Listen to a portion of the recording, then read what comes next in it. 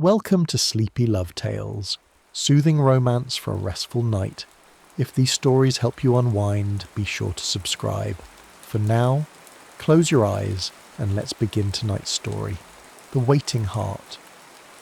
The treehouse smelled of pine sap and summer dust. Lucy Brennan sat with her bare feet dangling through the slats, watching Tom Gallagher whittle a piece of cedar into something that might become a whistle, or might remain simply wood remembering the shape of a knife. She was 12 that summer, all knees and freckles and questions. He was 17, sun-darkened and quiet in the way of boys who've learned that silence often says more than words. "My mother says you'll be leaving soon," she said, not looking at him. Tom's knife paused. "Not till after harvest." "That's still leaving." He resumed his work, long curls of wood falling like wishes between the floorboards. "Graduation means something, Luce. Can't stay a kid forever." She wanted to argue that staying wasn't about being a kid, that leaving wasn't about being grown, but she didn't have the words yet. Instead, she said, "Race you to the creek," and was already climbing down before he could answer. The water ran cold even in August, spring-fed and clear enough to count stones on the bottom. They'd been swimming here since Lucy was small enough that her father carried her on his shoulders, while Tom ran ahead, all gangly limbs and laughter. Now she swam as well as he did, maybe better, and when they sat on the bank afterward with the sun pressing heat back into their skin, the silence between them felt different than it used to. "You ever think about what's out there?" Tom asked, gesturing vaguely eastward, toward horizons neither of them had seen. "Sometimes," Lucy admitted, "but mostly I think about what's here." He looked at her, then really looked, and she felt something shift in her chest like a door opening in a house she'd lived in all her life, revealing a room she never knew existed. That evening, the whole valley seemed to gather at the Havisham farm for the threshing dinner. Long tables groaned under platters of fried chicken and corn pudding, green beans, cooked with bacon, biscuits tall as teacups, pies that made the air smell like cinnamon and promise.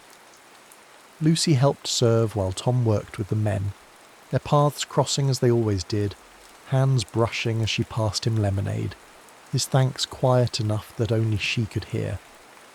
Later, when the work was done and the musicians tuned their fiddles, Tom found her sitting on a hay bale watching couples dance in the barn's golden light. "Dance with me?" he asked. "I don't know how." "I'll teach you." His hand was calloused and gentle as he led her through the steps. 1, 2, 3, 1, 2, 3, and when she stepped on his feet he only laughed and said, "You're getting it, Luce. You're getting it just fine." The summer spun out in a succession of moments like beads on a string. Raspberry picking that left their fingers stained purple, county fair midways bright with electric lights, Tom winning her a stuffed rabbit at the ring toss. Saturday afternoons at the soda fountain where they shared cherry phosphates and argued about which cereal was best at the picture show. Evenings around the radio in her family's parlour, listening to the Lone Ranger in the shadow, Tom sitting close enough that she could feel the warmth of him, steady as a heartbeat. She didn't know she was memorizing him, the way his hair fell across his forehead when he bent over his work, the sound of his laugh, low and easy, the particular blue of his eyes in late afternoon light. She was 12, and he was 17, and that summer was simply the way things were, had always been, would always be, until it wasn't.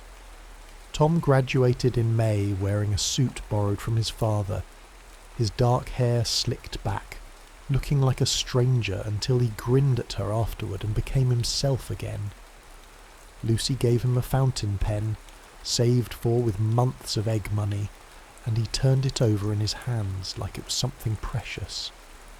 "For writing letters," she said. "Who am I going to write to?" "Me, when you go off, and do whatever it is you're going to do." He tucked the pen in his pocket, careful. "I'll write," he promised. "That's a promise, Luce." Summer came again, but different now. Tom worked his father's farm and picked up odd jobs in town. saving money for something he didn't name. Lucy helped her mother with the garden and the chickens and her younger brothers, but part of her attention was always elsewhere, tracking Tom's comings and goings like a compass pointing north. December the 7th arrived on a Sunday, clear and cold. Lucy was coming back from church when she heard the radio through the Gallagher's open door. Her father and Tom's father standing in the yard with faces like stone. Pearl Harbor, her father said. The Japs bombed Pearl Harbor. She didn't understand, not really, not until she saw Tom 3 days later outside the recruitment office in town. His jaw set in that way she'd learned meant his mind was made up and arguing wouldn't change it. Marines, he said, Lucy's throat closed. When? February. Basic training in San Diego then, he shrugged. Wherever they send us. She wanted to scream, to cry, to beg him not to go. She was 13 years old and the world was tilting sideways and nothing made sense anymore. Instead, she said, "You promised you'd write." "I will." He reached out and tucked a strand of her hair behind her ear, a gesture so tender it hurt. "Every chance I get, Luce. I swear it." The night before he left, both families gathered at the Brennans for dinner. Lucy's mother made all of Tom's favourite foods and nobody ate much of anything. When it was time to say goodbye, Tom walked Lucy out to the porch where the cold February air bit through their coats. "I don't want you to go," she said, the words finally breaking free. "I know. I don't want the war. I don't want anything to change." "Luce," his voice caught. He pulled something from his pocket, a small wooden whistle carved from cedar. "I made this that day in the treehouse, remember?"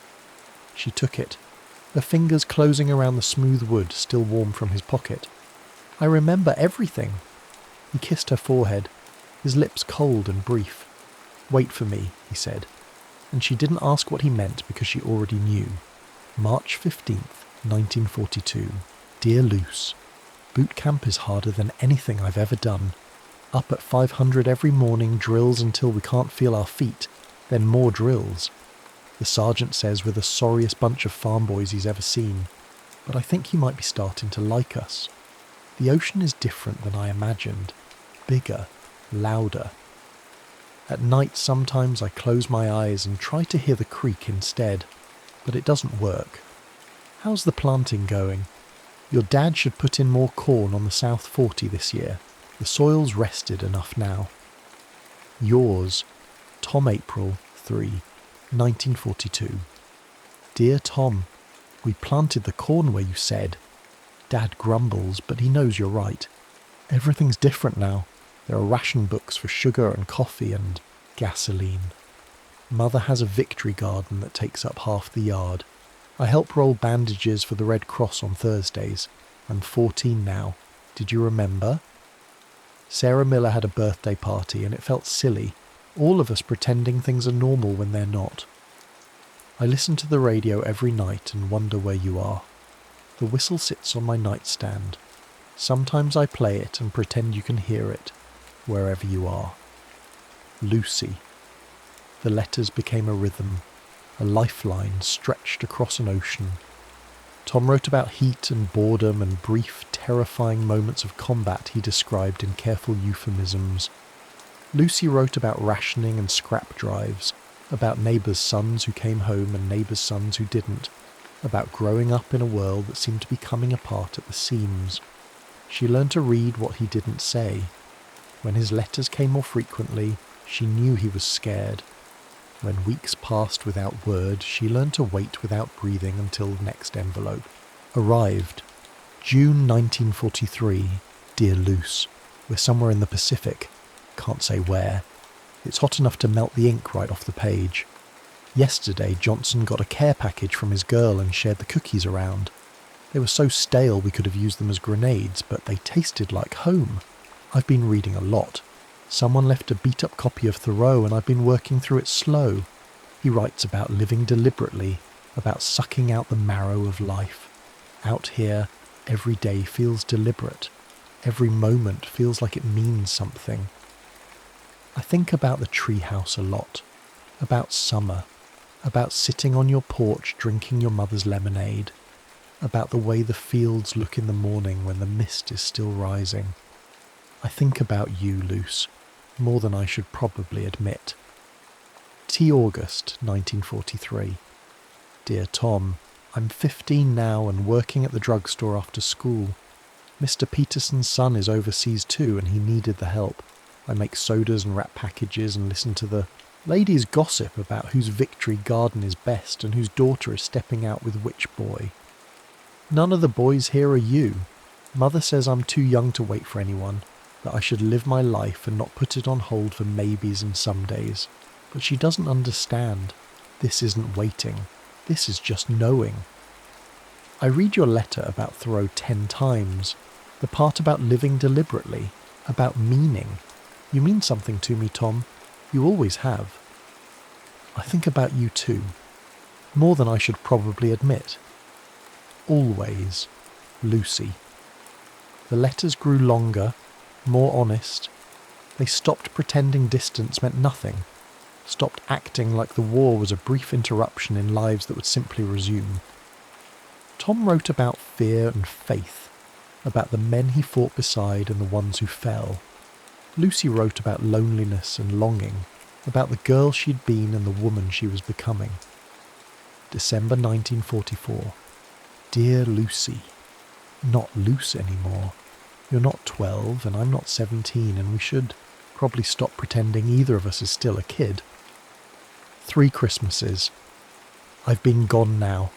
3 Christmases of sea rations and sand and missing home so bad it feels like a physical ache.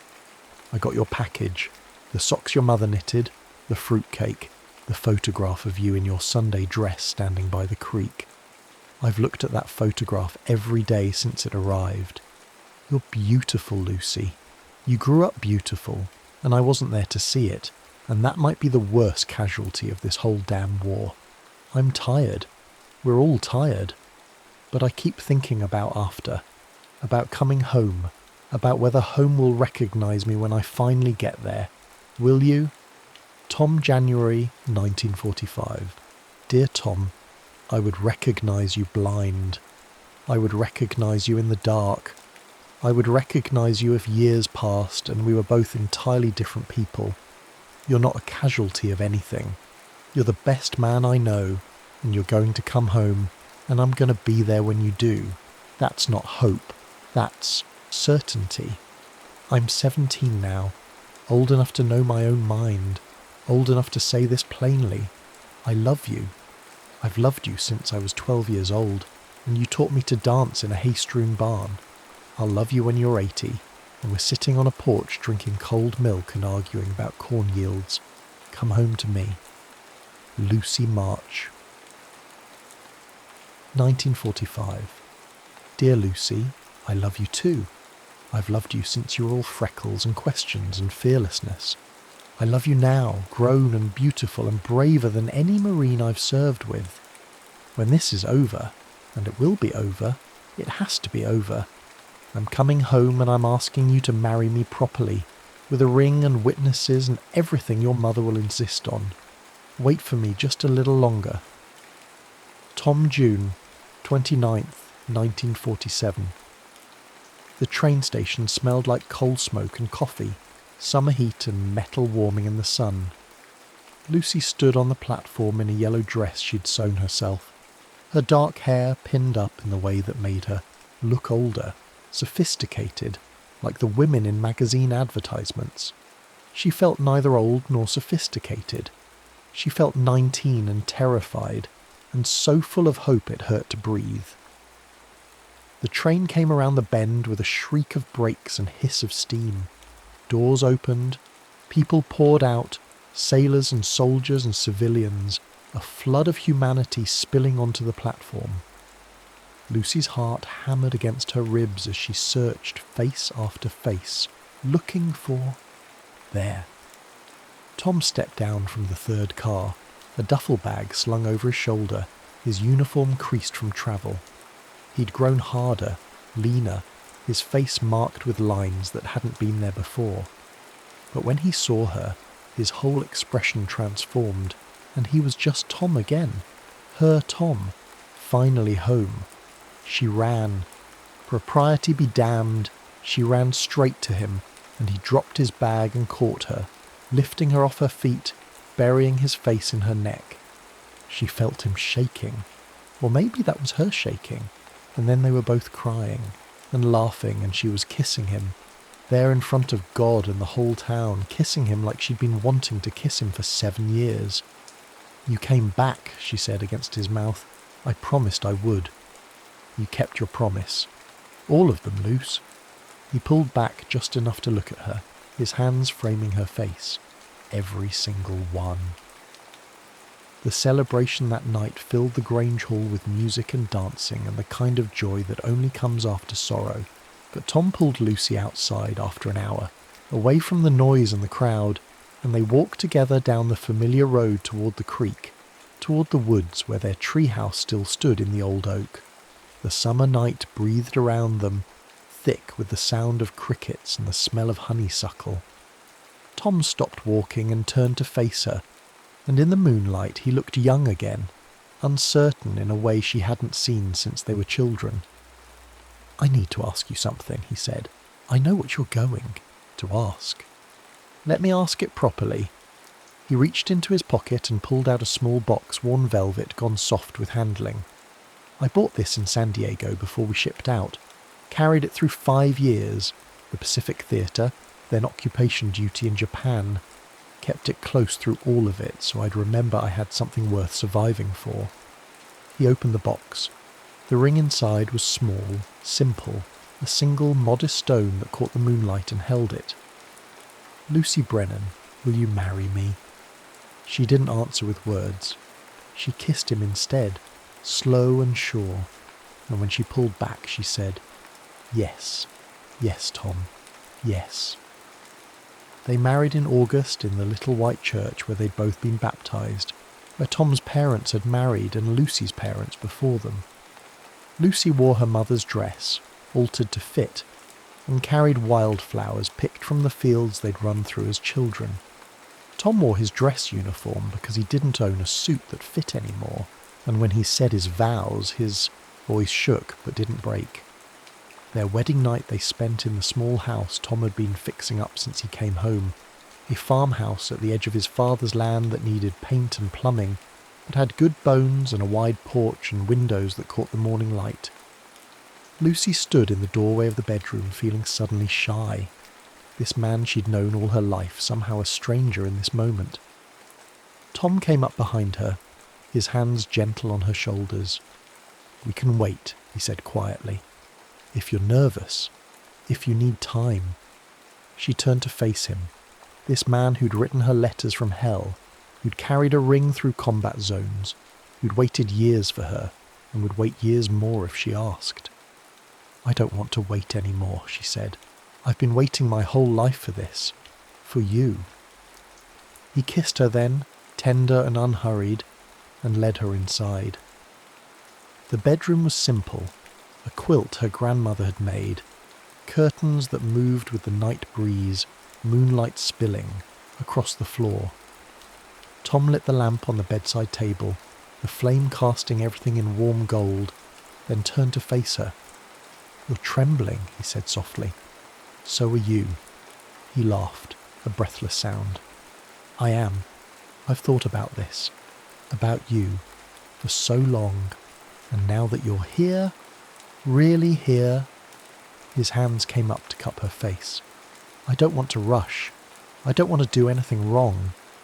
Lucy reached up and began unbuttoning his shirt, her fingers clumsy but determined. "There's no wrong way to love each other, Tom." He helped her with the buttons, then with the pins in her hair, letting it fall in dark waves around her shoulders. Each article of clothing removed slowly, reverently, until they stood before each other with nothing hidden. Lucy felt exposed in a way that had nothing to do with nakedness, vulnerable and seen, and somehow more herself than she had ever been. "You're so beautiful," Tom whispered, his hands skimming her shoulders, her arms learning the geography of her body with trembling fingers. She touched him in return, feeling the raised scars on his ribs, the hard muscle of his shoulders, the rapid beat of his heart beneath her palm. "So are you?" He drew her to the bed, and they lay down together, limbs tangling, skin against skin for the first time. Every touch was discovery. The curve of her hip, the hollow of his throat, the places that made breath catch and muscles tense with wanting. "Tell me if I hurt you," he murmured against her neck, his lips tracing the line of her jaw. "You won't." She pulled him closer, arching into his touch. "I trust you." They moved together slowly at first, learning the rhythm, the give and take. There was awkwardness, bodies still unfamiliar, pleasure mixed with brief discomfort, but beneath it all was something deeper. Years of longing, of letters written in the dark, of loving each other across impossible distance, all concentrated into this moment of finally. Tom kissed her mouth. Tom, her throat, her shoulders, whispering her name like a prayer. Lucy wrapped herself around him, holding on as if he might disappear if she let go, as if this were still a dream she might wake from. But he was solid and real, and here, and when she gasped his name, he answered with her own, and the world narrowed to just the two of them, just this. Afterward they lay tangled together, heart still racing, skin damp with sweat. Tom traced idle patterns on her shoulder, his touch gentle now, soothing. "Are you okay?" he asked. Lucy turned her face to kiss his chest, tasting salt. "I'm perfect. We're perfect." "I love you," he said, the words fierce despite his exhaustion. "God, Luce, I love you so much." "I know." She pressed closer, feeling safe in a way she hadn't felt since before the war. "I've always known." They made love again in the deep hours of the night, slower this time, with more confidence and less urgency, learning what made the other sigh, what drew gasps and pleas, what transformed touch into something transcendent. And when they finally slept, it was wrapped in each other's arms, Lucy's head on Tom's shoulder and his hand in her hair, both of them knowing they'd found their way home at last. In the morning, Lucy woke to sunlight streaming through unfamiliar windows and Tom's arm heavy and warm across her waist. She lay still, listening to him breathe, memorizing this new intimacy the same way she'd once memorized the freckles on his arms and the sound of his laugh. He stirred, his eyes opening slow. "Morning, Mrs. Gallagher," she smiled. "Morning, Mr. Gallagher. Any regrets?" "Not a single one." They made breakfast together in the small kitchen. Eggs from Lucy's mother's chickens, bread Lucy had baked the day before. They ate on the porch, watching the sun climb higher, drinking coffee rationed carefully from their meagre stores. "I was thinking," Tom said, "we should fix up that old treehouse, make it safe again." "For who?" He grinned. "For our kids. Someday." Lucy laughed, the sound bright in the morning air. "Someday soon, maybe." Maybe. Life settled into new rhythms. Tom worked his father's farm and Lucy kept the house and helped her mother with the younger children. On Saturdays they drove to town in Tom's old truck and shared cherry phosphates at the soda fountain like they'd done as children. Except now he held her hand across the table and kissed her in public and nobody batted an eye. Some nights Tom woke gasping from dreams he wouldn't talk about, and Lucy held him until the shaking stopped, her presence the only answer to questions he couldn't ask. Some mornings Lucy would catch him standing in the doorway just watching her work, and when she asked what he was doing he'd say, "Just making sure you're real." They learned each other slowly, carefully, the way you learn a language or a skill, with patience and practice, and the understanding that some things take time to master. They fought sometimes, small, disagreements about money or in-laws or whose turn it was to feed the chickens. They made up quickly, neither of them willing to waste time on pride when they'd already lost so much time to distance. In October, Lucy missed her monthly. In November, Dr. Patterson confirmed what she already knew. "We're having a baby," she told Tom that night over dinner. He stared at her, his fork halfway to his mouth. Then he was out of his chair and pulling her up and spinning her around, laughing and crying at the same time. "A baby," he said. "We're having a baby. Are you happy? Luce, He set her down carefully, his hands on her still flat stomach. "I'm so damn happy I don't have words for it." Their daughter was born in June of 1948, squalling and perfect, with Tom's dark hair and Lucy's freckles and a temper that suggested she'd inherited the best and worst of both of them. They named her Rose, after Lucy's grandmother, and raised her in the little farmhouse that Tom kept adding on, too, room by room, as their family grew. On summer evenings they sat on the porch with cold milk and listened to the radio while Rose and eventually her brothers played in the yard. Sometimes Lucy would catch Tom watching her, with an expression she couldn't quite name. Wonder, maybe, or gratitude, or just the simple contentment of a man who'd found his way home after a long journey. "What are you thinking about?" she'd ask. "You," he'd say. "Always you." The years spun out, Rose starting school, the boys learning to drive, grandchildren eventually, Tom's hair going grey, and Lucy's hands developing the same arthritis that had plagued her mother. They grew old together in the house Tom had built, surrounded by the fields they'd run through as children, listening to the radio on quiet evenings when the work was done. On their 50th wedding anniversary, their children threw them a party at the Grange Hall, where they'd celebrated Tom's homecoming.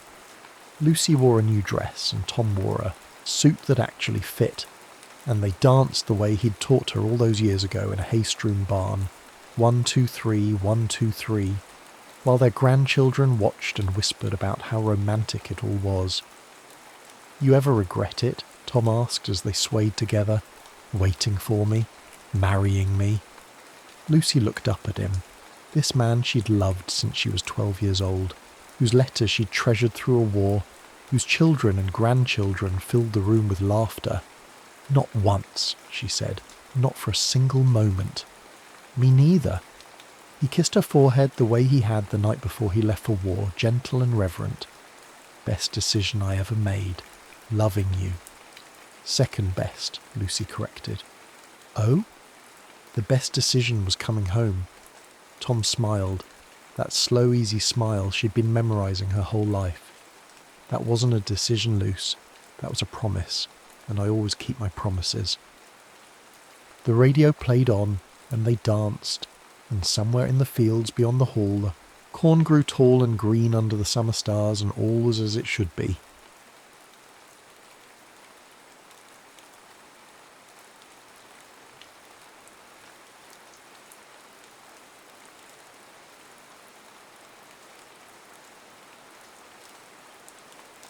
Beyond the horizon of time. Louis Doyle's fingers danced across the console of Astralis 5, the experimental spacecraft's cabin humming with the quiet intensity of cutting-edge technology. The holographic displays cast a blue glow across his features as he ran through the pre-jump checklist for the third time. At 32, he had already logged more test flights than pilots twice his age, but today's mission carried stakes that made his palms sweat beneath his flight gloves. Reading normal on all fractal alignment matrices called Malcolm Park from the co-pilot's chair. At 35, Malcolm's salt and pepper temples betrayed the stress of their profession, but his eyes still held the eager spark that had drawn Louis to him as a friend and colleague years ago. "Malcolm, if these calculations are even slightly off—" "They're not," Malcolm interrupted, shooting Louis a knowing look. "I triple-checked them myself. We'll be back in time for Sophia's ultrasound, tomorrow." The mention of his wife and their unborn daughter brought a smile to Louis's face. The image of Sophia that morning flashed in his mind, standing in their kitchen, her honey-brown hair catching the sunlight, one hand resting on her swollen belly while the other held their 3-year-old son Oliver on her hip. "Promise you'll be careful," she had whispered against his lips as they parted. "Emma and I will be waiting for you." "Initiating fractal expansion sequence," Louis announced into his comm, pushing the thought away. "Quantum space-time dynamics. This is Astralis 5. We are go for FTL jump in T-minus 60 seconds. The response from mission control was immediate. "Copy that, Astralis 5. All systems are nominal. Proceed with jump protocol." Louis exchanged a glance with Malcolm. "Ready to make history?" Malcolm grinned. "Just another day at the office." But it wasn't. If successful, this would be the first human-piloted craft to achieve true faster-than-light travel using the revolutionary fractal expansion drive. The technology promised to compress the space ahead of the vessel while expanding it behind, creating a sort of bubble that could slip between the conventional laws of physics. "Fractal field generator at maximum capacity," Louis reported, watching the readings climb. "Initiating jump in 3, 2, 1. He pressed the activation sequence and the universe seemed to hold its breath. For a heartbeat, nothing happened. Then reality itself appeared to fold around them, stars stretching into impossible lines of light, the blackness of space rippling like disturbed water. "Field stabilization holding at 98%, Malcolm called out, his voice strained with concentration. Wait, Louis, I'm getting anomalous readings in the navigation array." Lewis's fingers flew across the controls. "What kind of anomalous?" "The fractal pattern is destabilizing.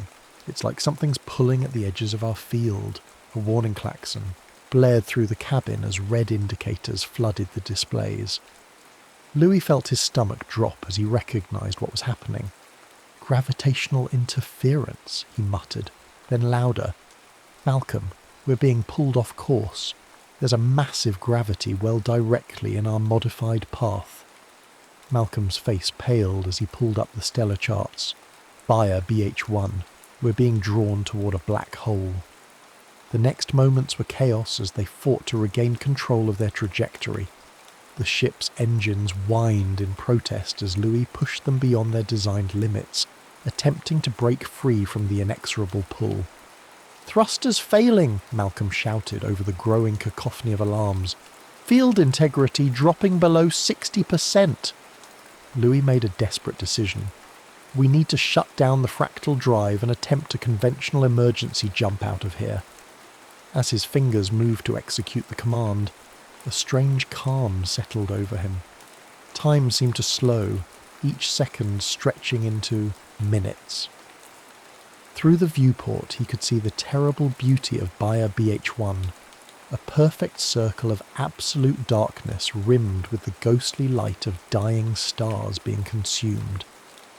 "Louis," Malcolm's voice seemed to come from very far away. "Something's happening to our chronometric readings.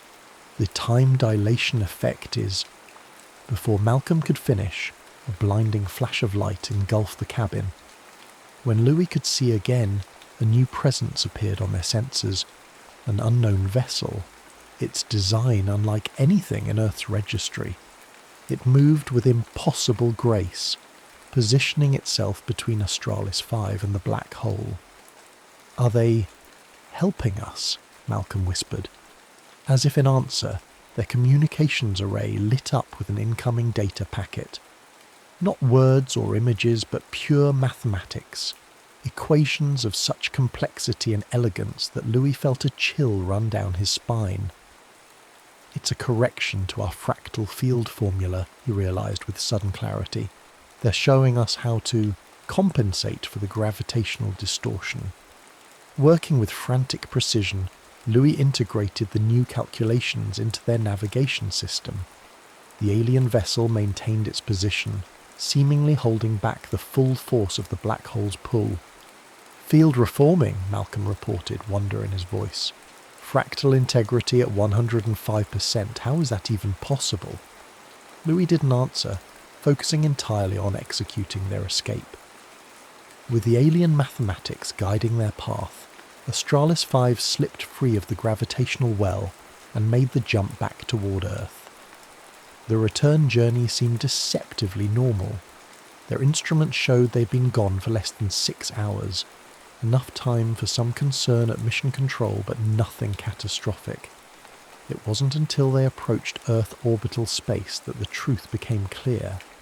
"Louis," Malcolm's voice cracked as he stared at the dating display. "According to mission control, we've been gone for 52 years." Louis felt the world fall away beneath him. 52 years. Sophia would be 78 now, Oliver 55, and Emma, his unborn daughter, would be 52 years old, older than he was. As Astralis 5 docked with the gleaming orbital station that hadn't existed when they left, Louis stared out at an Earth that looked both familiar and alien. The blue-green marble still spun serenely below, but new orbital structures and unfamiliar spacecraft patterns told of decades of advancement. "What do we do now?" Malcolm asked quietly. Louis unbuckled his harness with numb fingers. "We go home," he said, "whatever's left of it." The descent to Earth felt surreal. Louis stared out the shuttle window at the transformed skyline of New Seattle, where impossibly tall structures of transparent materials caught the sunlight like crystalline forests. Air traffic moved in precise three-dimensional patterns that would have been chaos in his time but now seemed to follow some intricate dance only these future pilots understood. The medical and psychological evaluations had taken 3 days. 3 days of poking, prodding, scanning, and endless questions while he and Malcolm tried to grasp the enormity of what had happened.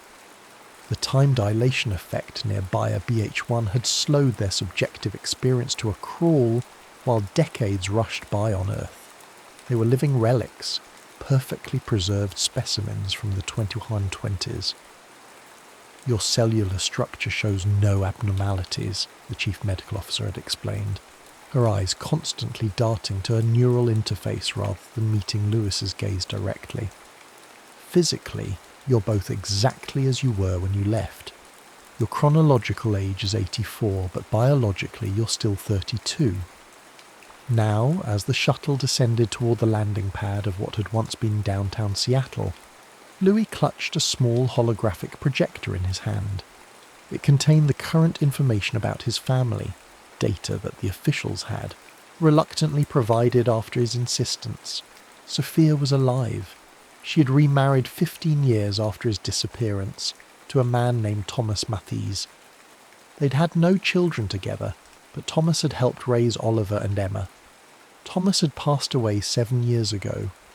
Sophia now lived in a life extension community in what used to be called Bellevue. Oliver was married with 3 children and 4 grandchildren. Emma had married twice, with 4 children and 3 grandchildren. Louis had 11 grandchildren he had never met, some of whom were now older than he was. The shuttle touched down with barely a whisper, and Louis stepped out into a world he no longer knew. A sleek transport pod waited to take him to Sophia. Malcolm had family to find as well, a younger sister who was now an elderly woman living in Tokyo. "We'll meet soon," Malcolm had promised before they parted. "We're probably the only people in the world who understand what the other is going through." The transport pod moved silently through the city, its automated systems requiring no input from Louis. He watched the unfamiliar landscape blur by, catching glimpses of everyday life in 2107. People dressed in fabrics that seemed to shift and change with their movements. Many had visible tech integrated into their bodies, subtle glowing lines beneath the skin, eyes with pupils that adjusted mechanically, hands with extra digits that looked both natural and artificial. When the pod finally stopped, Louis found himself before a sprawling complex of elegant buildings integrated with the natural landscape. Trees grew through and around structures in a harmony of design that would have been impossible in his time. A young woman, perhaps in her 20s, waited at the entrance. Her professional smile and the subtle glow of interface tech at her temples marked her as staff. "Captain Doyle," she greeted him. "I'm Mira. I'll be facilitating your reunion with Mrs. Mathis Doyle. She's been informed of your arrival and is waiting in the garden pavilion." Louis followed Mira through winding paths lined with flowers he couldn't name, and trees engineered to bloom year-round. His heart hammered against his ribs. How do you face a woman you said goodbye to yesterday, who has lived more than half a century since then? The pavilion appeared ahead, a graceful structure of living wood and transparent panels that caught the afternoon light. And there, seated in a hover chair near a small fountain, was Sophia. Time had etched deep lines into her face and turned her honey-brown hair to silver. But her eyes, those eyes that had looked at him with love just days ago in his timeline, were unmistakably hers. They widened as he approached, her weathered hand lifting to cover her mouth. "Louis," she whispered, the single word carrying 5 decades of grief, acceptance, and shock. Louis dropped to his knees beside her chair, words failing him entirely. His wife, yet not his wife anymore, reached out, with trembling fingers to touch his face. "They told me, but I couldn't believe it," she said, her voice stronger than he had expected. "You haven't changed at all." "Sophia, Louis began, but what could he possibly say? "I'm sorry I disappeared for 52 years. I still love you as if I saw you yesterday." Instead, tears came, hot and unexpected. Sophia's hand cupped his cheek, her touch both familiar and strange.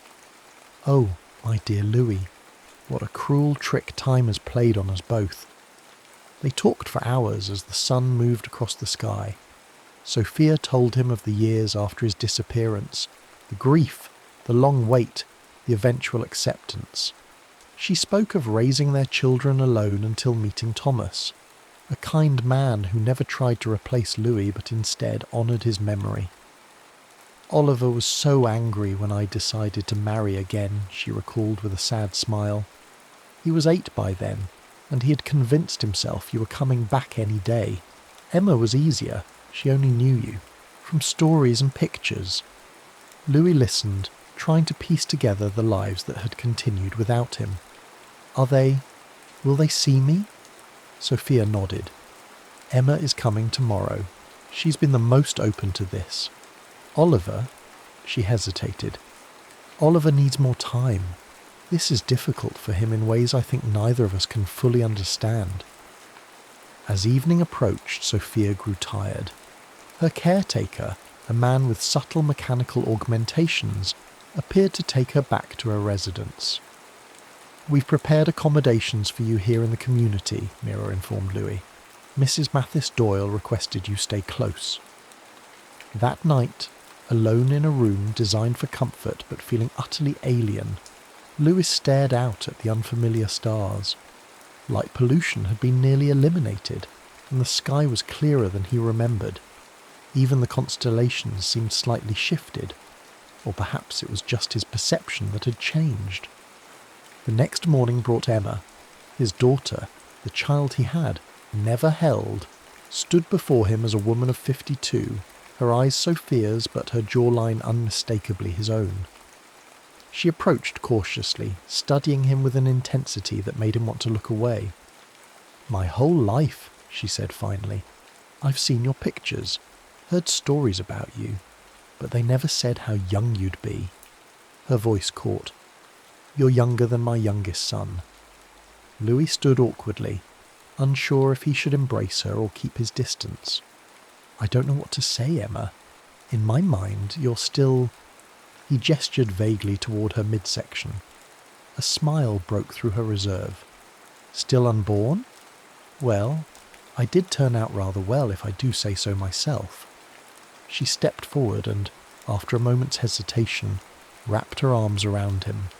"Welcome home, Dad, even if it's not the home you left." Over the next weeks, Louis met most of his grandchildren. Some approached him with curiosity, others with wariness. To them he was both family and stranger, a figure from history, books suddenly animated and walking among them. Ethan, Emma's youngest at 24, showed the most interest. "It's like meeting a time traveller," he enthused during one visit, peppering Louis with questions about life in the 2020s that made Louis realise just how much had changed. Olive remained distant, agreeing only to a brief video call where tension radiated through the connection. "I need more time," he said stiffly. 52 years wasn't enough to get over losing you. I can't just flip a switch because you've returned." As the weeks passed, Louis felt increasingly displaced. Sophia was kind, but the romantic love they had shared had transformed into something else, a gentle affection tinged with melancholy for what might have been. His children had lives fully formed without him. His grandchildren viewed him more as a curiosity than a grandfather. He had no place in this future, no job. His piloting skills, once cutting edge, were now hopelessly outdated. No purpose, beyond being a living reminder of a past most had forgotten. It was during this time of growing despair that Ethan arrived one day with a colleague. "Grandpa Lewis, this is Dr. Jasmine Patterson," Ethan said, introducing a striking woman with dark curls and keen, intelligent eyes. "She's a geneticist at the New Pacific Research Institute. She's been working on the longevity programs that keep Grandma Sophia and others so healthy into their later years." Jasmine extended her hand, her grip firm and confident. "Captain Doyle, your grandson hasn't stopped talking about you since your return. From a scientific perspective, your case is fascinating." Louis shook her hand, noting the lack of visible tech enhancements that had become so common. "Just Louis, please. I'm not sure Captain applies anymore." "Well, just Louis," she replied with a smile that transformed her serious demeanour. "I have about 1,000 questions for you, if you don't mind. Your unique temporal situation presents implications for my research that I never anticipated having the opportunity to explore." There was something refreshing about Jasmine's directness. Unlike others who tiptoed around him as if he might shatter, she looked at him with clear-eyed curiosity and, to his surprise, genuine interest in who he was rather than what had happened to him. "Ask away, Dr. Patterson," he found himself saying. "It's not like I have a busy social calendar these days." She laughed, a warm, genuine sound that seemed to brighten the room. "Call me Jasmine, and don't worry. I won't subject you to all 1,000 questions today. Maybe just the first 100 or so." As they talked, something inside Louis began to stir, a feeling he had thought lost in the void of Bayer BH1. For the first time since his return, someone was looking at him not as a relic of the past, but as a man with a future. "You're avoiding the gravitational constant question," Jasmine accused, pointing her fork at Louis across the table of the small cafe that had become their regular meeting spot over the past month. Louis couldn't help but smile. "I'm not avoiding it. I'm just not convinced your theory about chronometric entropy makes sense."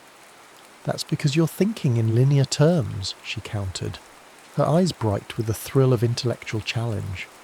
"The mathematics we've developed since your departure suggest time isn't as straightforward as we once believed." Their debates had become the highlight of Lewis's weeks. What had begun as research interviews had evolved into something more. Conversations that range from the technical aspects of time dilation to philosophy, art, and the small details of daily life that reveal the true character of a changing world. Jasmine, at 25, represented the best of this new era. Brilliant and forward-thinking, yet with a respect for history that many of her peers lacked. Her work in longevity genetics had given her a unique perspective on time and aging that resonated with Louis' unusual situation. "Maybe I'm stuck thinking linearly," Louis admitted, watching the way the afternoon light played across her features. "In my mind, it still feels like 2125 was just a few months ago." Jasmine's expression softened. "How are things with your family? Has Oliver agreed to meet in person yet?" Louis shook his head. Baby steps. He's agreed to bring his wife for a visit next month. His children, my grandchildren, are still keeping their distance. And Sophia? She's... Louis paused, searching for the right words. She's been wonderful. More understanding than I have any right to expect. But we both know we can't go back to what we were. Too much life has happened for her. Jasmine nodded thoughtfully. Time creates different kinds of distance. Physical distance can be bridged, but temporal distance... She trailed off, then reached across the table to touch his hand briefly. I can't imagine how difficult this is for you. The simple gesture of comfort sent an unexpected warmth through Louis. He'd grown comfortable with Jasmine, but this was the first moment he recognised that his feelings might be evolving beyond friendship. The realisation troubled him deeply. How could he contemplate feelings for another woman when Sophia, his wife, the mother of his children, was still alive? The fact that over 50 years had passed for her but only months for him created an ethical and emotional quandary he hadn't prepared for. That evening Louis found himself walking the peaceful grounds of the life extension community, his thoughts in turmoil. He was so distracted that he nearly collided with Sophia, who was enjoying the evening air in her hover chair. "Louis," she greeted him with a knowing smile, "you look like a man carrying the weight of the universe. Walk with me." He fell into step beside her slow-moving chair, the familiar scent of the jasmine flowers she had always loved filling the air between them. The irony of the scent wasn't lost on him. "Ethan tells me you've been spending considerable time with Dr. Patterson," Sophia observed, after they had walked in silence for several minutes. Louis felt a flush of embarrassment, like a teenager caught passing notes in class. "She's been helping me understand this new world." "Is that all she's been helping you understand?" He stopped, turning to face the woman who'd been his wife in another lifetime. "Sophia, I would never—" "Louis Doyle, don't you dare finish that sentence," Sophia interrupted, her aged eyes flashing with the same spirit that had captivated him when they first met. "Do you think I expect you to live the rest of your life alone? You're 32 years old. And I'm 78, she finished for him. "I've lived a full life, Louis. I've loved 2 good men. I've raised our children. I've held our grandchildren. And yes, I mourned you. Deeply and completely." Her voice softened. "But I also moved forward, because that's what living requires." Louis knelt beside her chair. "I still love you, Sophia. That hasn't changed for me." She reached out to stroke his cheek, her touch gentle. "I know you do, my dear. And I love you. The you I remember, and the you kneeling before me now. But we both know it's not the same love we shared before. It can't be." Tears welled in Louis's eyes. "I feel like I'm betraying you." "No," Sophia said firmly. "The only betrayal would be denying yourself the chance at happiness because of misplaced loyalty to a past that's gone for everyone but you." She took his hand, her grip still surprisingly strong. "I've seen how you look when you talk about Jasmine. It reminds me of how Thomas used to look at me, like he couldn't quite believe his good fortune." Louis didn't know what to say. The wisdom of her words warred with the guilt that had taken root in his heart. "The universe has already taken so much from you, Louis," Sophia continued. "Don't let it take your future too." Their conversation stayed with Louis for days afterward. He went through the motions of his increasingly structured life, meetings with specialists helping him integrate into modern society, visits with Emma and her family, virtual reality sessions to update his piloting knowledge in case a suitable position became available. But his thoughts kept returning to Jasmine, and to Sophia's blessing that felt both liberating and terrifying. When Jasmine called to invite him to a symposium on quantum temporal mechanics, Louis nearly declined. But Sophia's words echoed in his mind. "Don't let it take your future too." "I'd be delighted," he heard himself say instead. The symposium was held in what had once been the Seattle Art Museum, now transformed into a combined cultural and scientific hub. As Louis and Jasmine entered the grand hall, he became acutely aware of the curious glances directed their way. By now, the story of Australis 5 and its time-displaced pilots had become public knowledge, making Louis something of a reluctant celebrity. "Ignore them," Jasmine murmured, seeming to sense his discomfort. "They'll find some new fascination next week." The lectures were largely beyond Lewis's understanding, despite his background in aerospace engineering. The field had advanced so dramatically that he often felt like a student from the medieval era, trying to comprehend quantum physics. But watching Jasmine in her element, asking incisive questions, debating points with the presenters, her face animated with the joy of scientific discovery, stirred something profound in him.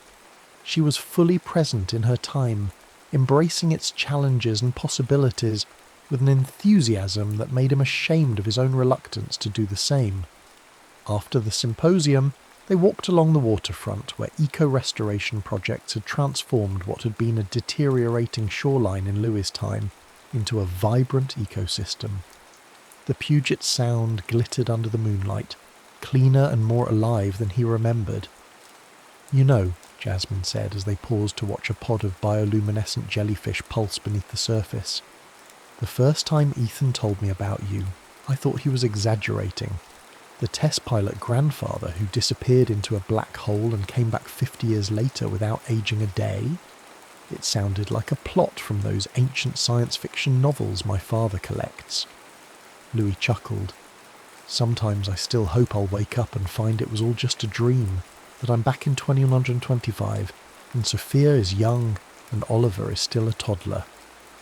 Jasmine turned to face him, her expression serious in the moonlight. "Would you really want that? To erase everything that's happened?" The question caught him off guard. I don't know. A few months ago I would have said yes without hesitation. And now?" Louis looked out at the water, considering. "Now I think about what Sophia told me, about the life she built, the happiness she found even after losing me. I think about Emma, who never knew me but became this incredible woman anyway. And I think..." He hesitated, then turned to meet Jasmine's gaze. "I think about the people I wouldn't have met if things had happened differently." Something shifted in the air between them, a recognition of feelings that had been growing despite both their efforts to maintain professional boundaries. "Louis," Jasmine began, her voice uncharacteristically uncertain, "I need to be clear about something. I didn't continue our meetings just for my research." "I know," he said softly. "This is complicated. You have history, literal history, that I can't possibly compete with." Louis shook his head. "It's not a competition, Jasmine. The past is the past, even if for me it feels like present. But I can't live there anymore." Slowly, giving her every chance to pull away, he leaned forward and kissed her. It was gentle and questioning, a kiss that asked permission rather than presumed it. To his relief and joy, she responded, her hand coming up to rest against his chest. When they parted, Jasmine's smile held a hint of wonder. "Well, now I can tell people I've kissed a man from another time." Louis laughed, the sound surprising him with its freedom. "Is that going in your research notes, Dr. Patterson?" "Definitely," she replied with mock seriousness, "under extremely promising developments." Their budding relationship was not without complications. When news reached Louis's family, reactions were mixed. Emma expressed cautious support, while Oliver, during their long-awaited in-person meeting, reacted with stunned disbelief. "She's younger than I am," he pointed out during their tense lunch. "She's younger than your grandchildren." "Chronologically, yes," Louis acknowledged. "But Oliver, I'm not the father you remember. I'm not even the man who would have been your father if I'd stayed. He struggled for the words. "I'm someone new, trying to find my place in this time." Oliver's wife, Jana, placed a gentle hand on her husband's arm. Oliver, remember what we discussed. Your father didn't choose this. Oliver's expression remained troubled, but he nodded slowly. I just need time to adjust to all of this. First you returned from the dead, and now you're dating someone barely out of university. She has 2 PhDs, Louis felt compelled to point out, then added more gently, and she makes me happy, son. After everything, don't you think we all deserve a little happiness? The question seemed to reach something in Oliver that Lewis's other attempts had not. His son's rigid posture softened slightly. I suppose we do, he conceded. Just be patient with me, okay? I'm still trying to reconcile the father from my childhood memories with the man sitting across from me. I can do patient, Louis promised. I've got time. The irony of his statement made them both smile, breaking the tension. Jasmine faced her own challenges, her parents, while, welcoming to Louis, worried their daughter was setting herself up for heartbreak. He's still processing a massive trauma, her mother pointed out during a family dinner, and eventually he'll have to make peace with his original family. Where does that leave you? I don't know, Jasmine admitted honestly, but I'm not asking for certainty. I'm just following what feels right. As winter turned to spring, Louis and Jasmine settled into a relationship that defied conventional categorization. They were partners in exploring, he learning a new world, she seeing her familiar one through fresh eyes. The gap in their chronological ages became less relevant than their shared curiosity and growing affection. One afternoon, as they picnicked in a floating garden that drifted above Lake Washington, one of the marvels of 2007's architectural innovations, Jasmine broached a subject they had been circling for weeks. The New Pacific Institute is funding an expedition to Europa, she said, trying to sound casual but unable to hide her excitement. They're looking for specialists in extreme environment adaptation, which is basically what I've been studying for the past 3 years. Louis set down his glass of synthesized wine, another modern innovation he'd grown to appreciate. Europa? Jupiter's moon? She nodded. The subsurface ocean has shown remarkable potential for supporting modified human habitation. We're talking about establishing the first permanent research base. The implications were clear. How long would you be gone? 3 years Earth time, she replied, watching his reaction carefully. But here's the thing. They need a pilot with experience in gravitational anomalies. The Jupiter system is tricky to navigate, even with AI assistance. Your experience with Bayer BH1 makes you uniquely qualified. Louis stared at her, stunned. Are you saying... I'm saying, Jasmine continued, taking his hand, that if you wanted to apply, I have it on good authority, that the mission director would be very interested. The prospect was dizzying. To return to space, to have purpose again, using the very skills that had once torn him from his time, felt like a gift he hadn't dared hope for. What about your research here? What about... He hesitated. What about my family? Jasmine squeezed his hand. My research can continue there. Better, in fact, with access to completely new environments. As for your family... She looked at him with understanding. That's a decision only you can make. But Louis, they've built lives that will continue with or without your daily presence.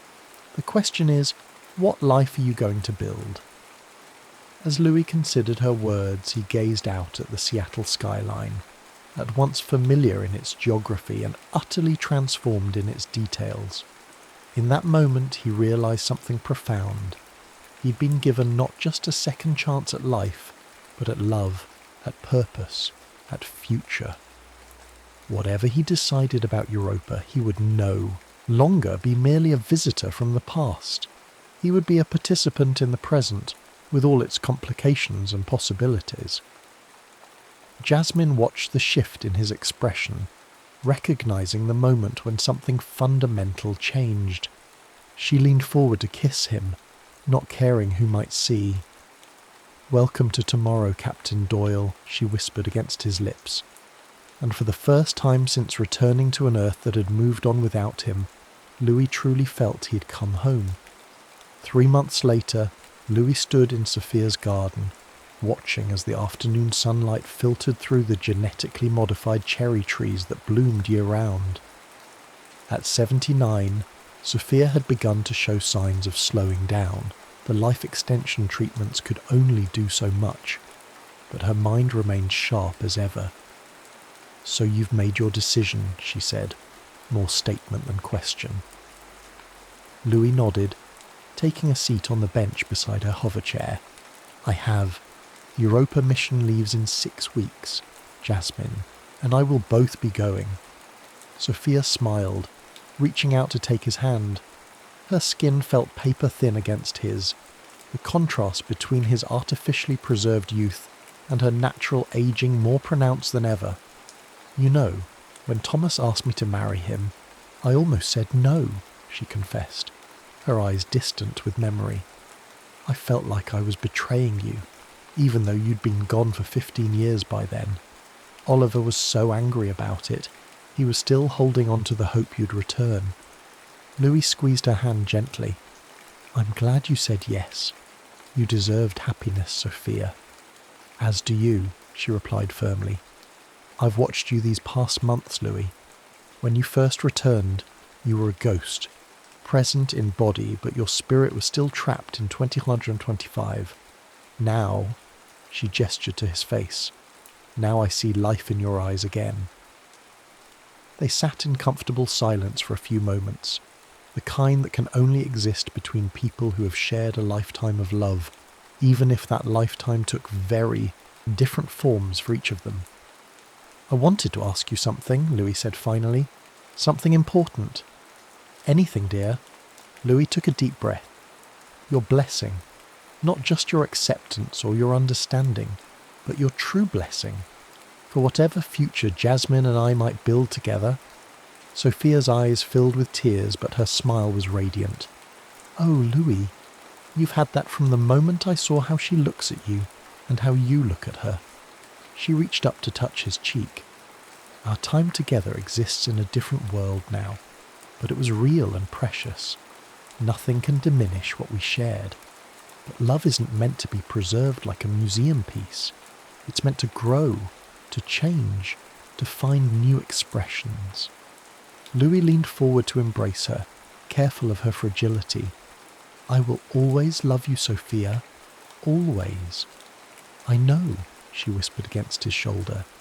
"And I will always love the young man who promised to come home to me after his test flight. But we're both different. People now. You have centuries ahead of you, Louis. Live them fully." As they parted, Louis felt a weight lifting, the last lingering threads of guilt that had bound him to a past he could never reclaim. The weeks that followed were a whirlwind of preparation. The Europa mission required extensive training, even for someone with Louis's experience. The technology had advanced considerably, and while his intuitive understanding of spaceflight principles remained valuable, the practical applications had transformed. Jasmine threw herself into final research preparations, her excitement infectious as she described the study she hoped to conduct in Europa's unique environment. They spent long evenings discussing the possibilities, her scientific vision complementing his practical experience in ways that made them ideal mission partners. Oliver finally began to thaw, especially after Louis made it clear that his departure for Europa wasn't an abandonment but an opportunity for both of them to move forward. "I missed your childhood," Louis told his son during a rare moment alone. "I can never get that back, but I can be present for whatever time we have now, and when I return from Europa, I want to know the man you've become, not just the memory of the boy I left behind."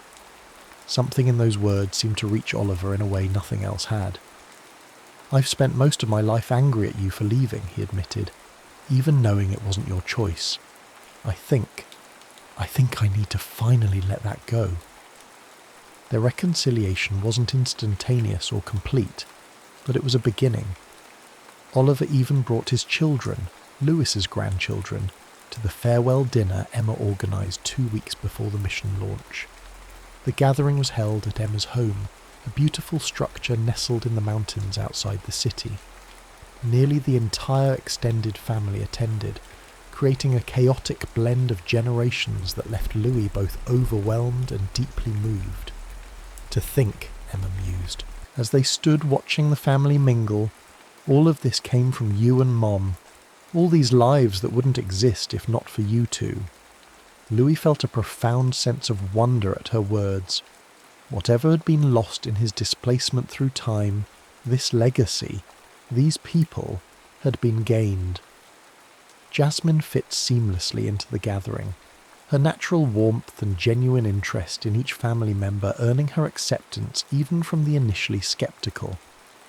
Louis watched with pride as she engaged Oliver's oldest grandson in a spirited debate about the ethics of genetic enhancement, a topic that would have been purely theoretical in Lewis's original time.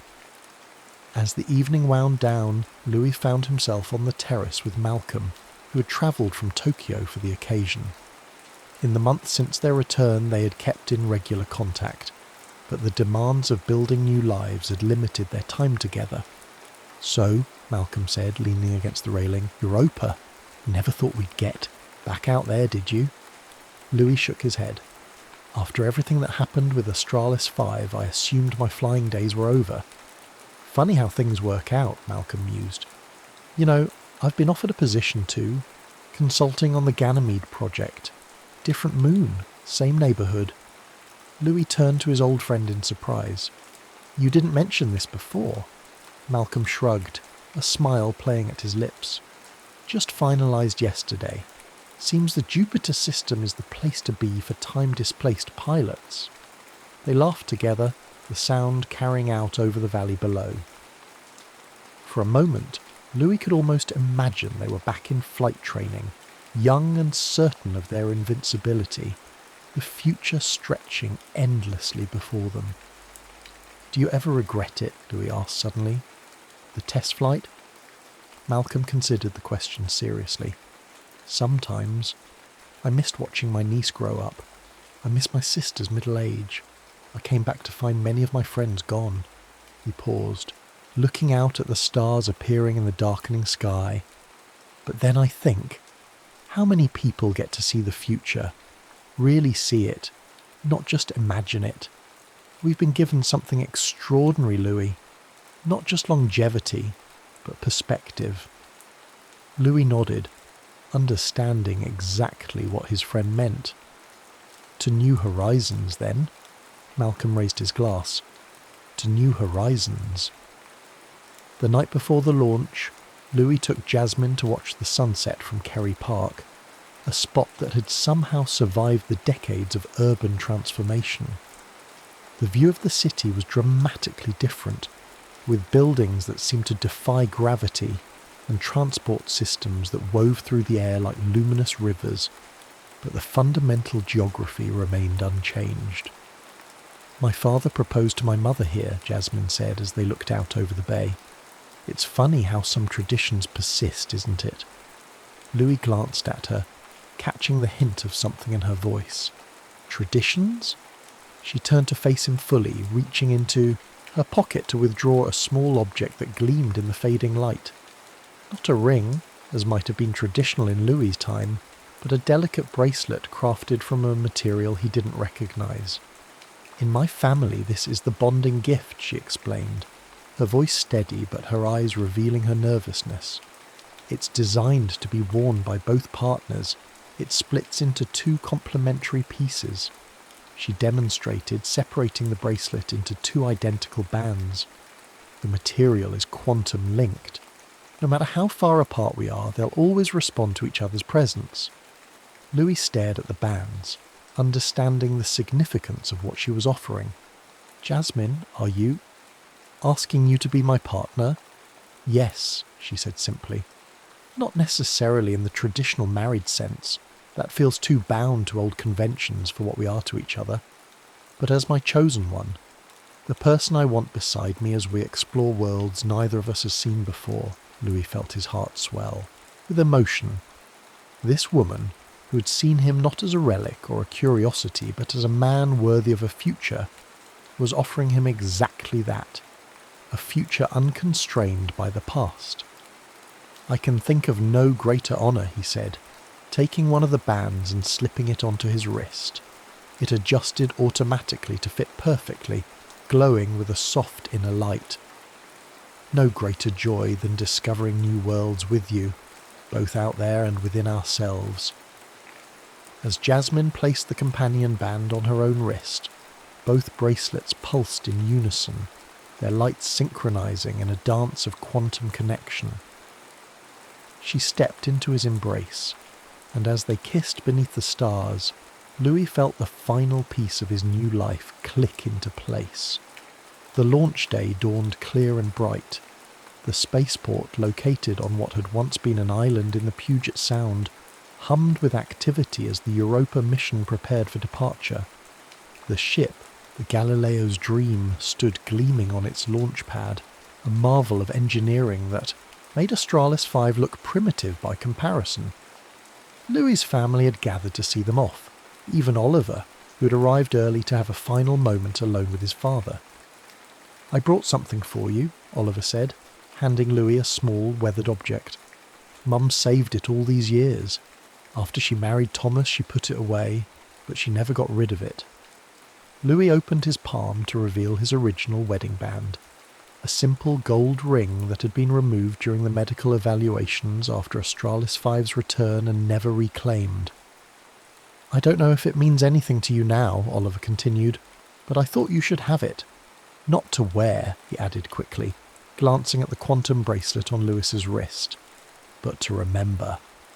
Louis closed his fingers around the ring, deeply moved by the gesture.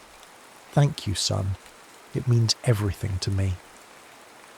They embraced, and for the first time since his return, Louis felt like he was truly holding his son, not just the stranger who had grown from the boy he remembered. The final goodbyes were emotional but not devastating. There was a sense of rightness to this departure that had been absent from his unintentional one 52 years earlier. Promises were made to communicate regularly.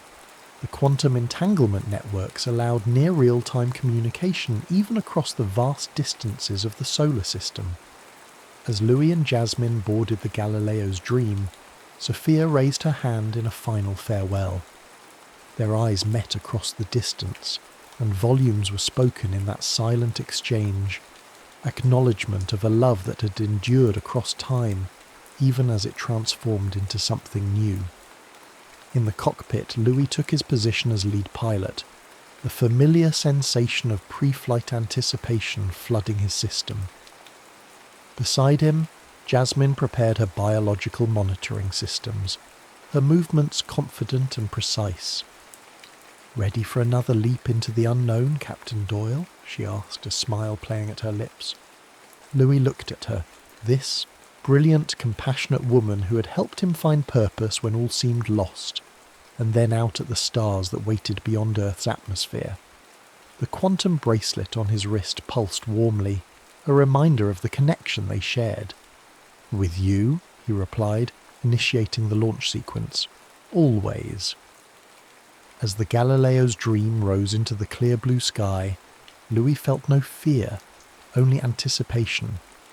Whatever waited for them in the cold depths of space, or the mysterious oceans of Europa, they would face it together, two explorers bound not by the accidents of time, but by the deliberate choice to build a shared future. The past could not be changed, but the future remained unwritten. And for the first time since emerging from the temporal distortion of Bayer BH1, Louis looked forward to turning the page. The observation dome of Europa Station Alpha offered a panoramic view that never failed to take Louis's breath away. Above, Jupiter dominated the sky, its massive presence both beautiful and intimidating, banded clouds swirling in perpetual motion. Below, Europa's icy surface stretched to the horizon, cracked and ridged like a giant puzzle waiting to be solved. 3 years had passed since their arrival. 3 years of discovery, challenge, and growth. The research station, buried beneath 20 meters of ice, and extending into the subsurface ocean, had become home to 47 scientists, engineers, and support staff, all dedicated to understanding the moon's unique environment. Jasmine had thrived here. Her work on adapting human physiology to the high radiation, low gravity environment had led to breakthroughs that would benefit future missions throughout the solar system. The respect she commanded among her peers filled Louis with pride. "Thought I'd find you up here," came her voice from behind him, contemplating the infinite again. Louis smiled as she joined him at the viewport. "Just thinking about how far we've come. From Australis 5 to Europa," she mused, leaning against him. "Not the journey either of us expected. Not just that distance," he clarified. "The other kind too." She understood immediately, as she always did. The quantum bracelets they wore pulsed in synchronization, their connection as strong as it had been the day they exchanged them. "I got a message from Emma this morning," Louis continued. "Oliver's youngest granddaughter, my great-granddaughter, just graduated from university. Astrophysics, if you can believe it. She says I inspired her choice, though I've never even met her in person." Jasmine squeezed his hand. "The ripples we create extend far beyond what we can see." Louis nodded, remembering Sophia's last message before her passing 6 months earlier. She'd been 91, a remarkable age even with life extension treatments, and at peace with her extraordinary life. "She said she always knew I'd find my way back to the stars," Louis said softly. "Not just back to Earth, but back to where I truly belonged." The intercom chimed, interrupting their moment of reflection. "Captain Doyle, Dr. Patterson, your presence is requested in Subsurface Lab 3. Dr. Dorsey believes they've identified a new form of extremophil bacterium in today's samples." "Duty calls," Jasmine said with a smile. "Race you there?" As they made their way through the station's corridors, Louis marvelled at how seamlessly they had integrated into this community. Here, his unusual temporal displacement was just another interesting fact about him, not the defining characteristic that had overshadowed everything on Earth. The lab was buzzing with excitement when they arrived. Dr. Leon Dorsey, the expedition's chief biologist, looked up from her microscope with barely contained enthusiasm. "You're going to want to see this," she said, gesturing them over. "The new extremophil isn't just surviving in Europa's ocean, it's manipulating its environment in ways that suggest rudimentary intelligence." As Jasmine bent over the microscope, her face lighting up with scientific curiosity, Louis felt a surge of gratitude for the strange, twisted path that had brought him here. The black hole that had stolen his original future had, in its way, given him this one instead. Later that evening, as they prepared for bed in their shared quarters, Louis retrieved a small box from his desk drawer. Inside lay his original wedding ring from Sophia, the one Oliver had returned to him before the launch, alongside a worn photograph of his first family and a small vial of water. "What's that?" Jasmine asked, noticing the vial. "Malcolm brought it back from Earth on the last supply run," Louis explained. "It's from Puget Sound, near where Sophia's ashes were scattered. I thought tomorrow we might take the shuttle to the Western Ice Plains. There's a crevasse there that leads directly to the subsurface ocean. I'd like to pour this into Europa's waters." Jasmine's eyes softened with understanding. "A way of connecting your past to your present." Louis nodded. "Is that strange?" "Not at all," she said, wrapping her arms around him. "It's one of the things I love most about you. Your ability to honour what was while still embracing what is." They stood together by the small viewport in their quarters, Jupiter's reflected light casting a gentle glow across the room. At 55, chronologically 87, Louis had noticed the first subtle signs of aging since arriving on Europa. The preserved youth gifted by the time dilation was finally giving way to the natural progression of life. Strangely, he welcomed these changes. They connected him to the normal flow of time, to the rhythm of existence that all living things shared.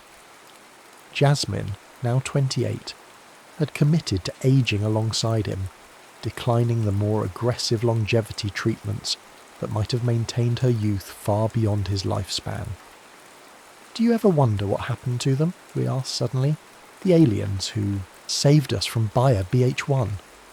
Jasmine considered the question. "Sometimes. The mathematical formulas they shared have revolutionized our understanding of space-time, but we've never encountered anything like their vessel again. I like to think they're still out there," Louis mused. "Maybe they make a habit of rescuing foolish explorers who venture too close to black holes." "Perhaps we'll meet them again someday," Jasmine suggested. "Space is vast, but time is longer." "Time," Louis repeated with a soft laugh. "My old adversary and strange benefactor." They fell silent, content in each other's presence as Jupiter continued its stately progress across their window. Tomorrow would bring new discoveries, new challenges, new wonders. The day after might bring something entirely unexpected.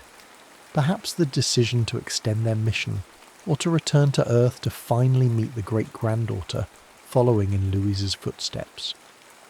Whatever came next, Louis knew with bone-deep certainty that he would face it without regret. The universe had given him not one life, but two, each with its own joys and sorrows, its own unique forms of love. As if reading his thoughts, Jasmine turned in his arms to face him, her eyes reflecting the light of a world neither of them could have imagined in their separate pasts. "To borrowed time," she said softly, echoing the toast they had shared on their first anniversary. Louis smiled, his heart full, and to making every moment count. Outside their window, Europa continued its eternal dance around Jupiter, carrying them forward into a future limited only by their courage to embrace it. And in that moment, Louis understood the final lesson of his extraordinary journey through time, that love, in all its forms, was the one force capable of transcending even its relentless passage. For love, unlike time, knew no horizons it could not cross. The end.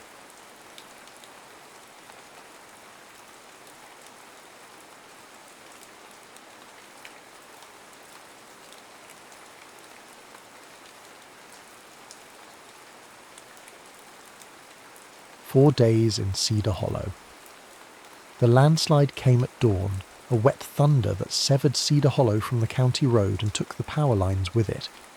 Anna Collier heard it from her bedroom window, the groaning earth, the crack of pine, and knew before the lights flickered that the world had contracted to the size of the valley. By afternoon, the library had become what it always became in crisis, a gathering place. She lit oil lamps in the reading room and set the camp stove on the reference desk, boiling water for instant coffee that tasted like memory and ash. The regulars came first. Mrs. Havering with her knitting, Tom Wilson with his portable radio, then the stranded travellers, then the curious, and then him. He appeared in the doorway near closing, rain streaming from his jacket, a duffel bag hanging from one shoulder. "I'm sorry," he said, and the apology seemed to encompass more than his wet boots on her floor. "I was told someone here might have a room." Anna looked at him properly then. 40 perhaps. Lean in the way of men who work with their hands. Dark hair silvered at the temples, eyes the colour of creek stones. "You're the engineer," she said, "from the county." "James Hale." He extended a hand, then withdrew it, seeing the rain dripping from his sleeve. "I was inspecting the culvert when the slide hit. My truck's on the other side." She should have felt imposed upon. The library had a small apartment upstairs, her refuge when her marriage felt too quiet. But it was hers, private, separate from the persona she maintained among the stacks. Instead, she felt something else, a quickening. "I have space," she said, "but you'll have to tolerate books." His smile was brief, transformative. "I think I can manage." That first night they were strangers observing proprieties. She showed him the narrow room, the shared bathroom, The kitchenette with its 2-burner stove. He thanked her with the careful courtesy of someone aware of imposing. They ate soup heated over the camp stove, speaking of practical things. The roads, the weather, the likelihood of power restoration. But beneath the mundane exchange, Anna felt herself observed. Not in the way her husband observed her, cataloguing tasks, noting efficiencies, but with genuine curiosity. James asked about the library's collection, its history, her work. He listened to her answers as though they mattered. When she asked about his own life, he deflected gently. Infrastructure, he said with a self-deprecating shrug. Bridges, drainage, things people only notice when they fail. But you notice them always, she said. He met her eyes then, and something passed between them. Recognition, perhaps, of kindred loneliness. Yes, he said quietly. I suppose I do. Later, alone in her room, Anna lay awake listening to the drum of rain on tin. She thought of her husband, David, in their house across town. He would be fine without her. He was always fine. There, marriage had become a series of parallel routines, affectionate but separate, like neighbouring gardens that never quite touched. She thought of the stranger sleeping one wall away, and felt a dangerous heat bloom in her chest. The second day brought sleet and necessity. Without power, the library's heating system was useless. James suggested combining their efforts, closing off the upper rooms, concentrating warmth in the reading room below. They worked together in companionable silence, hanging blankets over doorways, arranging chairs near the wood stove someone had donated decades ago. Tell me about the books, he said, running his hand along a shelf of leather spines. What do you love most? Anna considered this. The ones where people say true things, she said finally, even when the truth is difficult. He pulled down a volume, Gaskell, she noted, and opened it at random. I wanted to see the place where Margaret grew to what she is, even at the worst time of all, when I had no hope of ever calling her mine. He looked at her, like this. Yes. Her voice came out softer than intended, like that. They fell into a rhythm over the following hours. She catalogued water damage while he repaired what he could, tightening hinges, resealing a window frame, fixing the temperamental lock on the front door. Between tasks they talked, not the polite conversation of strangers, but the careful excavation of deeper truths. He told her about his marriage. Sarah's brilliant, he said, admiring and sad. We built a good life, but somewhere along the way we forgot to build it together. Now we're just efficient. Anna understood. David and I are kind to each other, she offered, but kindness isn't the same as seeing. I could disappear and he'd mourn the disruption more than the loss. I doubt that's true. Don't you? She met his gaze.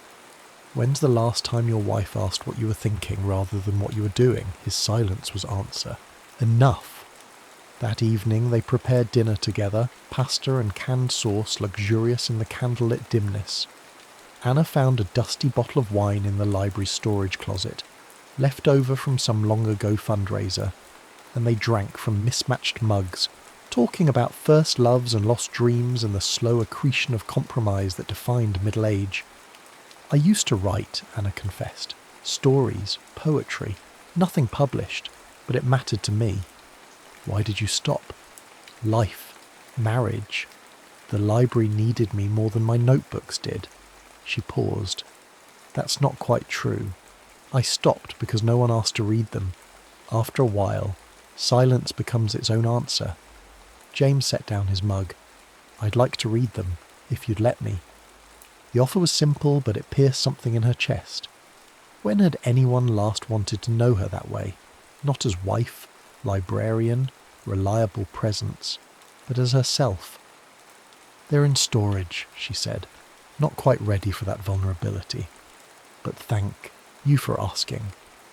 Later, washing dishes side by side, their hands collided in the soapy water. They both froze.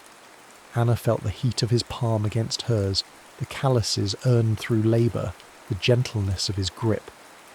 Neither moved to break the contact. "Anna," he said quietly. A warning or an invitation? She couldn't tell. She stepped back, heart hammering. "I should check the stove," she managed, fleeing to the reading room where the fire burned too hot and her face burned hotter still. News came on the third morning via Tom Wilson's radio. Power crews had reached the valley's edge. Roads would open within 48 hours, perhaps sooner. Anna should have felt relieved. Instead, she felt the walls closing in. James stood at the window, watching sleet become rain. "I should be glad," he said. "I have work waiting. Sarah's probably worried." "Have you called her?" "No signal, and—" He turned to face her. "I'm not sure what I'd say." The confession hung between them, dangerous and electric. Anna knew she should deflect, return to safe territory, preserve the careful distance they'd maintained. Instead, she asked, "What would you want to say? That I've been happier these 3 days than I've been in years? That talking with you feels like remembering who I used to be? That I keep imagining—" He stopped himself. "I'm sorry. That's unfair to you." "Imagining what?" "Staying." The word fell like a stone. "Not going back. Building something different. With you." Anna's breath caught. The fantasy he'd articulated was her own, rendered sudden and real, and terrifying. "You don't mean that," she said, backing away. We're just... What? Lonely? Bored? Taken advantage of proximity?" His voice was gentle but unyielding. "I know what I feel, Anna. I've felt it since you handed me that first cup of terrible coffee." "Stop." The word came out sharp. "You can't say these things. We're married. We have lives. Lives we've been performing rather than living. That doesn't give us the right.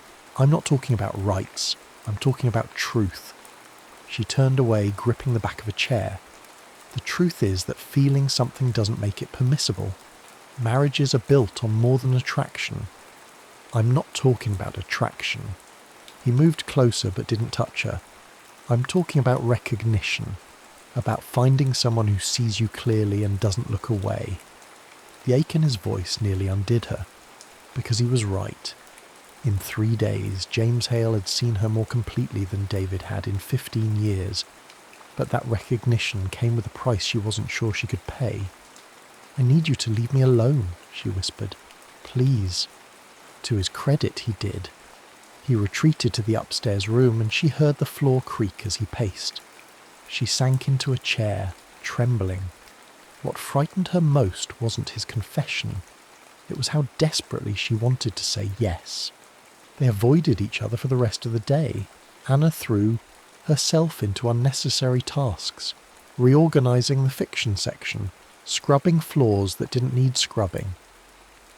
James stayed upstairs, and she heard the sound of hammering as he repaired things that had gone unbroken. By evening, the silence had grown unbearable. She climbed the stairs and found him in the small study, replacing a cracked window pane. "You don't have to do that," she said. "I know." He didn't look at her. "But I need to be useful. It's what I know." "James, I'm sorry about earlier. I shouldn't have put that on you." "You didn't say anything I haven't thought." That made him look up. The longing in his eyes was naked, undefended. "Then what are we doing, Anna? Why are we pretending this isn't real?" "Because real doesn't mean right." But even as she said it, she moved closer. "Because we've made promises to people who stopped choosing us years ago. That doesn't absolve us." "No," he agreed, "it doesn't. But it doesn't make this less true either." They stood a foot apart, the air between them charged. Anna knew she should leave, should retreat to safety, to the familiar contours of denial. Instead, she stayed. "What do you want from me?" she whispered. "Nothing you're not willing to give." "But Anna," his voice roughened, "if you keep looking at me like that, I'm going to kiss you." Her heart hammered. "I know." Neither moved. The moment stretched, taut as wire. Then the window pane he'd been holding slipped from his fingers and shattered. They both jumped back, the spell broken. James cursed. Anna laughed, a shaky, half-hysterical sound, and suddenly the tension transformed into something else. Not safety, but reprieve. "I should clean this up," he said. "I'll get the broom." But as she turned to leave, his hand caught her wrist, gentle, questioning. "Tomorrow," he said, "when the road's open, I'll leave. But tonight, can we just be honest? No pretending, no performing, just us." She should have said no, should have protected them both from the precipice they were approaching. Instead, she nodded. "Just tonight," she whispered. It was a promise and a lie, and they both knew it. The fourth night arrived with a silence that felt sacramental. Rain had stopped. The world outside held its breath. They sat in the reading room, candles burning low, speaking the truths they'd been circling. He told her about the morning he'd woken next to Sarah, and realised he felt nothing. Not anger or resentment, just absence. She described the evening David had cancelled their anniversary dinner for a departmental meeting, and she'd felt relief rather than hurt. "When did we become people who settle?" Anna asked. "When it seemed easier than fighting for something more. Is that what this is? Fighting?" James was quiet for a long moment. "No," he said finally. "This is remembering what fighting for looks like." She rose and moved to the window, watching moonlight silver the wet street. He followed, standing close enough that she could feel his warmth. "I'm afraid," she admitted. "Of what?" "That tomorrow you'll leave and this will have been a beautiful lie. That I'll have risked everything for a moment. And if it's more than a moment?" She turned to face him. "How can it be? We live different lives. We have commitments. Even if we wanted." "I want." The words were raw. "Anna, I want so much it terrifies me. But I won't lie to you about what's possible. I can't offer you a future. I can barely offer you tonight." "Then why?" "Because some truths matter even when they're temporary. Because I'd rather have one honest night with you than a lifetime of pleasant pretending." Her eyes burned. "That's not fair." "No," he agreed. "But it's true." He stood in the candlelight, the weight of impossible choices pressing down. Anna thought of David, of the life they'd built. Comfortable, predictable, kind. She thought of the woman she'd become in that life. Competent, contained, fundamentally unseen. And then she stopped thinking. She reached up and touched James's face. His breath caught. For a heartbeat, neither moved. "Anna, don't." Her thumb traced his cheekbone. "Don't ask me if I'm sure. Don't give me reasons to stop. Just..." He kissed her. It was nothing like she'd imagined. Gentle at first, almost tentative, as though they were both afraid of shattering something precious. Then deeper, hungry, years of loneliness finding voice in the press of lips and the tangle of breath. When they broke apart, both were trembling. "We can't," she whispered against his mouth. "I know. I know." But neither pulled away. Instead, Anna took his hand and led him upstairs to the small room where, in the candlelight, they undressed each other slowly, not with the practiced efficiency of long marriage, but with reverence and discovery. Each button, each whisper of fabric felt ceremonial. James's hands trembled as he traced the curve of her shoulder. "You're beautiful. I'm 43 and ordinary. You're neither." He kissed the hollow of her neck. "You're extraordinary. You always have been." Anna had forgotten what it felt like to be seen this way, not as function or convenience, but as desire itself. When James lowered her to the bed, his body covering hers, she felt a decade of numbness crack open. Their lovemaking was slow and deliberate. He learned her by touch, the places that made her gasp, the rhythm that made her arch into him. She discovered him in turn, the scar on his ribs, the catch in his breath when she kissed his collarbone, the way he whispered her name like a prayer. There was no pretense between them. When she asked him to slow down, he did. When he asked if something felt good, she answered honestly. They negotiated pleasure with the same care they'd negotiated conversation. Each moment a choice, each touch a question answered with trust. "Look at me," he said when she closed her eyes. "Anna, look at me." She did, and saw herself reflected in his gaze, wanted, known, real. When release came, it came for both of them together, a cresting wave that left them gasping and intertwined.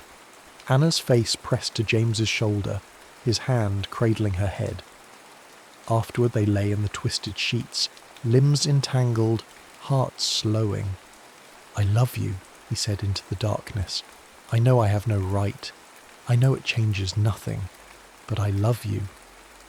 Anna felt tears slide down her temples. "I love you too. God help me, I do." They held each other through the night, knowing morning would bring separation but unable to imagine being anywhere else. Rishi'd slept alone so many nights and closed the door behind them.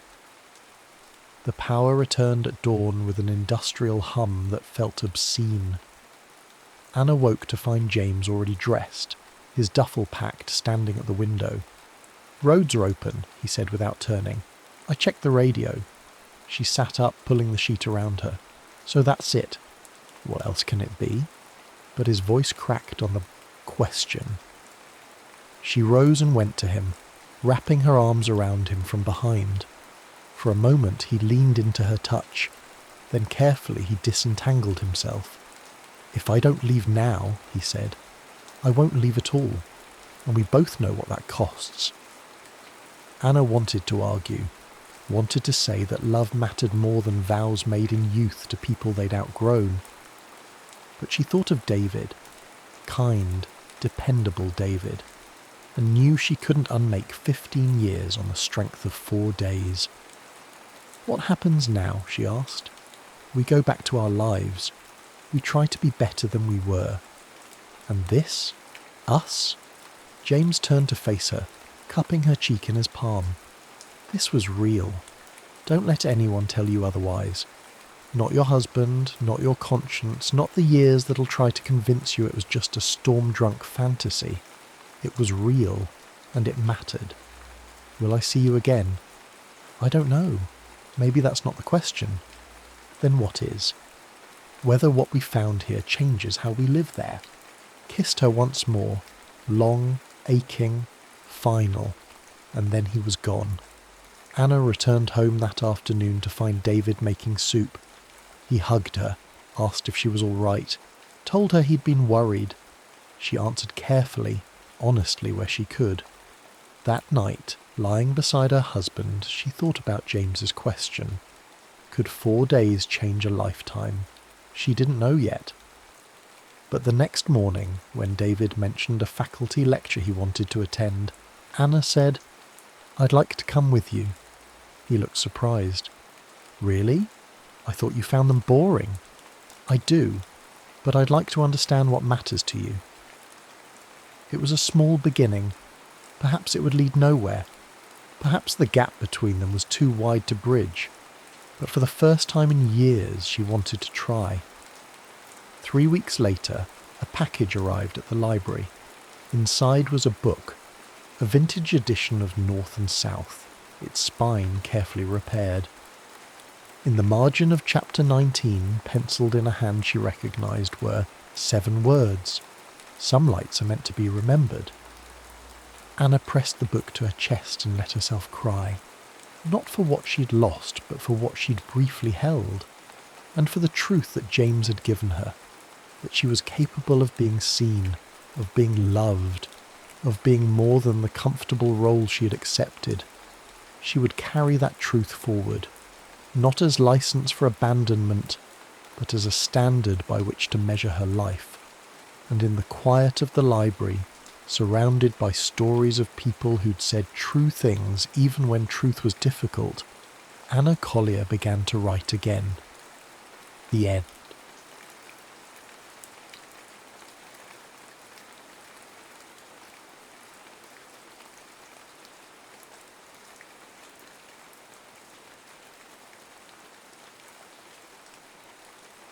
The Hollow of Whispers.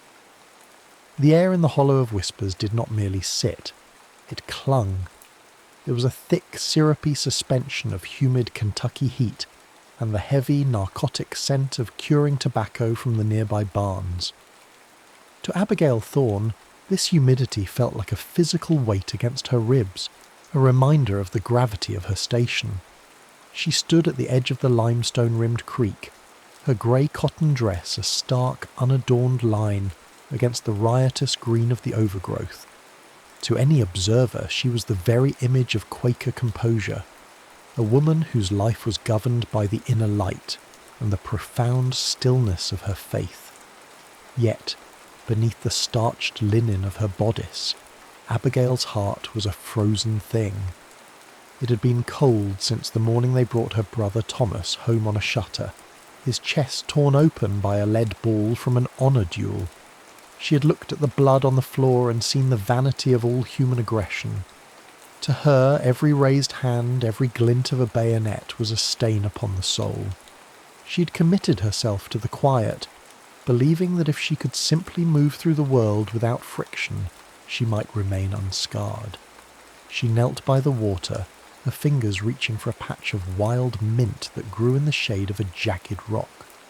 As her hand closed around the stems, the sharp, cool, bruised scent rose up, a sudden, bracing clarity in the oppressive heat. "The water is higher than it looks, Miss Thorne." The voice was like a low vibration in the earth. Abigail did not start. She was too well schooled for that. But the mint stems snapped in her hand. She stood slowly, turning to find a man in a tunic of new, coarse grey wool. Silas Vance did not belong in the hollow. He was a creature of motion and iron, his frame hardened by a life of tethers he had tried to outrun.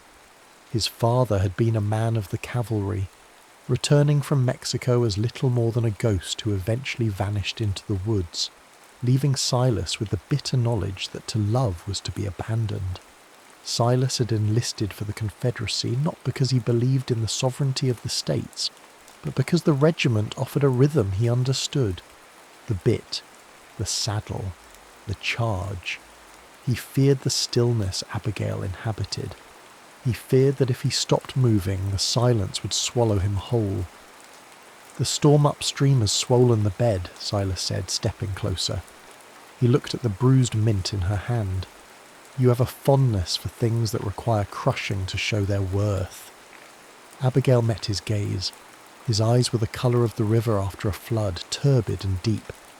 "I have a fondness for things that remain where they are planted, Mr. Vance, unlike some who find it necessary to dress for destruction." Silas's jaw tightened. The uniform felt heavy, the wool scratching at his neck. He stepped into the shallows, the water swirling around his leather boots.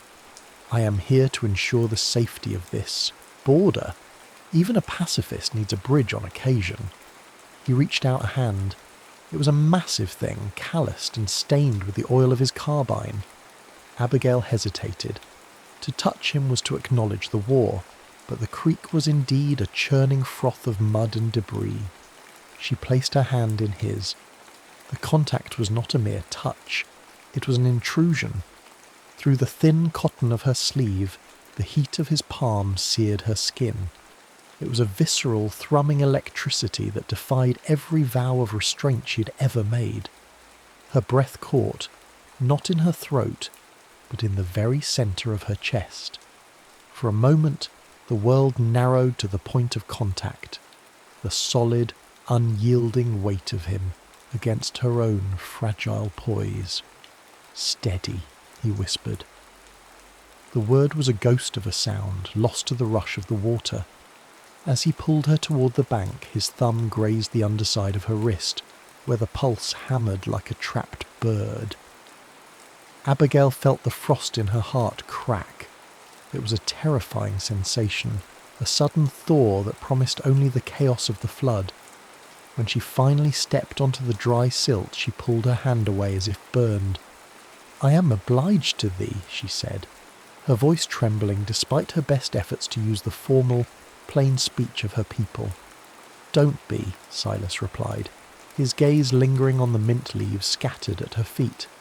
"Some things are better left uncrossed." 2 weeks later, the heat had broken into a series of fitful electric drizzles. Abigail found Silas in the shade of the old smokehouse, his large hands moving with unexpected delicacy over a bundle of feathers. "He hit the telegraph wire," Silas said without looking up.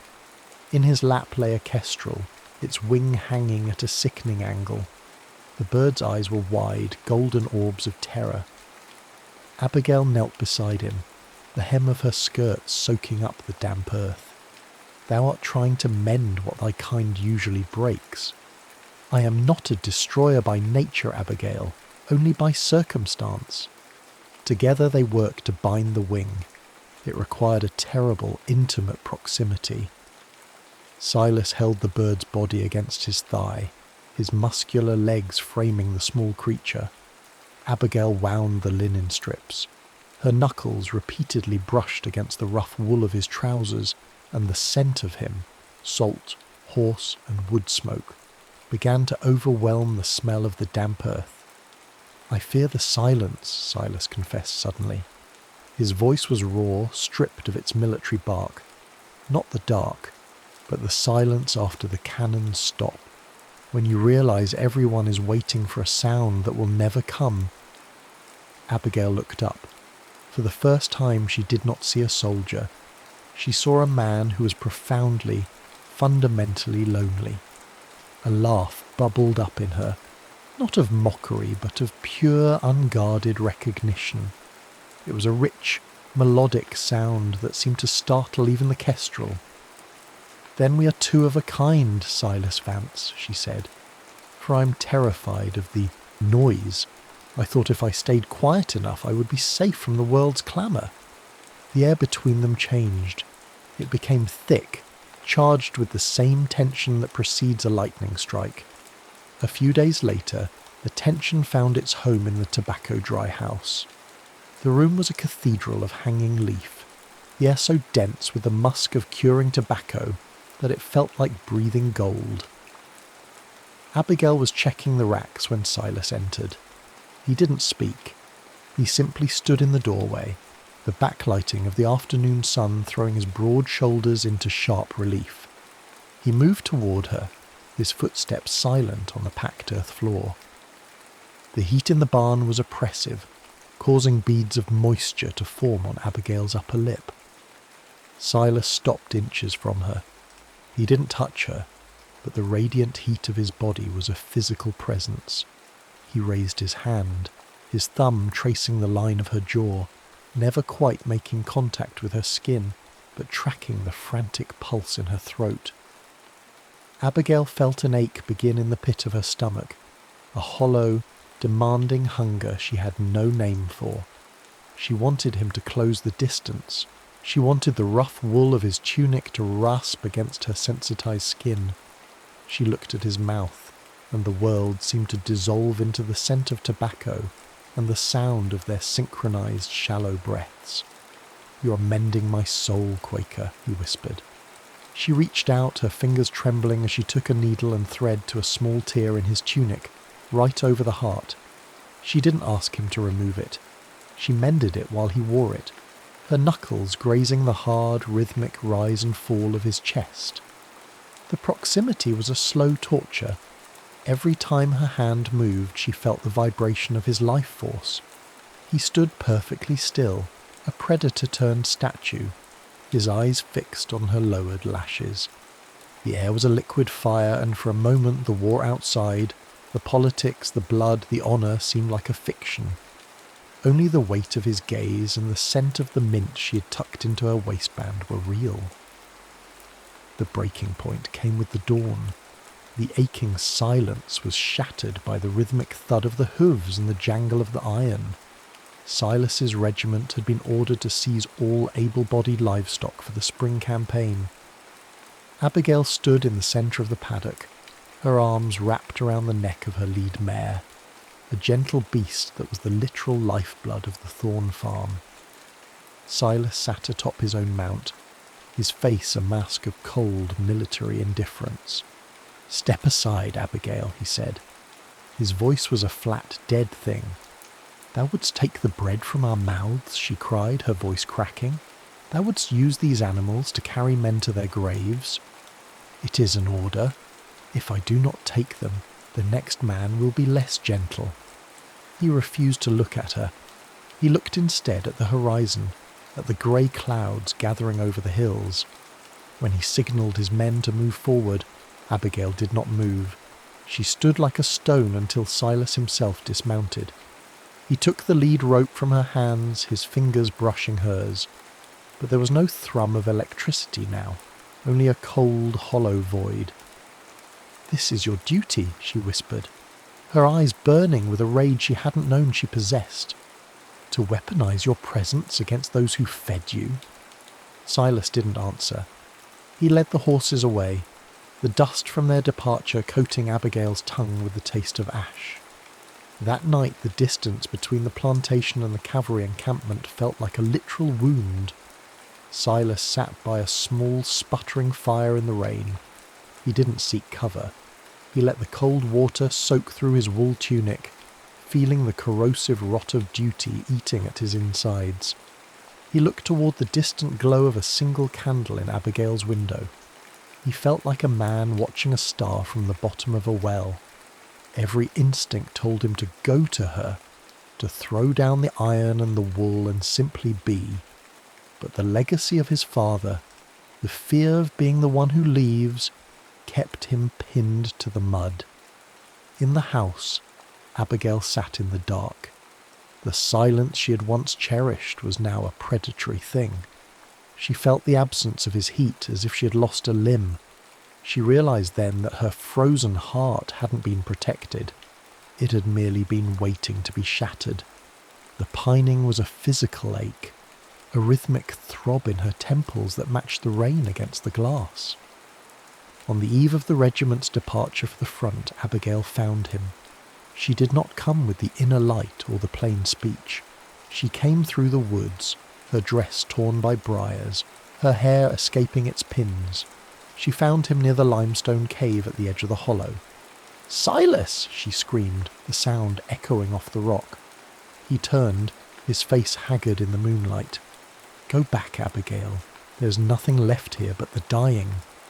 "I will not let thee go into the dark, thinking I hate thee for thy duty," she cried, closing the distance. She struck his chest with her fists, not with the strength of a fighter, but with the desperation of a woman trying to wake a sleeper. "It is a waste. Thy life, this war, this pride. It is all a waste if thou dost not understand that I am alive, and thou art alive, and we are here," Silas snapped. The restraint he had cultivated for years disintegrated. He caught her wrists, pulling her flush against him. The collision was violent, a battle of breaths. He dragged her into the shadows of the limestone cave, the air inside cool and smelling of ancient earth and damp stone. He pressed her back against the jagged wall, his mouth finding hers with a hunger that was primal and absolute. There was no gentleness in this first encounter. It was an urgent, desperate possession. Silas's hands, rough and impatient, moved over the cotton of her bodice, the sound of tearing fabric loud in the small space. Abigail didn't shrink away. She met his intensity with a fervour that shocked them both. She wanted the weight of him. She wanted the reality of his skin against hers to drown out the memory of the horses and the guns. When his hands found the bare skin of her waist, she let out a low, guttural sound, a surrender that was also a victory. The texture of the cold stone against her back contrasted sharply with the molten heat of his body. Silas's movements were rhythmic and urgent, a defiance of the mortality that awaited him on the battlefield. He buried his face in the crook of her neck, his breath hot and ragged. "You are the only thing that is real," he groaned, his voice breaking against her skin.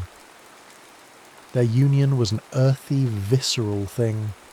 Every touch was a declaration of sovereignty over their own bodies, a refusal to let the war dictate the terms of their existence. Abigail felt the frost within her entirely consumed by the fire he brought. She realized that fighting for this, for the heat of a living man, for the connection that transcended ideology, was the only righteous war she would ever know. Later, as the moon climbed higher, a second encounter unfolded. This one slower, more rhythmic, and filled with a devastating tenderness. The desperation had been replaced by a deep, resonant awareness. Silas moved with a deliberate grace, his eyes never leaving hers. He traced the lines of her body as if memorizing a map that would lead him home.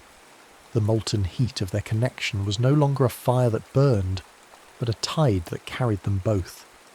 In the quiet of the cave, the power dynamic shifted. Silas, the soldier, surrendered his strength to her vulnerability, and Abigail, the pacifist, found the courage to claim him as her own. "Come back," she whispered into the silence. "Do not let the silence be the end." "I will find my way to the Mint," he promised, his forehead pressed against hers. 1865. The war had ended not with a flourish, but with a long, exhausting exhale. The Kentucky hills were scarred, the tobacco barns empty, and the air held the metallic tang of old blood and new iron. Abigail was in the hollow, kneeling among the herbs. She was older, the lines around her eyes speaking of a woman who had survived the smoke of the past. She was gathering sage and thyme when the sound of a limping footstep on the limestone reached her. She didn't look up immediately. She couldn't. Her heart, once frozen, then melted, was now a fragile thing held together by hope. Then the scent rose. A foot stepped on a patch of wild mint. The aroma wasn't the bruised, sharp scent of their first meeting. It was bright, revitalizing, and incredibly strong. It was the scent of a thing that had been crushed and had returned with twice the vigor. Abigail stood. Silas Vance stood at the edge of the creek. He was thinner, a jagged scar running from his temple to his jaw, and he leaned heavily on a hickory cane. The grey wool tunic was gone, replaced by a threadbare linen shirt that hung loose on his frame. But his eyes, those turbid, river-coloured eyes, were clear. He wasn't a soldier anymore. He was a man who had walked through the fire and found his way to the water. "I heard the silence," he said, his voice a ghost of its former self, "and I followed the scent of the mint." Abigail didn't speak. She crossed the creek, her feet splashing in the clear water. She met him in the centre of the bed, the water rushing around their ankles. She didn't offer a formal greeting. She simply reached out and took his hand, her fingers interlacing with his calloused ones. Behind them, the tobacco fields, once the source of their conflict and the scent of their longing, were being cleared. They weren't being replanted with the narcotic leaf of the past. Men were tilling the soil for corn. It was a shift from the smoke of the past to the sustenance of the future. Silas pulled her close, his cane clicking against the limestone.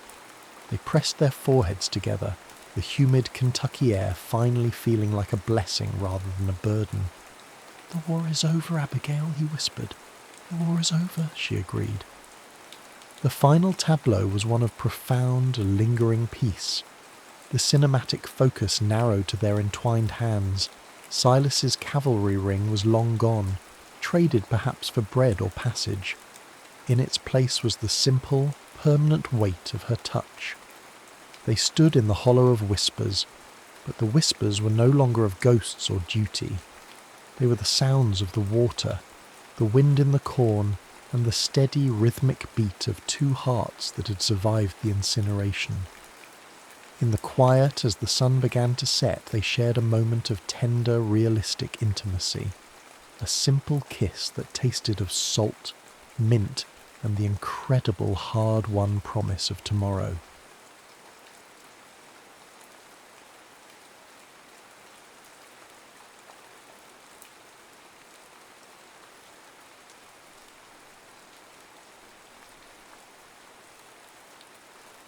after the silence clears. The mountain town of Ridgeline existed in a state of perpetual waiting, not the anxious kind that frayed nerves, but the patient vigilance of people who understood that fire season was not a question of if, but when. Pine smoke threaded through the valley even in April, a ghost of summers past and a prophecy of summers to come.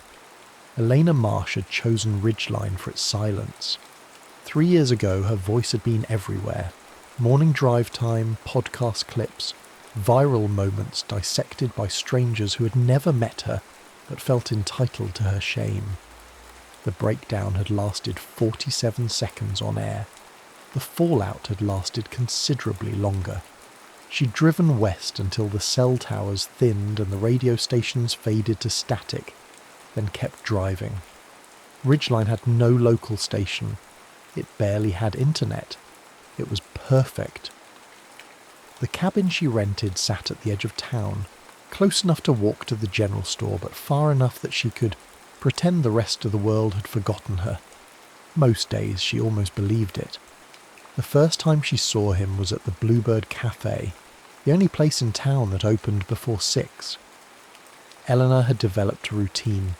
Wake before dawn, walk the half-mile into town while the stars still held, order black coffee from whoever was working, and sit by the window watching the mountains materialize from darkness. He was always there first. She noticed him the way you notice a chair that's always occupied, a fixture of the landscape rather than a person. He sat in the corner booth, thermal cup already half empty, reading incident reports with the kind of focus that suggested the words mattered. Volunteer firefighter she'd gathered from snippets of conversation. His name was something simple. Tom. No. Theo. Theo Brennan looked like he'd been carved from the same granite as the surrounding peaks. Solid, weathered, built to endure. Grey threaded his dark hair at the temples. His hands, when they wrapped around the coffee cup, bore the calluses of someone who worked with them. He never looked at her directly, which made him safe. 6 weeks into her residency in Ridgeline, Eleanor's propane tank developed a leak. She'd stood in her driveway, staring at it with the particular helplessness of someone whose expertise lay entirely outside the realm of practical maintenance when a truck pulled up. Need a hand? His voice was lower than she'd expected, with a texture like creek stones worn smooth. Eleanor nodded, not trusting her own voice. She still rationed words like a resource that might run out. Theo climbed from the truck with unhurried efficiency. He examined the tank, retrieved tools from his truck bed, and had the leak patched in 20 minutes. When he finished, he stood, wiping his hands on his jeans. Should hold until you can get a replacement. I'd call Morrison's in Cedar Falls. They'll deliver. Thank you. The words emerged rusty. She cleared her throat. I'm Elena. Theo. He extended his hand. When she took it, his grip was warm and certain, held exactly long enough before releasing. You're in the old Garrett cabin. For now. Good bones on that place. Foundations solid. He glanced at the woodpile beside her porch. You'll want more firewood before October. Fire season's coming, but after that, winter hits fast. She followed his gaze. I'm not sure I'll still be here. Something shifted in his expression. Not disappointment exactly, but a kind of recognition. Well, if you are, let me know. I'll bring some by. He left before she could respond, his truck disappearing down the gravel road in a cloud of dust that caught the morning light. That night, Eleanor lay in bed listening to the silence. In Los Angeles there had always been sound, traffic, sirens, the particular hum of a city that never quite slept. Here, the quiet had depth and texture. Wind through pine, the distant call of an owl, the settling of old wood. She thought about Theo's hands on the propane valve, competent and sure. About the way he'd looked at the mountains when he mentioned fire season, like a sailor reading weather in distant clouds. About how he hadn't asked her why she was here, or what she was running from. They developed a pattern without discussing it. At the Bluebird, they occupied separate tables but acknowledged each other with nods. When the town held a community meeting about fire preparedness, she sat in the back row while he stood near the front, and their eyes met once across the crowded room with a recognition that felt almost electric. In June, the volunteer fire department organised a brush clearing day. Elena showed up because it seemed like the thing a good neighbour would do, not because she'd overheard Theo mention it at the cafe. She told herself this firmly. He found her struggling with a pile of manzanita, its branches twisted and stubborn. "You want to cut low, where it's newer growth," he said, kneeling beside her. "The old wood's too dense. Here." His hand covered hers on the loppers, guiding the angle. Heat radiated through the contact point, his palm against her knuckles, spreading up her arm like spilled whiskey. "Like this," he murmured, and together they made the cut. When he released her hand, the absence felt significant. They worked side by side for 3 hours, speaking little but moving with increasing synchronization. He'd gesture toward a section that needed clearing. She'd begin before he finished pointing. She'd drag cut branches to the pile. He'd already have moved to the next area. As the sun climbed toward noon and other volunteers began to drift toward the shade and the coolers of water, Theo straightened, pulling off his gloves. "You're good at this." Following instructions, reading terrain, knowing what matters. He took a long drink from his water bottle, his throat working. Most people rush it, miss things. Eleanor felt something loosen in her chest. "I'm good at paying attention." "Yeah." He studied her with those steady grey eyes. "I noticed." The moment stretched between them, taut as a wire. Someone called his name from across the clearing and the spell broke. "I should..." He gestured vaguely toward the voice. "Of course." But he paused before leaving, turning back. "There's a weather watch tonight. Wind's supposed to shift. I'll be up at the fire tower if you want to see what we look for." It wasn't quite an invitation. It was an open door. "What time?" "Sunset. I'll be there until midnight." Eleanor nodded, not trusting herself to say more. The fire tower stood at the highest point in Ridgeline, accessible only by a narrow trail that switched back through dense pine. Eleanor climbed it as the sun descended, her heart beating harder than the altitude alone could explain.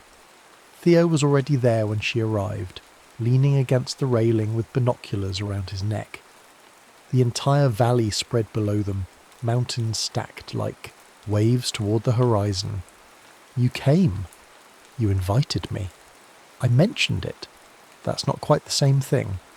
But he smiled, and it transformed his face, revealing a warmth she'd only glimpsed in fragments. He taught her how to read the wind, the way it bent the trees, the patterns it made in the grass, the smell it carried from distant places. He showed her the burn scars on far ridges, explaining how fire moved, what it consumed, what it left behind. "That one was 5 years ago," he said, pointing to a swath of silver snags. "I was on the line when it jumped the creek. Thought we had it contained, but wind came up out of nowhere, and suddenly we were running instead of fighting." Eleanor heard what he didn't say. The fear, the chaos, the impossibility of control. Did everyone make it out? "Most of us." He lowered the binoculars. "My partner didn't. Went back for gear we didn't need. Couldn't get out fast enough when the crown fire came through." The weight of it settled between them. "I'm sorry," Elena said quietly. "It was a long time ago." But the way he said it suggested time hadn't done the work people claimed it did. They stood in silence as the sun touched the mountains, bleeding gold across the sky. The wind had died to almost nothing, and the world felt suspended. "Can I ask why you don't talk much?" Theo's voice was careful. "You don't have to answer." Elena's throat tightened. She'd known this would come eventually. "I used to talk for a living. Radio host. Morning show in Los Angeles." She forced herself to continue. "I had a panic attack on air. Couldn't breathe. Couldn't think. It went viral. People made it into memes, reaction videos. My voice became entertainment. Jesus.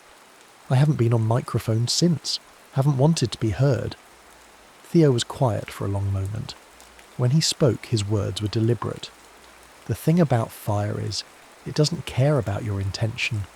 You can do everything right, clear the brush, wet the perimeter, watch the wind, and it'll still surprise you. Find a way through you didn't anticipate. He turned to face her. But that doesn't mean you stop trying. Doesn't mean the trying wasn't worth something. Eleanor felt tears press hot against her eyes. What if I can't? Can't what? Speak without breaking. He reached out slowly, giving her time to refuse, and tucked a strand of hair behind her ear. His fingers lingered against her temple. You're speaking now. The touch was everything. Permission and restraint. Desire and patience. Elena leaned into it fractionally, and Theo's breath caught. They stood like that, balanced on the edge of something neither had named, as the stars began to emerge overhead. Then his radio crackled, and they stepped apart. Summer deepened. The town held its collective breath as temperatures climbed and rain became memory. Elena found herself spending more time with Theo. Not dates exactly, but shared moments that felt more intimate than anything she'd experienced in years. They repaired her porch railing together, their hands brushing as they passed tools. He taught her to identify tree species by bark and smell. She taught him that silence could be comfortable, not just the absence of noise, but a presence of its own. One evening, as they sat on her porch watching twilight claim the valley, Theo asked about her radio work. What did you love about it? The question surprised her. Everyone else had asked why she'd left, what had gone wrong, whether she'd ever go back. No one had asked what she'd loved. The immediacy, she said slowly. The way you could create connection across distance. Someone alone in their car going through something hard, and suddenly they're not alone. Your voice becomes company. You were good at it. How would you know? I looked you up. He said it without apology. After you told me. Listened to some of your old shows. You had this way of making people feel seen, like you actually cared about their stories. Eleanor's chest constricted. Past tense. Only if you choose it to be. Before she could respond, he stood. I should go. Early shift tomorrow. But he paused at the porch steps, turning back. The look in his eyes was naked hunger barely restrained. Elena? Yes? I'm trying to go slow here. Trying to do this right. But you should know. I think about you constantly. When I'm on shift. When I'm trying to sleep. When I'm doing anything else. You're there. The confession hung between them, trembling with potential. I think about you too, she whispered. Theo closed his eyes briefly as if steadying himself. Good. That's good. He left before either of them could say more, but Elena sat on the porch long after his truck disappeared, her heart a wild thing in her chest. In August, everything changed. The fire started 20 miles north, sparked by lightning from a dry storm. Within 2 days, it had consumed 15,000 acres and was spreading fast. Evacuation orders went out for the northern reaches of the valley. Theo was assigned to the front line.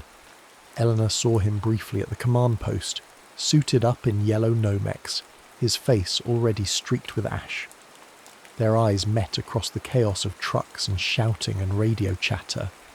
He came to her, ignoring protocol. If the order comes for Ridgeline, you leave. Don't wait. Promise me. Theo, promise me, Elena. She nodded, unable to speak around the fear lodged in her throat. He touched her face just once, thumb tracing her cheekbone. Then he was gone, swallowed by smoke and duty. 3 days later, a news crew arrived in Ridgeline. Eleanor was at the cafe when they walked in, cameras and entitlement, looking for human interest stories about the fire. The reporter was young and ambitious, scanning the room with predatory efficiency. Her eyes landed on Elena. Recognition flickered. Elena watched it happen in slow motion. The double take, the narrowing focus, the cruel delight of discovery. Oh, my God, you're Elena Marsh, the radio host who... Elena was moving before the woman finished, out the door and into a truck, hands shaking so badly she could barely get the key in the ignition. She drove home in a blur, locked herself inside the cabin, and did something she hadn't done in 3 years. She pulled out her old recording equipment. The microphone sat on her desk, accusatory and patient. Eleanor stared at it, breathing hard. Somewhere 20 miles north, Theo was fighting fire. Somewhere in town, that reporter was probably already making calls, crafting her story, preparing to resurrect Elena's shame for another round of viral attention. She could run again, pack up, disappear, find another quiet place to hide. Or... Eleanor's hand trembled as she reached for the microphone. The evacuation order for Ridgeline came at dawn on the 7th day of the fire. Eleanor had already packed. She loaded her truck with methodical efficiency, clothes, laptop, the few possessions that mattered. The recording equipment went in last, carefully wrapped. But instead of driving west away from the fire, she drove north toward the command post. She'd spent 3 sleepless nights recording. Not a radio show, not entertainment, something else. Stories from Ridgeline residents about fire and survival, about community and resilience. She'd interviewed the cafe owner, the librarian, families who'd lost homes in previous fires and rebuilt. She'd even, in a moment of reckless courage, recorded her own story. Not the breakdown, not the viral clip, the whole story. What came before, what came after, what she'd learned in the silence. At the command post, chaos reigned. The fire had jumped containment and was racing toward Ridgeline faster than anyone had predicted. Firefighters moved with controlled urgency while incident commanders shouted into radios. Elena found Theo near the map tent, exhausted and ash-covered, deep in conversation with his captain. Eleanor, he looked shocked, then angry. You're supposed to be evacuated. I know, I will, She thrust the hard drive at him. This is for afterward. Stories from Ridgeline. When people ask what was lost, this is part of what was here. He took it, confused. You recorded this? Yes. But you don't... I do now. She met his eyes. You were right. About trying mattering even when you're afraid. I was afraid of my voice because I'd let other people own it, define it, but it's mine. And silence isn't safety. It's just another kind of surrender. A gust of wind carried ash and heat across the clearing. Someone shouted about wind shift. The urgency ratcheted higher. You need to go, Theo said urgently. Now, Elena. Come with me. You know I can't. Then promise you'll come back. Her voice broke. Promise me. Theo pulled her against him, crushing her into an embrace that smelled of smoke and sweat and fear. His mouth found hers, and the kiss was everything they'd been, restraining, desperate and claiming and tender all at once. I'll come back, he murmured against her lips. I'll always come back to you. She forced herself to release him, to climb back into her truck, to drive away while every instinct screamed to stay. In her rearview mirror, she watched him grow smaller, a solitary figure silhouetted against smoke and flame. The fire burned for 11 more days. Elena waited in Cedar Falls with 100 other evacuees, glued to updates and incident reports, watching the fire's perimeter expand and contract on digital maps that reduced everything to coloured lines and acreage. Theo checked in once, a brief text. Still here. Stay safe. She replied, You too. I'm waiting.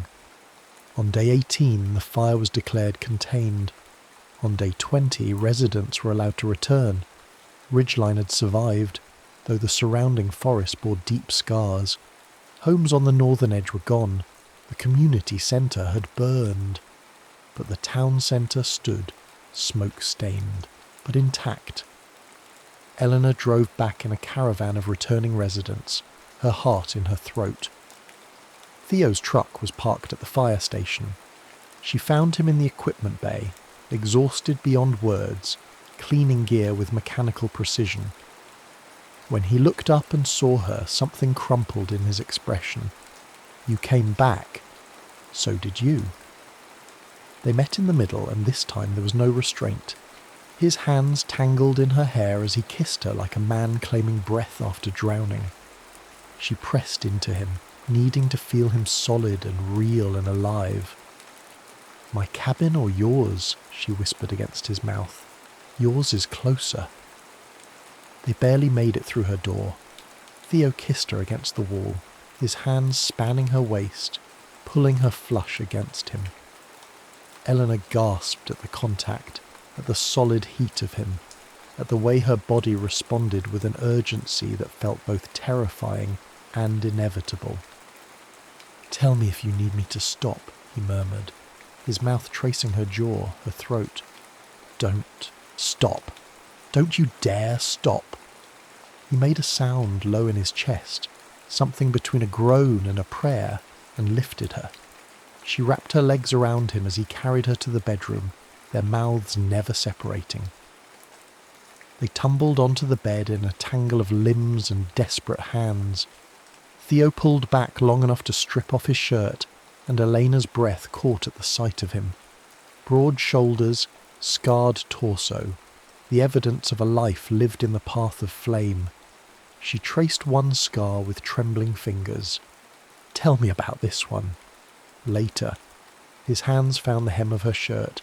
"Right now, I need—" "Yes."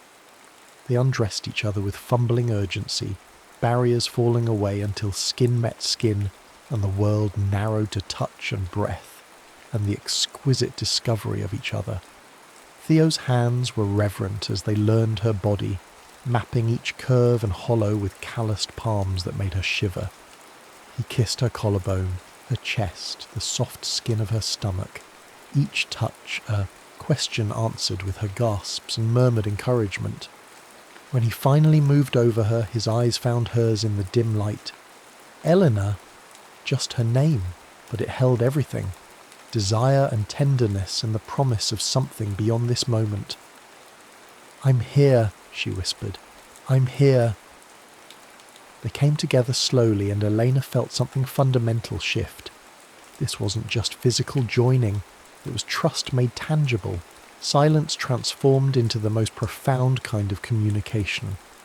Their bodies spoke what words couldn't capture: need and surrender, strength and vulnerability, the exquisite terror of being truly seen. Theo moved with controlled intensity, building sensation until Eleanor thought she might shatter from it. Her fingers dug into his shoulders as pleasure spiraled higher, and when she finally broke, crying out his name, he followed, his face buried against her neck as they trembled together. In the aftermath, they lay tangled in sheets in each other, hearts gradually slowing. "I love you," Theo said into the stillness. "I've loved you since you showed up at that brush clearing in completely impractical shoes and worked harder than anyone else there." Elena laughed, the sound rusty but genuine. "I love you too. Since the propane tank, probably. Maybe before." He propped himself on one elbow, studying her face with infinite gentleness. "What now?" "Now?" She traced the line of his jaw. "Now we rebuild. The town. Ourselves. Together." "Together," he agreed, and kissed her again, slow and deep and full of promise. 6 months later, on a February morning, crystalline with cold, Eleanor stood in front of a microphone in what used to be the community centre. The fire had taken the building, but the town had rebuilt it better. Larger meeting space, better acoustics, a small broadcast booth that had been Elena's suggestion. Ridgeline was launching a community radio station, and they'd asked her to host the inaugural broadcast. Theo stood at the back of the room, leaning against the wall with his arms crossed and a smile playing at his lips. Elena looked at the microphone, then at the faces gathered around her. Neighbours, friends, people who'd become family in the wake of shared disaster and recovery.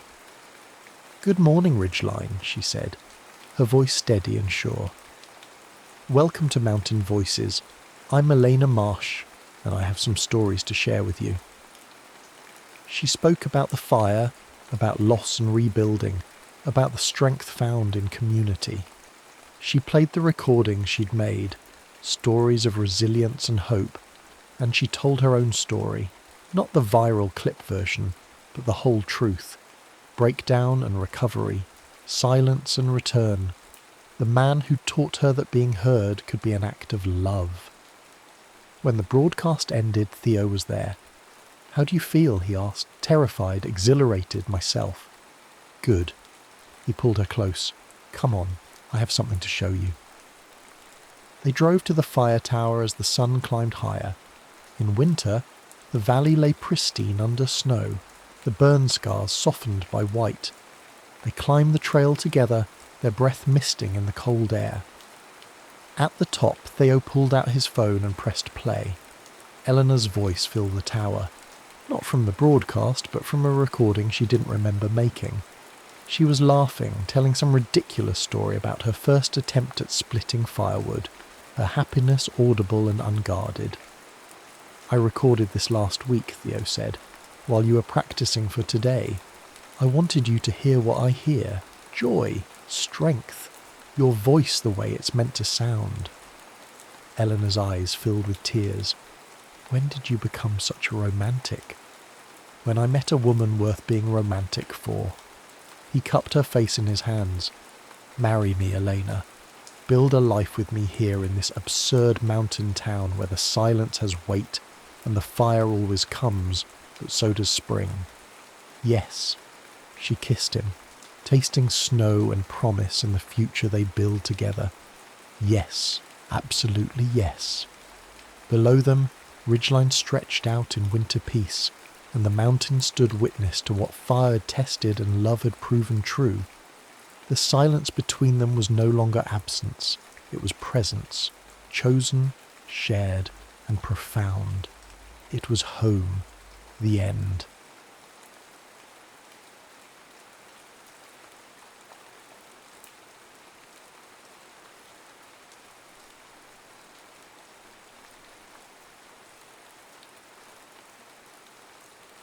The silence between vows. The wedding was held on a Tuesday morning in March, with no one present but the vicar, his housekeeper, and a gardener called in from the grounds to serve as second witness. Catherine Hale, now Catherine Thornfield, stood in the dim nave of St. Michael's and listened to her own voice make promises she only half believed she would keep. The man beside her spoke his vows with the same studied neutrality one might employ when ordering coal.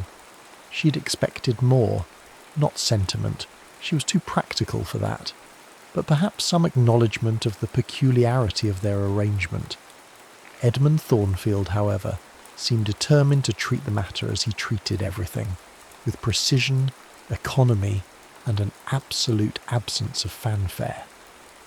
When it was finished, he offered her his arm. His grip was firm, impersonal.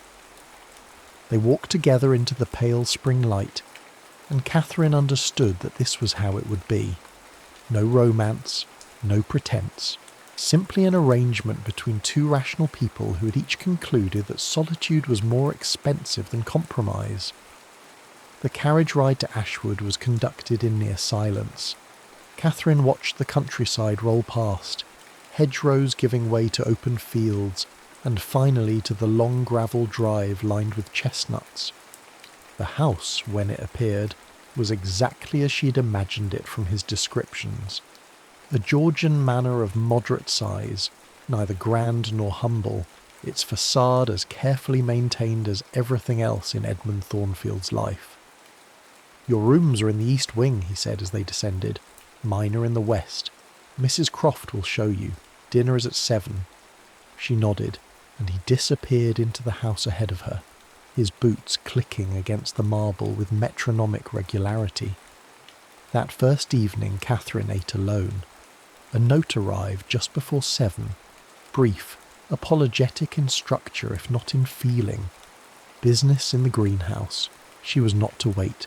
She read it twice, then folded it neatly and placed it beside her plate. The meal was excellent. The solitude was familiar. For 3 weeks this was the pattern. They met at breakfast, where he read correspondence and she reviewed proofs of her latest pamphlet, a sharp critique of property law that had already earned her the enmity of half the county. They exchanged pleasantries. Sometimes he asked about her work. She asked about the orchids. Neither inquired too deeply. But on the 22nd day of their marriage, something shifted. Catherine had gone to the library after breakfast, seeking a volume of parliamentary records.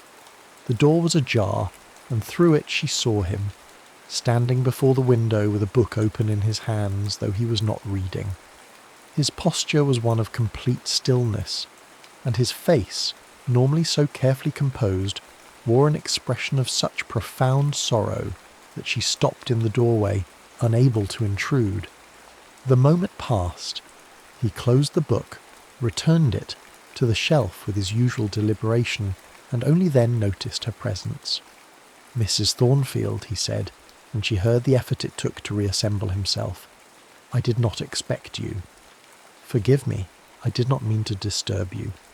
He gestured toward the shelves, an invitation to continue her search.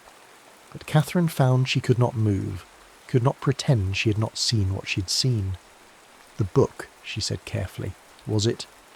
"A volume of poetry, nothing of consequence."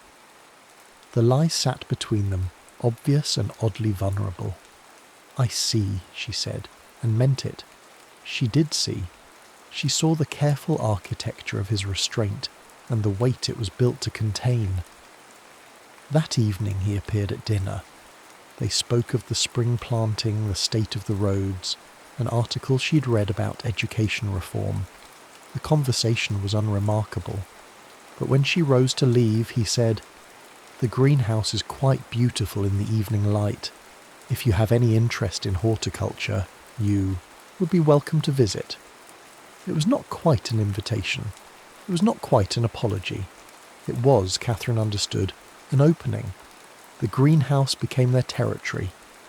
Catherine went first on a Thursday afternoon, when the light was slanting gold through the glass panes, and the air was thick with the scent of earth and growing things. Edmund was bent over a tray of seedlings, his sleeves rolled back, his hands, usually so clean and controlled, dark with soil. He looked up when she entered, but did not speak. She took this as permission and settled onto a bench near the door, a notebook in her lap. For a quarter of an hour neither acknowledged the other. Then he said, without turning, "The camellia near your left shoulder is diseased. You might move." She looked. The plant was beautiful, its leaves glossy and dark. "It appears healthy to me. Look at the underside of the third leaf from the top. You'll see the discoloration." She did. He was right. A faint mottling, barely, visible. "What will you do?" "Isolate it. Treat the soil. Wait. And if it does not recover?" He was quiet for a moment. "Then I will have learned what I could from the attempt." It was a small exchange, but Catherine found herself returning the next day, and the day after that. Sometimes they spoke. More often they simply existed in parallel, he with his plants, she with her writing. The silence was not uncomfortable. One afternoon in May, she asked him why he'd married. He was repotting a fern, his movements careful and exact. "The house required a mistress. I required," he paused, searching for the word, "order. And I provided that." "You provided the absence of disorder," he said, "which is not the same thing, but serves nearly as well." She should have been offended. Instead, she laughed. "I have been called many things, Mr. Thornfield, but the absence of disorder is perhaps the most accurate." He looked at her. Then, really looked, and something passed across his face. That might have been amusement. "I suspect," he said slowly, "that you contain a great deal of disorder. You have simply learned to direct it productively." The observation was so unexpected, so precise, that Catherine found herself without a response. She had spent years cultivating the appearance of certainty, of rational control. To have it seen through so easily was both alarming and oddly exhilarating. That evening they dined together and spoke of politics. She argued for universal suffrage. He countered with concerns about literacy and education. Neither yielded. The debate grew heated, their voices rising, until Mrs. Croft appeared in the doorway with visible alarm. Edmund waved her away. "We're not quarrelling, Mrs. Croft. We're thinking aloud." When the housekeeper left, Catherine said, "You disagree with me, profoundly, and yet you continue to argue." "Because," he said, setting down his glass with unusual care, "your arguments force me to refine my own. I find the exercise valuable." It was the closest he had come to a compliment. Catherine felt something shift in her chest, a loosening of a constraint she had not known she carried. The summer brought heat and lengthening days. Catherine worked in the mornings, wrote furiously through the afternoons, and found herself drawn each evening to the greenhouse, where Edmund tended his plants with the patience of a man who understood that growth could not be rushed. They developed rituals. He would explain the properties of a particular species. She would relate some political absurdity from the newspapers. Sometimes their hands would brush as they both reached for the same volume in the library. Neither acknowledged these moments, but neither pulled away quickly. One evening in July, she found him standing before a particular orchid, his expression troubled. The plant was magnificent, white blooms so perfect they seemed artificial. "It was hers," he said before Catherine could ask, "my wife, my first wife." The word hung in the air between them. Catherine had known he was a widower, the settlement papers had made that clear, but he had never spoken of it, and she had not asked.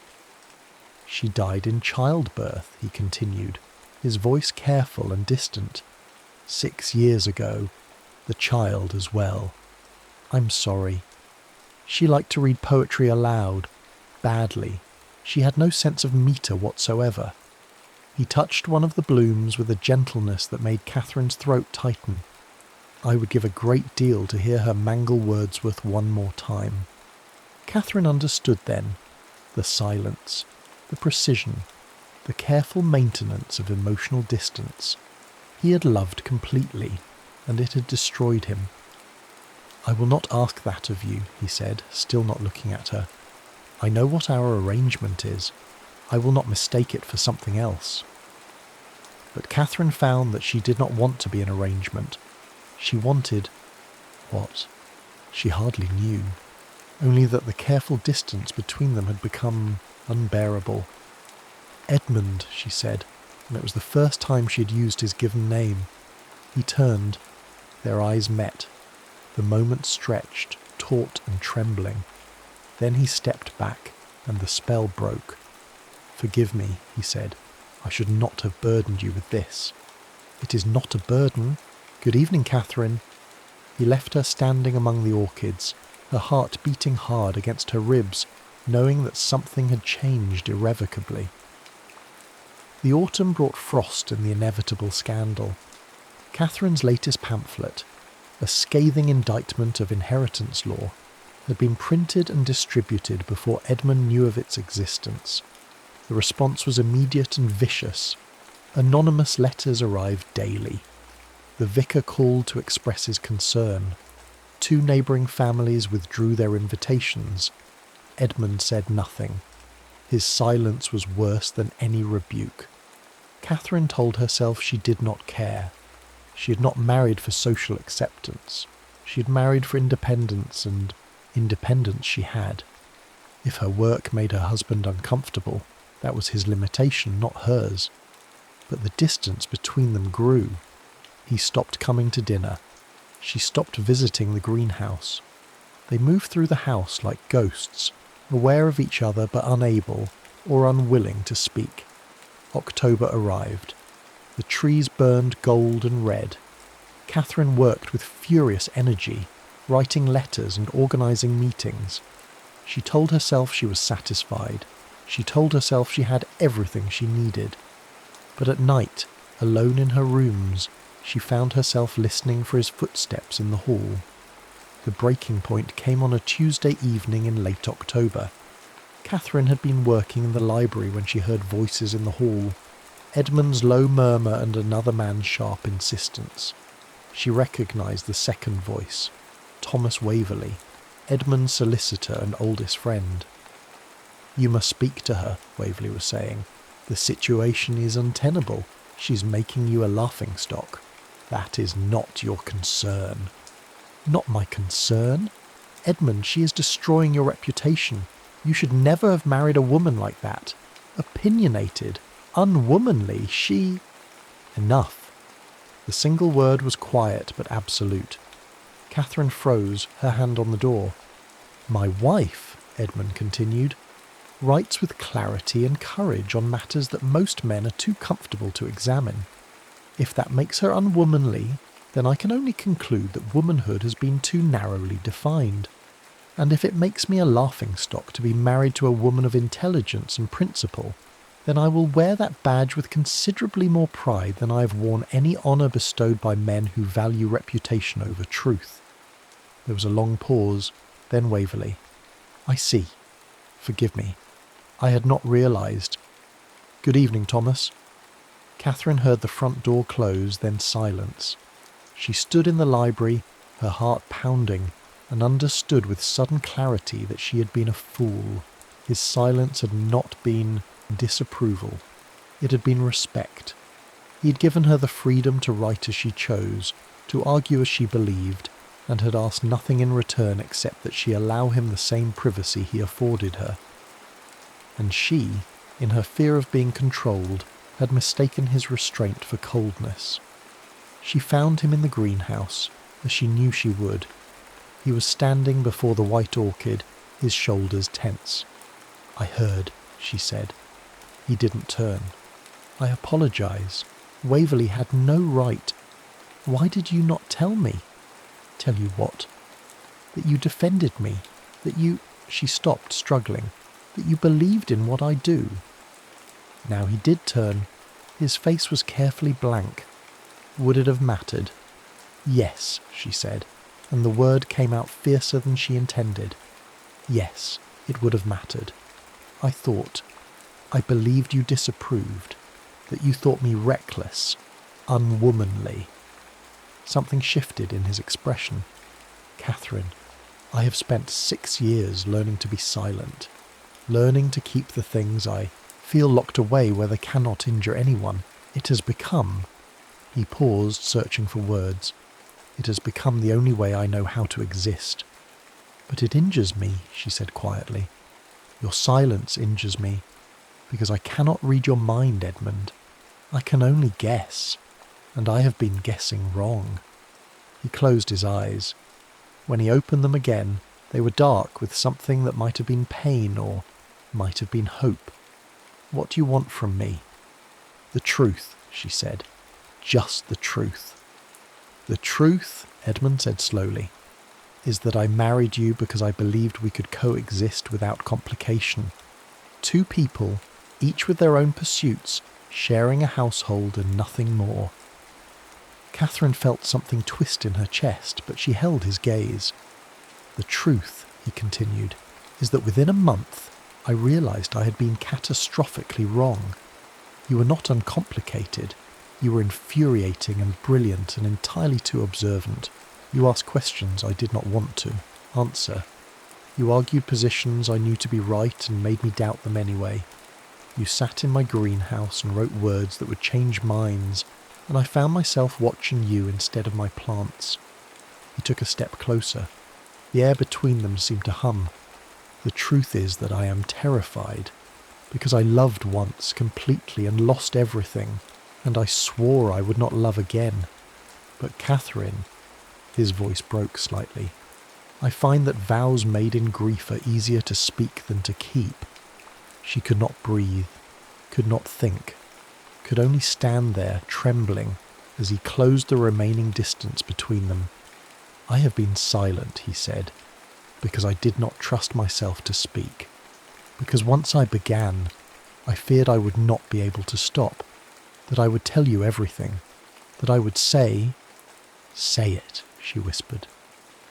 His hand came up to cup her face, his touch gentle and sure. That I love you, that I have loved you since the day you told me my argument about land reform was internally inconsistent and then proceeded to dismantle it point by point. That I love your mind and your courage and the way you refuse to be anything other than exactly who you are. Catherine felt tears on her cheeks and did not care. I thought you married me for order. I married you for order, he agreed. I fell in love with you because you are magnificent chaos barely contained. She laughed, a broken sound, and then his mouth was on hers. The kiss was not gentle. It was 6 months of restraint breaking apart all at once, desperation and relief, and something deeper than either. His hands tangled in her hair. She pulled him closer, needing the solid reality of him, the proof that this was real. When they finally broke apart, both breathing hard, he pressed his forehead to hers. I should have told you, he said, months ago. I should have... Edmund. Yes? Stop talking. She kissed him again, and this time there was no hesitation, no careful restraint, only the two of them, finally honest, finally free. His hands moved to her waist, steadying her, claiming her. The greenhouse was warm around them, the air thick with the scent of earth and blooming things, and Catherine felt as though she were coming apart and being remade all at once.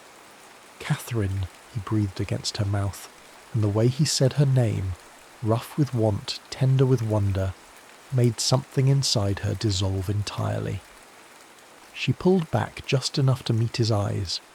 They were dark, pupils blown wide, and she saw in them the same desperate need that was coursing through her own veins. Take me inside, she said. Please. He needed no further invitation. His hand found hers, their fingers lacing together with an urgency that belied the careful distance they had maintained for so long. They moved through the darkened house like conspirators, past the library and the drawing room, up the stairs to the west wing where his chambers lay. The door closed behind them with a soft click. For a moment they simply stood there in the lamplight, facing each other. Catherine felt a flutter of nervousness. Not fear, but the profound awareness that this was a threshold from which there would be no return. Are you certain? Edmund asked, his voice low. Even now, even with desire written plainly across his face, he was giving her the choice. I have never been more certain of anything, she said, and reached for the buttons at her collar. His hands covered hers, stilling them. Let me, he murmured, and there was something in his voice, part request, part command, that made heat pool low in her belly. She let her hands fall away, watched as he undid each button with maddening slowness, his fingers steady despite the tension thrumming through him. The fabric parted, and she felt the cool air on her skin, followed immediately by the warmth of his touch. You are extraordinary, he said softly, tracing the line of her collarbone. I have thought so from the first moment I saw you argue with the vicar about tenant rights, she laughed breathlessly. That is possibly the least romantic declaration I have ever heard. And yet it is the truth. His mouth found the hollow of her neck and she gasped. I wanted you then. I have wanted you every day since. His words undid her more thoroughly than his hands ever could. Catherine pulled at his coat, his waistcoat, needing the barrier of cloth gone between them. He helped her, shrugging out of the garments with an efficiency that would have been amusing in any other moment. When they finally came together, skin against skin, Catherine felt as though she'd been holding her breath for months and could only now exhale. He was warm and solid and real, and every careful fiction she'd constructed about what their marriage was crumbled to dust. Edmund guided her toward the bed, his movements careful but purposeful. He laid her down as though she were something precious, then stood for a moment simply looking at her. The intensity of his gaze should have made her self-conscious, but instead it made her feel powerful, desired, chosen. "Come here," she said, and he obeyed. The first touch of his bare skin against hers drew a sound from her throat that she'd never made before. His weight settled over her, grounding and electrifying all at once. She wrapped her arms around him, drawing him closer still until there was no space left between them. "Catherine," he murmured again, and she realized it was the only word he seemed capable of saying with any coherence. His hands mapped her body with the same careful attention he brought to his plants, learning, discovering, treasuring each response. When his fingers found the place where she ached most, she arched against him with a gasp. The sensation was overwhelming, pleasure so acute it bordered on pain.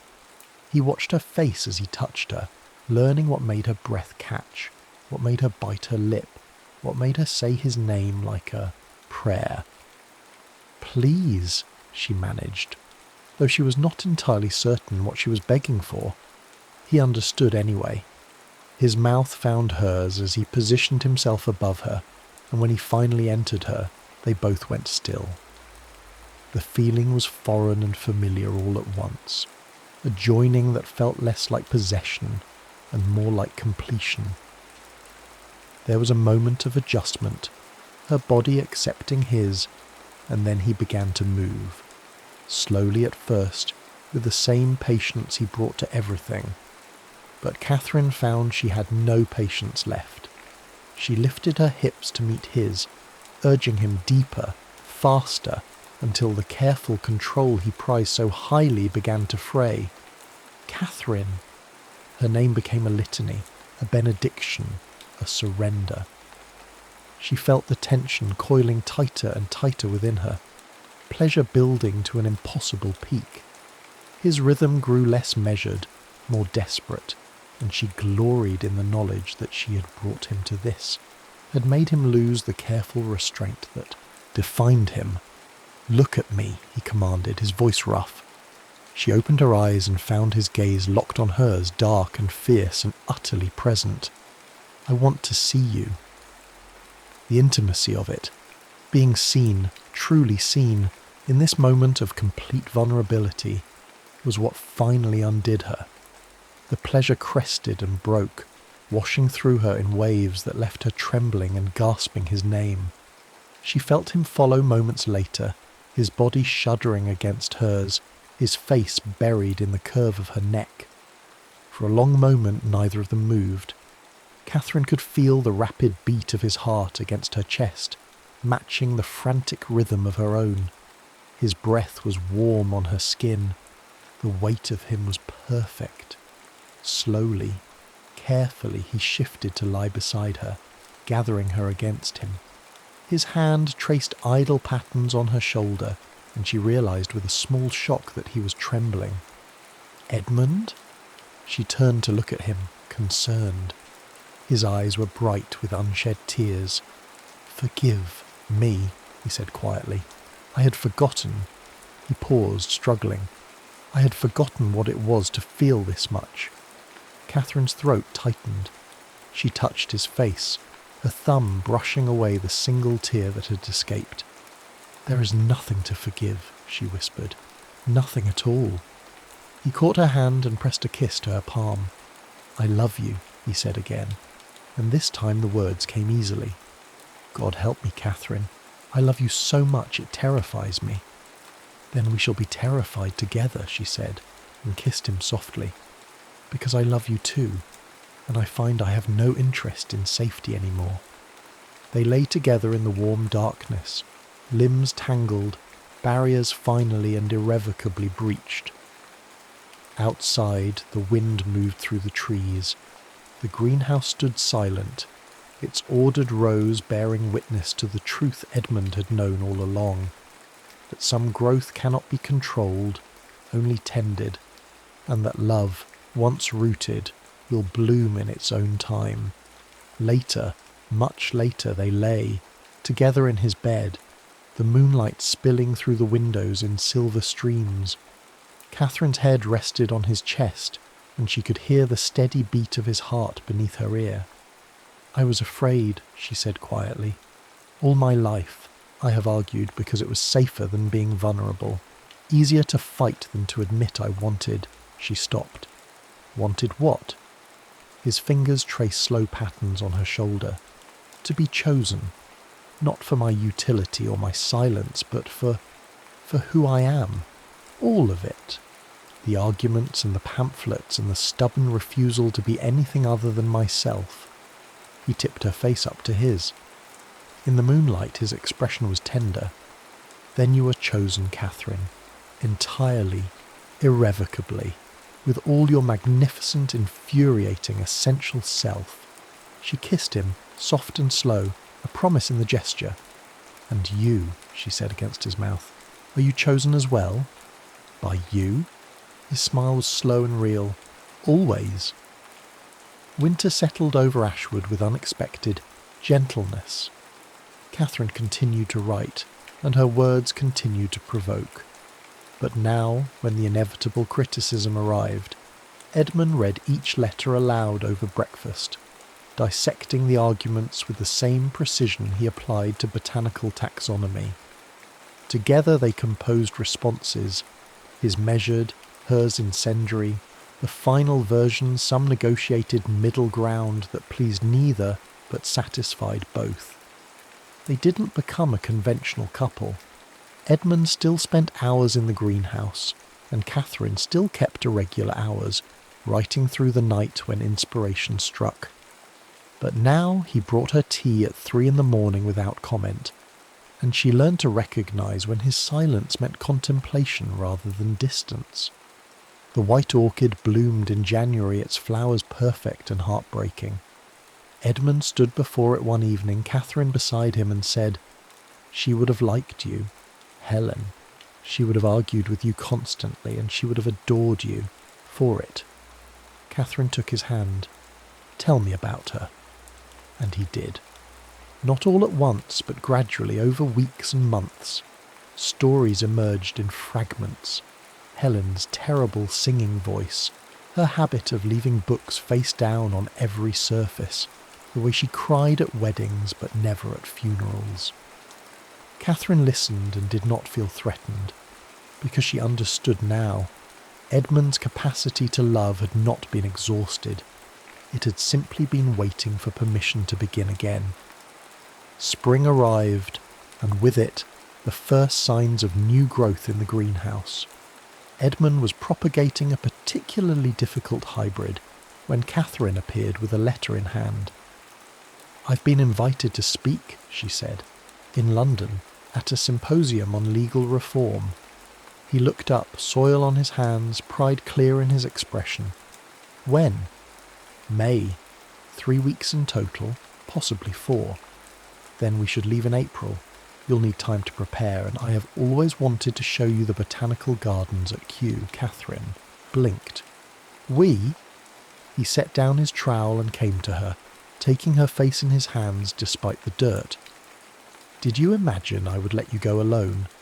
Catherine, I intend to sit in the front row and watch you dismantle every comfortable assumption in that room. And then I intend to take you to dinner and tell you how magnificent you were." She laughed, sudden and bright. "You'll be bored senseless." "Impossible. I find you endlessly fascinating even when you're wrong." "I am never wrong." "You were wrong about the camellia. You thought it was healthy." That was observation, not argument. Entirely different category of error. He kissed her, stopping the debate before it could properly begin.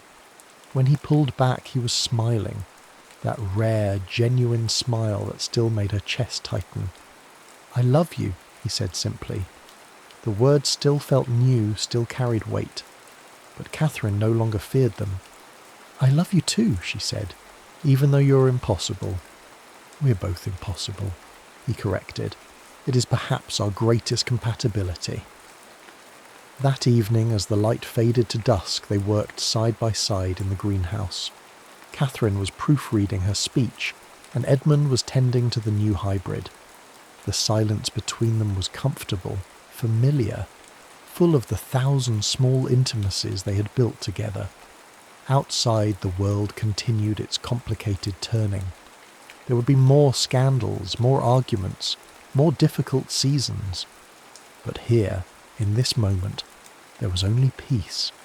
The silence between vows, Catherine thought, was not emptiness. It was the space where love grew quietly, rooted deep, learning patience, and bloom it would, in its own time, in its own way, irrevocably. The end.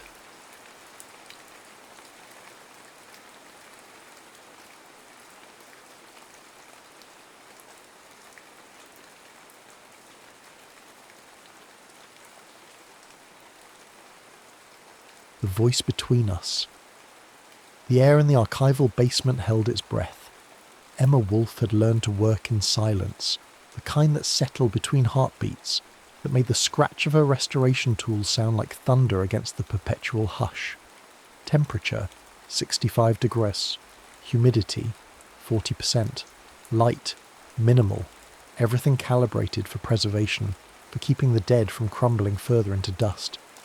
Down here, 3 stories beneath the university library, time moved differently. Slower, more reverent. Emma had been restoring early 20th century recordings for 4 years now, her days spent in the company of voices that no longer belonged to bodies, singing songs for audiences long turned to ash. She'd learned to treat sound as artifact, to separate the technical from the emotional, to hear a voice without imagining the throat that produced it. Until today. She lifted the shellac disc from its sleeve with gloved hands, noting the wear patterns, the slight warp near the centre. 1936. Unmarked.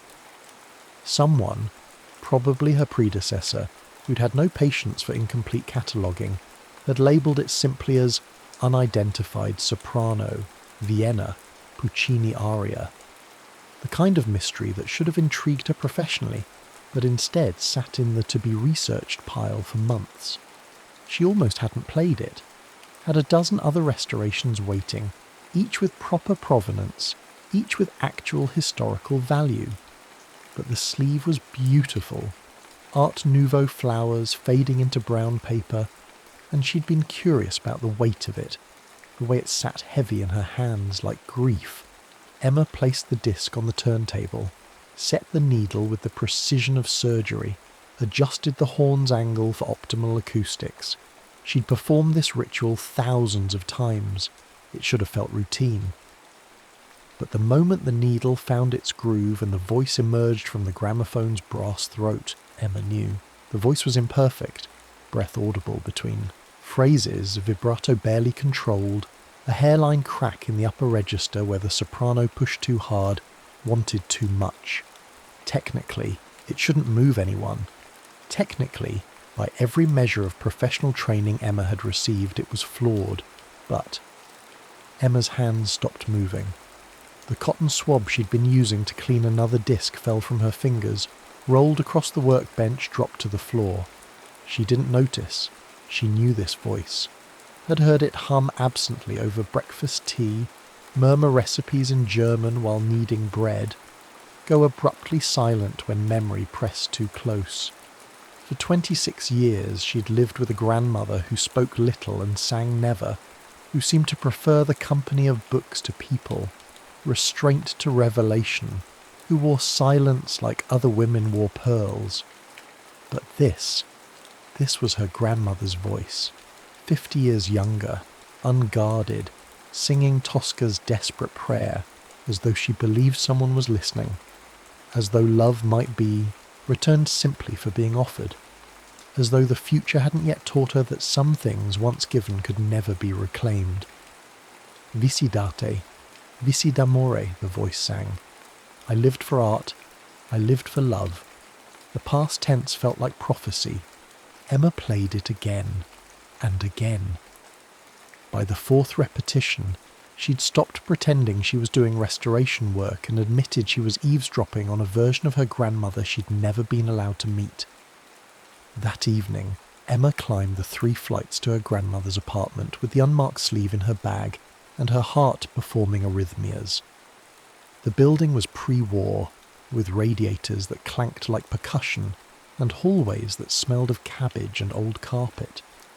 Helene had lived here for 40 years, in the same rent-controlled 2-bedroom with the same furniture Emma remembered from childhood.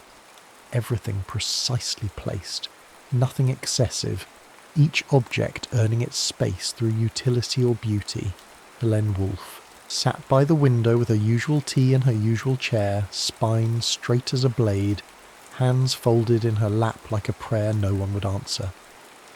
At 73 she remained handsome rather than beautiful, her face all elegant bones and discipline. She wore her silver hair in a bun so severe it looked painful. Her posture suggested a woman who'd learned young that to bend was to break, so she'd simply stopped bending. She looked up when Emma entered, and something in her granddaughter's face must have signalled danger, because she set down the book she'd been reading, Rilke in German, always Rilke, without marking her place. I found something today. Emma didn't sit, couldn't sit. She felt like she was confessing to a crime, though she couldn't name which one. A recording from Vienna, 1936. Helene's teacup paused halfway to her lips.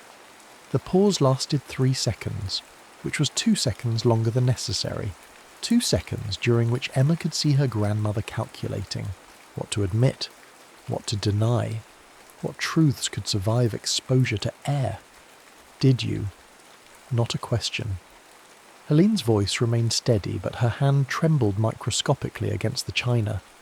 Tea rippled like a seismograph detecting distant earthquakes. The singer used a false name, or no name at all. Emma waited, watching her grandmother's face for cracks. But I know your voice, Omar. I've known it my entire life. It's you. The cup completed its journey. Helen drank, swallowed, set the china down with the precision of someone who'd learned to control everything but her past. When she finally met Emma's eyes, there was no denial in her face, only a stillness so complete it felt like confession, like the moment before a building collapses when all the weight shifts and everyone inside knows but cannot yet move. What do you want to know? Helene asked. Everything, Emma thought. Why you stopped. Why you never told me. Why you fled Vienna. Who was listening when you sang like that? Who taught you to sound like your heart was breaking in 3/4 time? But what she said was, why does it sound like you're singing to someone who can't answer? Helene's mouth softened at the corners. Not quite a smile, too knowing for grief, too ancient for mere sadness. Her eyes went distant, focusing on something 50 years past and an ocean away. Because I was. The restoration became Emma's obsession, though she pretended otherwise. She told herself it was professional curiosity, a musicological puzzle, a mystery of attribution that needed solving. She submitted paperwork requesting extended access to specialized equipment. She drafted research proposals about anonymous Vienna performers. She created elaborate spreadsheets of plausible matches. But nights found her hunched over the workbench long after her colleagues had gone home, headphones pressed to her ears until they ached, learning to hear what lay beneath the notes, learning to hear her grandmother as a stranger, as a woman, as someone who'd once been young enough to believe in happy endings. Between the phrases she heard breath, not the controlled breathing of professional technique, but something more raw, more desperate. In the vibrato, hesitation. The aria was Puccini, Vici d'arte, Tosca's prayer before she murders the man who would rape her. But her grandmother sang it like a question no deity would answer, like a woman asking why love and devotion must guarantee suffering. Why purity of heart cannot protect against pain. Emma began to notice things a casual listener would miss. How the tempo pulled against itself, as though the singer wanted both to rush forward toward some imagined resolution and to linger in these last moments of not yet knowing. How certain words received more air, more weight. Vici d'arte, I lived for art. Vici d'amore, I lived for love. Non feci mai male ad anima viva. I never hurt a living soul. The past tense mattered. The defensive tone mattered more. On her third visit to her grandmother's apartment, each one scheduled now, formal, Emma bringing pastries from the Austrian bakery, Helene pretended not to care about but always ate. Helene started talking. I was nobody, she said, stirring sugar into tea with methodical precision. Daughter of a watchmaker in Graz. He fixed timepieces for people who could afford to care about minutes. Voice lessons paid for by a patron who heard me sing in church and thought I had potential worth investing in. I had technique but no connections, no name that mattered, no family with money or influence. So when the Staatsoper offered me small roles, walk-ons, understudies, chorus work, I took them. I was grateful.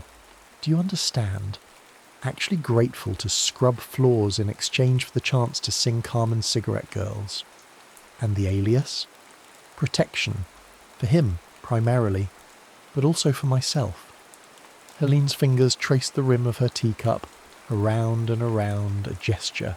So unconscious, Emma wondered how many thousands of times she'd performed it, working anxiety into porcelain. In Vienna, reputation was currency. A soprano who sang well and behaved properly might advance, might catch the eye of important directors, might be invited to auditions that mattered. A soprano who loved unwisely would disappear, not dramatically, not with scandal, just quietly. No more roles, no more recommendations. The opera world is small, Emma. Everyone knows everyone. Shame travels faster than talent. Emma heard the edit in that sentence, the word scandal replaced with something softer, the way you learn to talk around old wounds. Who was he? The conductor. Helene said it without hesitation, as though the secret had been aging so long in silence it no longer stung to speak aloud, as though after 50 years the statute of limitations on heartbreak had finally expired. Maximilian Adler. Everyone called him Max. Married, prominent, Jewish, though this was 1935, 1936, and such things weren't yet openly dangerous the way they would become. He conducted with the precision of a mathematician and the heart of a poet, which shouldn't be possible but was. I fell in love with his hands first, how they shaped silence into meaning, how they could make an orchestra breathe as one body. Emma tried to picture it, her grandmother young, in love, singing night after night for a man who couldn't claim her, couldn't even applaud her without revealing too much. Did he know? Oh, he knew. Helene's smile turned rueful. Music doesn't lie, Emma. You cannot sing Puccini for a man and pretend indifference. Every rehearsal was a conversation we couldn't have in words. Every performance was a love letter I couldn't send. The intimacy of it struck Emma physical. How desire could live entirely in the space between baton and breath, between his direction and her voice. How two people could be lovers without ever touching. Did you ever kiss him? Helene asked. Almost. Once. After a particularly successful Tosca, I'd sung better than I ever knew I could. Found notes I didn't know I possessed, sustained phrases that should have been impossible. The audience wouldn't stop applauding.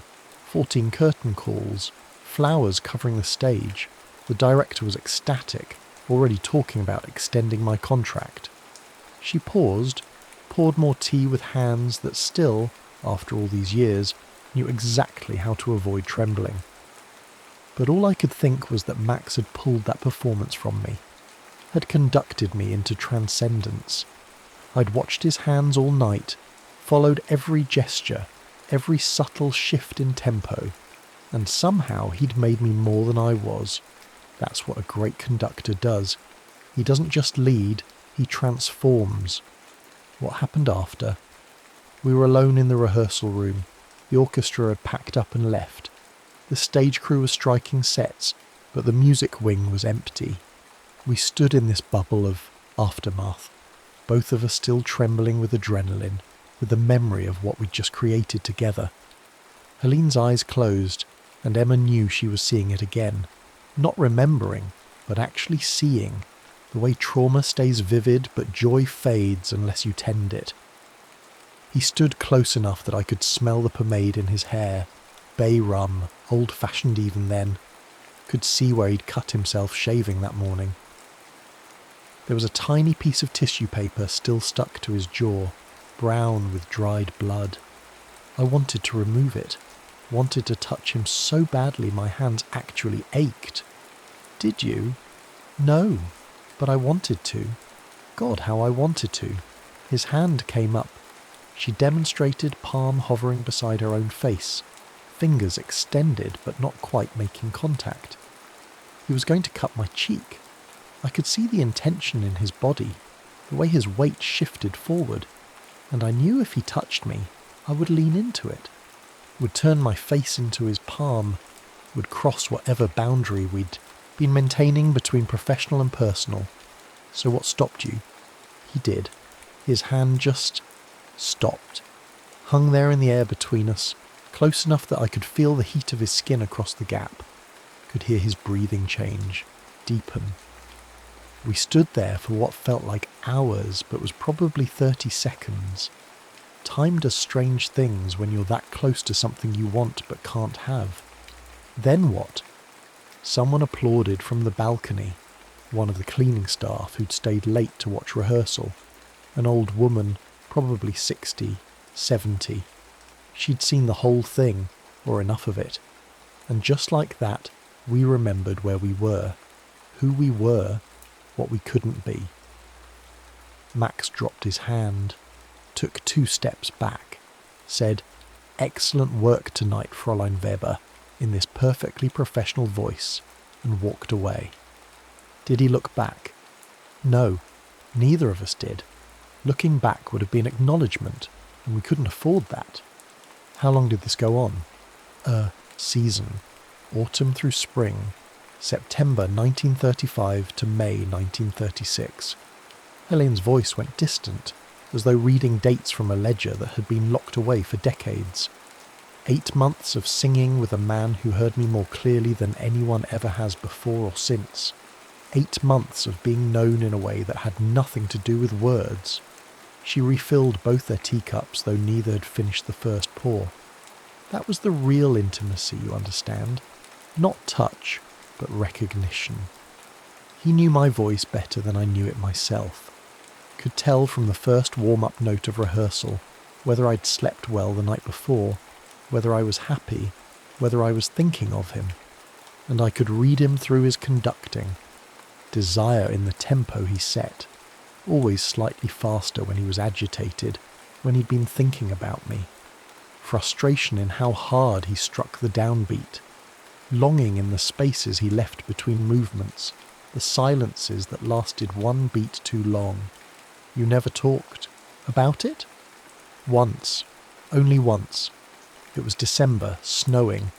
Vienna was beautiful in that way that makes you forget about politics and danger. We were in his office after everyone had left.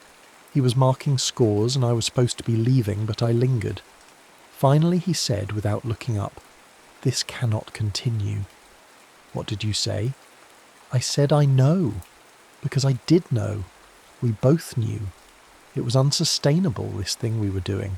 This almost love, this maybe affair that existed only in music.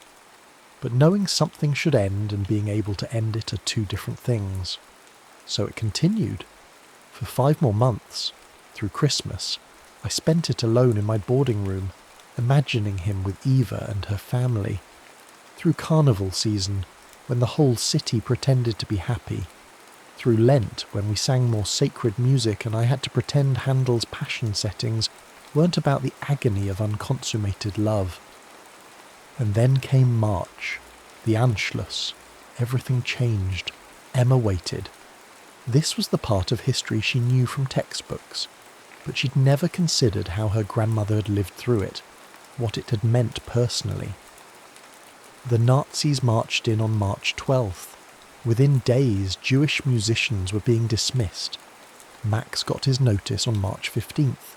He had 2 weeks to settle his affairs and leave the country. The Philharmonic, this orchestra he'd built, musicians he'd trained, they just let him go. Some of them had been his friends.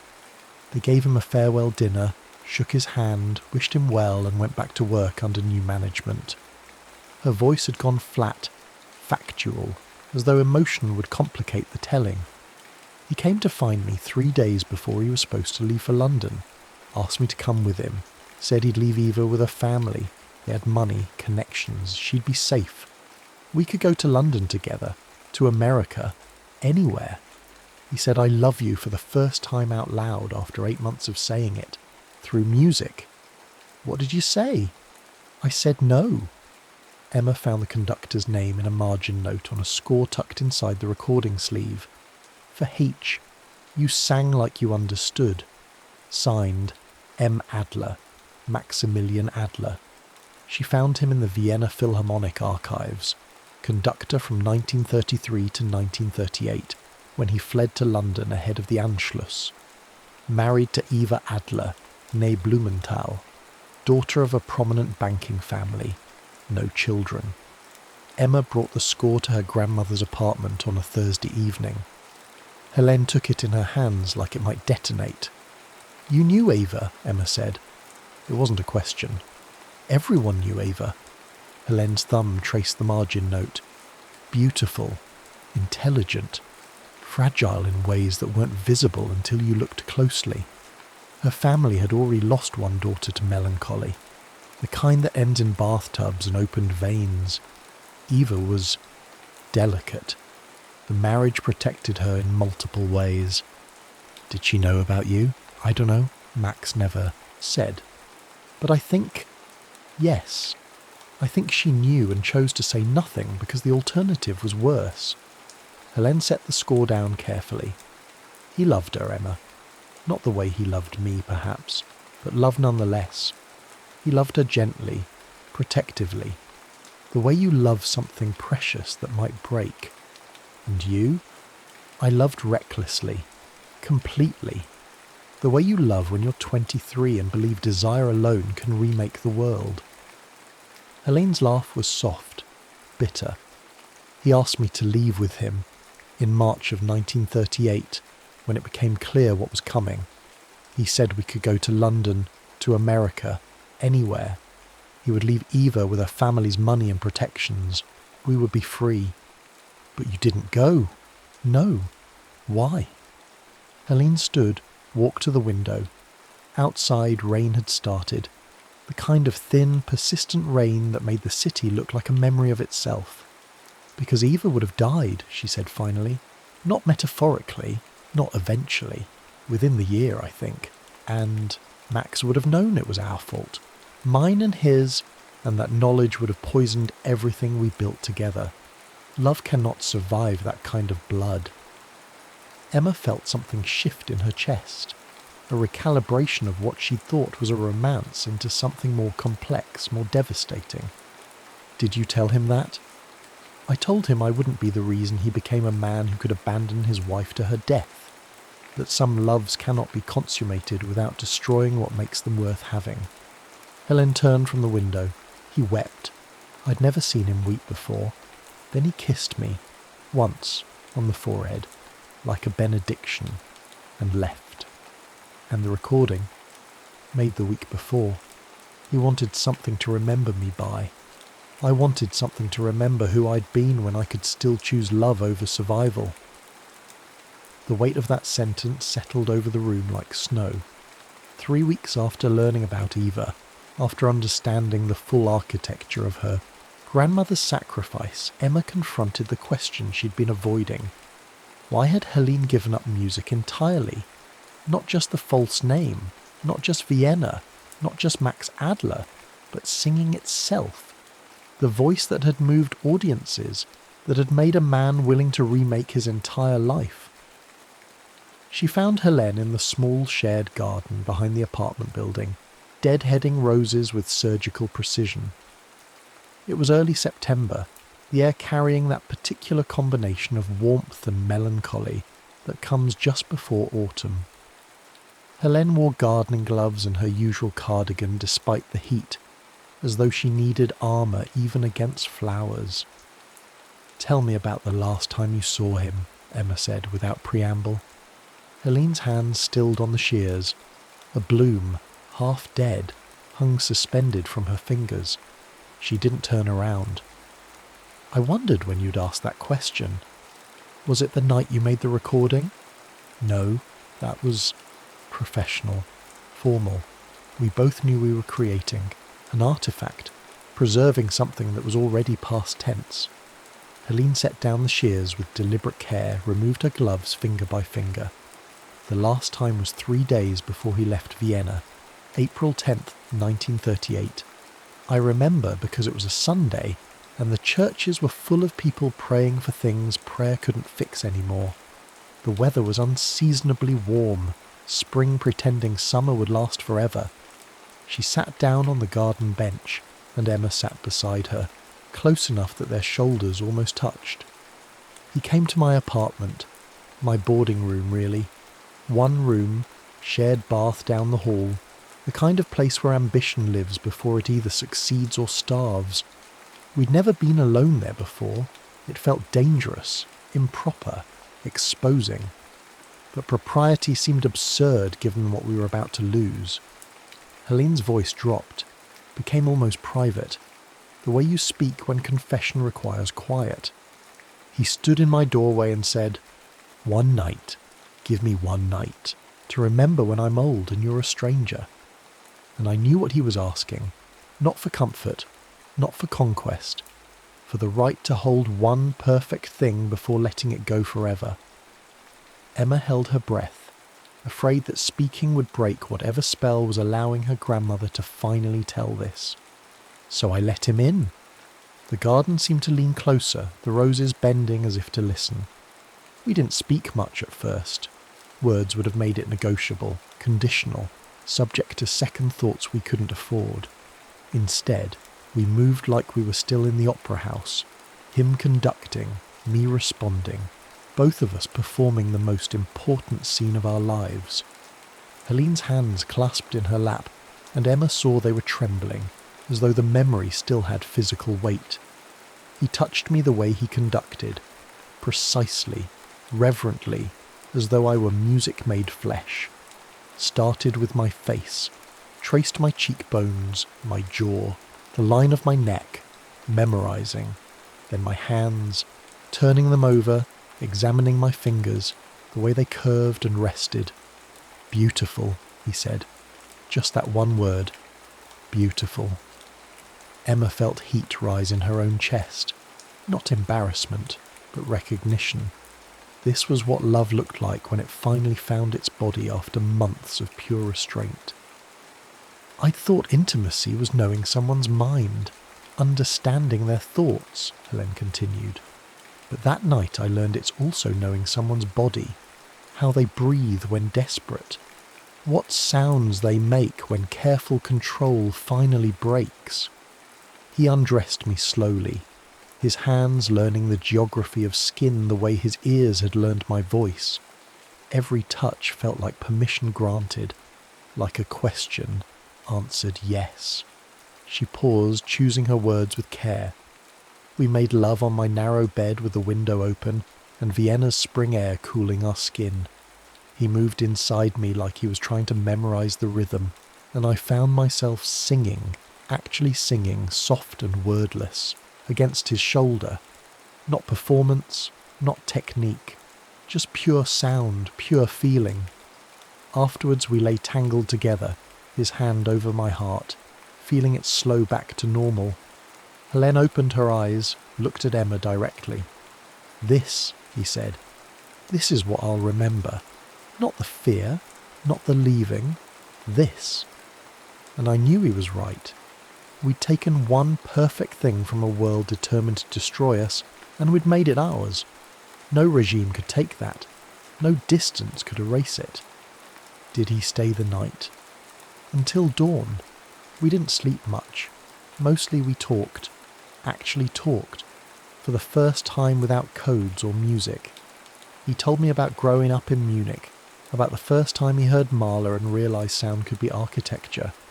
I told him about singing in my father's watch shop, how the ticking used to drive me mad until I learned to use it as rhythm. She smiled, and it was genuine. When the sun came up, he got dressed, kissed me once, properly this time deeply, then he walked to the door and said, "If there's a recording someday, will you listen and remember I loved you?" And I said yes. And he left. I watched him from the window until he turned the corner. He didn't look back. We'd agreed he wouldn't. "And you never sang again." Helene smiled. A real smile this time, sad but not broken. I sang that night. For him. With him. In a way that had nothing to do with audiences or applause. That felt like enough. Emma understood then. Her grandmother hadn't given up music. She'd transformed it, made it private, made it holy. What happened to Eva? She survived. Max got her to London, then to New York. I heard through mutual acquaintances that she lived until 1965, longer than anyone expected. They never divorced. He never remarried after she died. I think he kept his promise to her, in his way. And you? I came to America, changed my name. Helene instead of Helena, Wolf instead of Weber. Learned to be ordinary, married your grandfather because he was kind and didn't ask about my past. Raised your mother, raised you, lived quietly. She picked up the shears again, returned to the roses. But sometimes, late at night, I'll hum that aria, and I'm 23 again, singing for a man who heard everything I meant. That doesn't fade, Emma. Love like that doesn't diminish with age. It just becomes part of your architecture. Emma spent 2 months restoring the recording to the best fidelity 1936 technology and 2025 digital restoration could achieve. She removed surface noise, balanced the frequencies, brought her grandmother's voice forward from the static. But she left in the breath, the hesitation, the places where emotion fractured technique. Those imperfections were the truth. She presented it to Helene on a Sunday morning, in the garden where roses bloomed despite the late season. The recording was now digitized, remastered, saved to a simple USB drive. "I'm going to archive this properly," Emma said. "Not under your false name, not as unidentified, as Helene Wolf, née Weber, soprano, Vienna, 1936. "No," Helene said gently. "Keep the alias. That woman, Helena Stern, she belongs to that moment, to him. Let her remain there." Emma understood. Some loves were too large to be filed correctly, too private to be made public record.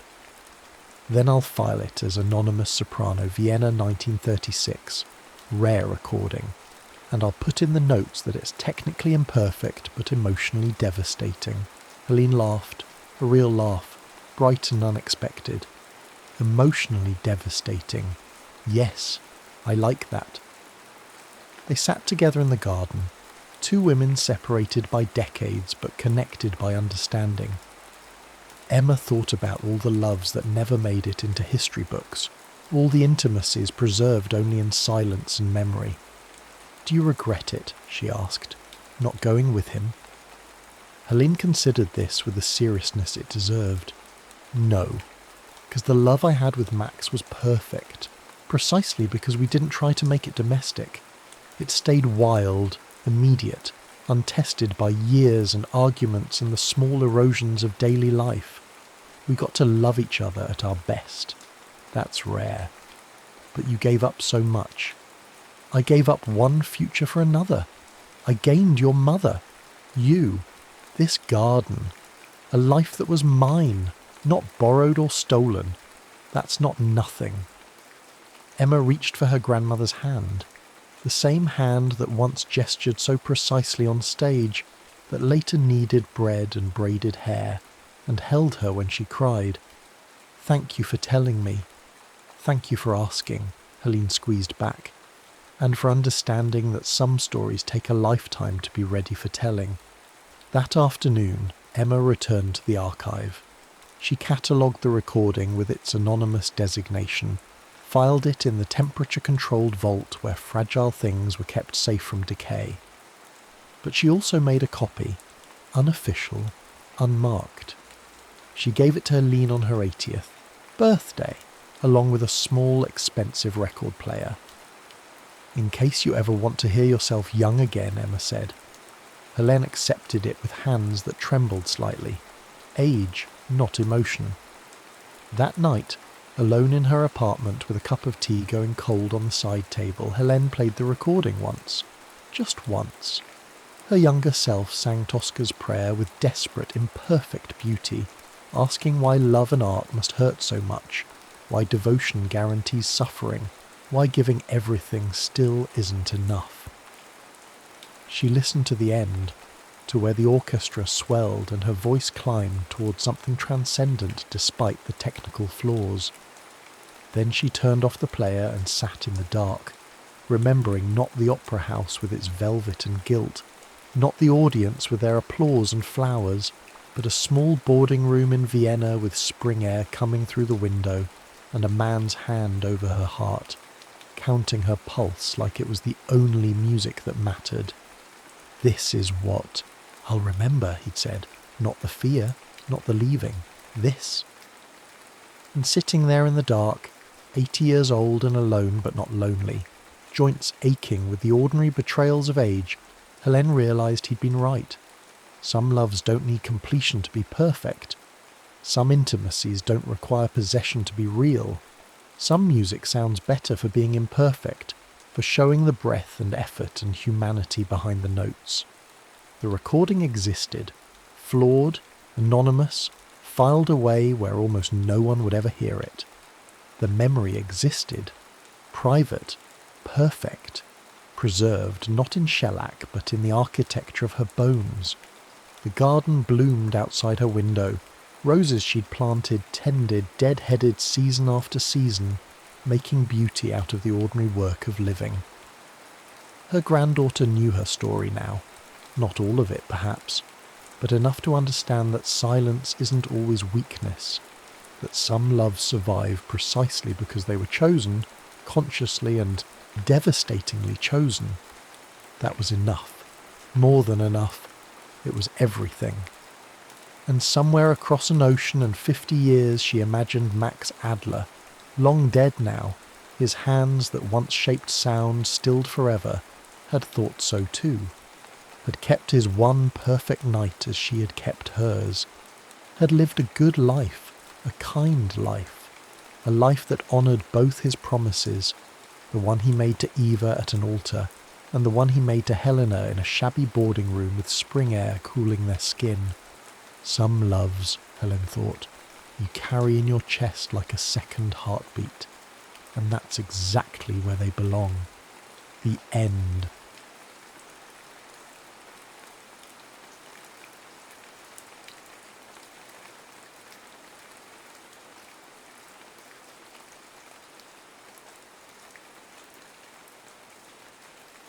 The quiet return.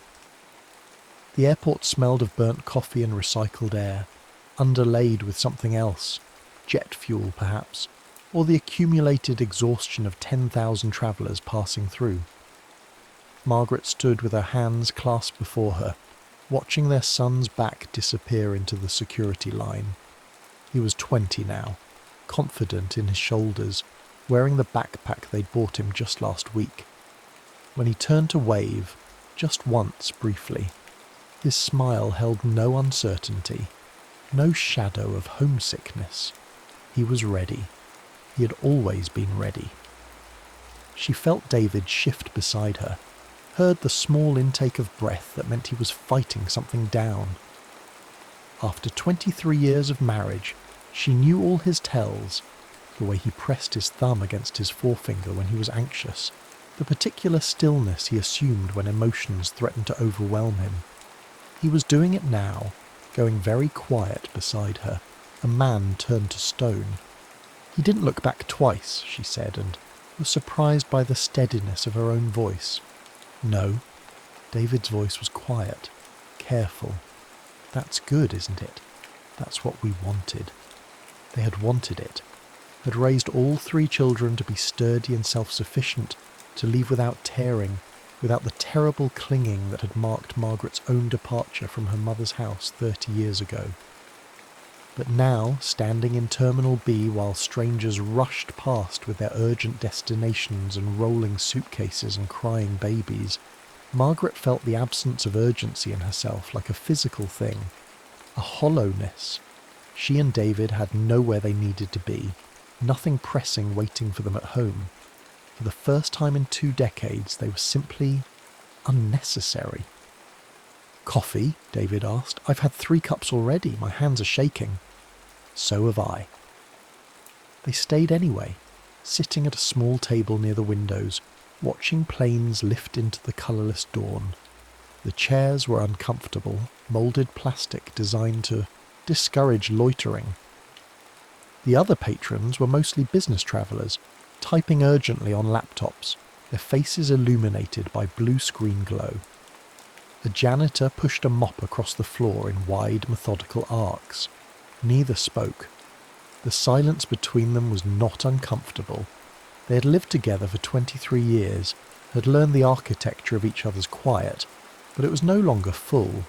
It was simply present, like furniture, like wallpaper, like all the things in a house you stop seeing because they've been there too long.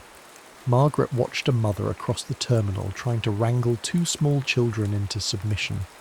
The woman looked exhausted, her hair escaping from its ponytail, a stain of something, juice, yogurt, on her shirt. One of the children was crying, that particular pitch that goes straight through the skull. The mother's face held a grimness Margaret recognised, that expression of someone enduring rather than enjoying, just trying to get through the next 5 minutes and then the 5 minutes after that. "That was us," she said, nodding toward the woman. David followed her gaze. "God, yes. Remember that flight to Florida when Emma was 2? She screamed for 4 hours straight. The man in front of us actually asked if we could make her stop, as if we were choosing not to. You were so angry. I thought you might hit him. I wanted to." David's mouth quirked in something that wasn't quite a smile. But then Emma threw up on him instead, and that seemed like justice enough. Margaret felt herself laugh, actually laugh, a sound that surprised them both. I'd forgotten that part. "I haven't. His face was—" David shook his head. "Pure poetry." The memory sat between them, warm and strange. When was the last time they'd laughed together? Really laughed. Not the polite chuckle that accompanied some shared observation about the news or the neighbours. When they finally rose to leave, David's hand briefly touched the small of her back, guiding her through the crowd. It was an automatic gesture, husbandly and protective, the kind of touch that meant nothing except habit. But Margaret felt the warmth of it through her coat, and wondered when touch had become so rare between them that she noticed it. When had his hand on her back become remarkable instead of ordinary? The drive home took 40 minutes through thickening traffic. David handled the morning rush with the same steady competence he brought to everything. Bill paying, dinner conversation, the careful architecture of their separate lives under one roof. Margaret watched the suburbs slide past, the same route they'd driven 1,000 times, ferrying children to practices and friends' houses and orthodontist appointments and birthday parties at bowling alleys, where the pizza was always terrible and the noise was always deafening. "I should start dinner early," she said as they pulled into the driveway. "Emma has that presentation tomorrow." David turned off the engine but didn't move. He looked at her for a long moment, and she saw something in his face she couldn't quite name. Sadness, maybe. or recognition. "Margaret," he said gently, "Emma's at college." She blinked. The garage door stood open before them, dark and empty. "Of course, I meant—" But she hadn't meant anything. The habit of feeding children, of planning meals around their schedules, had simply filled her mouth with words. Her brain still ran on the old rhythms: wake, feed, organise, manage, endure, even though there was no one left to feed. Inside, the house seemed larger. Thomas would be home from university in 3 months, but his absence had been familiar for 2 years now. Emma's room still smelled faintly of her perfume, but she called only twice a week, her voice bright with new independence. And now James, the middle child, the easy one, the boy who had never given them a moment's worry, was gone too. Margaret stood in the kitchen, staring at the refrigerator. She had bought groceries yesterday. Chicken breasts, fresh vegetables, the ingredients for meals that now seemed absurdly large. "We could order in," David said from the doorway. "We could. Or I could make pasta, the simple kind." She turned to look at him. He had loosened his tie, and in the afternoon light filtering through the window, she could see the grey threading through his hair more clearly than she had in years. When had that happened? When had she stopped looking? "I'll help," she said. They worked in the kitchen together, moving around each other with long practice. David chopped garlic while Margaret set water to boil. He had good hands, she noticed, careful and precise. Hands that had held their babies, built bookshelves, steadied her elbow when she slipped on ice. "Do you remember," David said, not looking up from the cutting board, "when James was 3 and he insisted on wearing his Superman cape to the grocery store?" Margaret felt herself smile. "He wore it for 6 months straight. I had to wash it at night while he slept. You cried the day it finally fell apart." "I didn't cry." "You did. I saw you." David scraped the garlic into the pan, and the kitchen filled with its sharp, warm scent. "You were standing at the washing machine holding that tattered red thing, and your shoulders were shaking." Margaret remembered.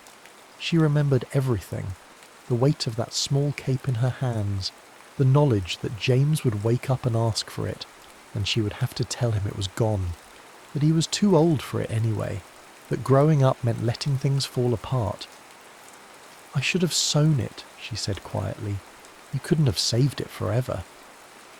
The pasta water began to boil, too loud for conversation.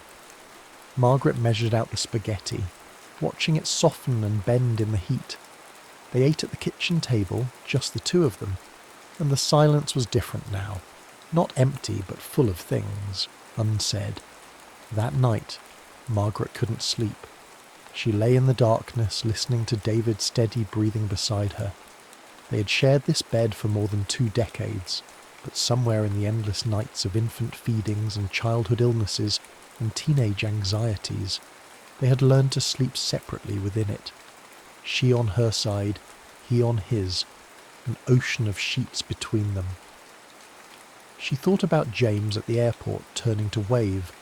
She thought about the way David's hand had felt on her back. She thought about the last time they had touched each other with intention. 2. The days developed a new rhythm, slow and uncertain. Margaret still woke early. Her body, trained by years of infant feedings and school drop-offs, refused to sleep past 6:30. But instead of packing lunches and signing permission slips, she found herself reading the newspaper over coffee. Actually reading it, not just skimming headlines while simultaneously making breakfast and finding lost shoes and arbitrating sibling disputes. The silence of the house was profound. She could hear the refrigerator humming, the creak of the floors settling, the distant bark of the Hendersons' dog 3 houses down. David came down later, his hair still damp from the shower, smelling of soap and shaving cream. He would pour his coffee and sit across from her at the kitchen table, and they would exist in the same space without the buffer of children's chatter, without the blessed distraction of other people's needs. It should have been easy. They had longed for this, hadn't they? Those exhausted nights when the baby wouldn't sleep, and the toddler had an ear infection, and the preteen was having a meltdown about some social crisis at school.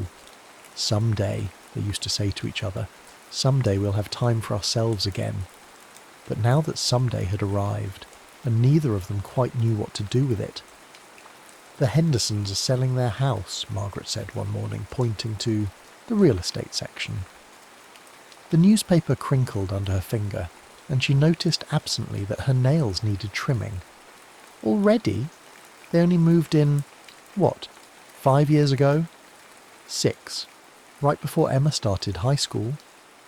Everything was measured that way, Margaret realised. Before Thomas went to college, after James got his driver's licence, when Emma had braces. Their kids are grown, they're downsizing. She said it neutrally, but the word hung between them. Downsizing, as if children were inventory that had been sold off, as if the space they took up could simply be eliminated like clearing out a storage closet. David looked at her over his coffee cup. Do you want to downsize? I don't know what I want. It was the most honest thing she'd said in years. The conversations began to unspool after that. Small admissions, tentative and testing. Margaret told him about the book she was reading. Not a summary, but what it made her feel. David described a piece of music he'd heard on the radio, how it had made him pull over to the side of the road just to listen. I'd forgotten, he said, that you could do that. Just stop and pay attention to something beautiful. They went for walks in the evening, circling the neighbourhood while the light faded. David pointed out houses they had admired when they first moved here, when everything was new and full of possibility. Margaret remembered the way they used to walk then, his hand in hers, talking about the family they would build. We did it, she said one evening, pausing beneath a maple tree. We built what we imagined. We did. So why does it feel like we lost something along the way? David was quiet for a long moment. A car passed, its headlights briefly illuminating his face. I think we lost ourselves, he said finally. Or maybe we just forgot to look. That night they sat together on the sofa, not at opposite ends as they usually did, but in the middle, their shoulders nearly touching. They were watching some forgettable programme, but Margaret was acutely aware of the small distance between them, the warmth radiating from his body.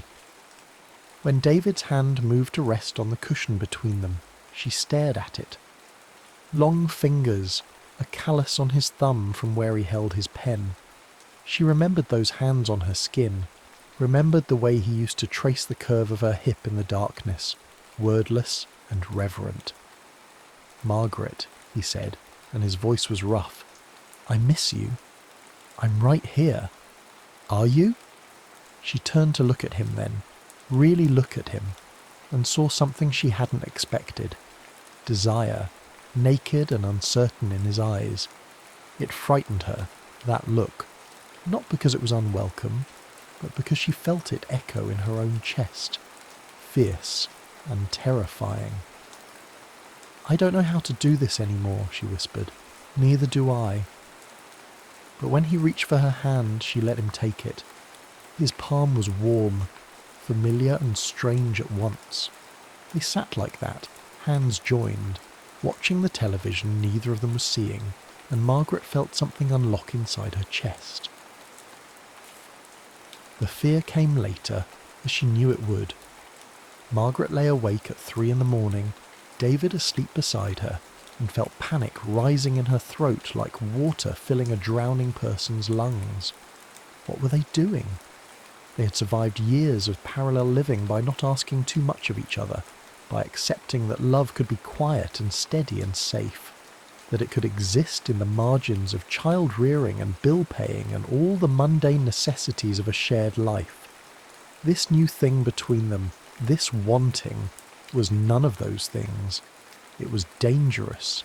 She thought of all the ways they could hurt each other, all the ways they had already hurt each other, with silence and absence and the slow erosion of intimacy. The night she'd gone to bed crying about something. She couldn't even remember what, and he hadn't noticed. The year he'd been so consumed with work that she'd felt like a single parent, managing everything alone. The 1,000 small abandonments that had taught them both to stop reaching. What if they tried and failed? What if this rekindling was just the shock of the empty nest, a grief-stricken grasping at what used to be? What if they were two people who had grown so far apart that physical proximity couldn't bridge the distance?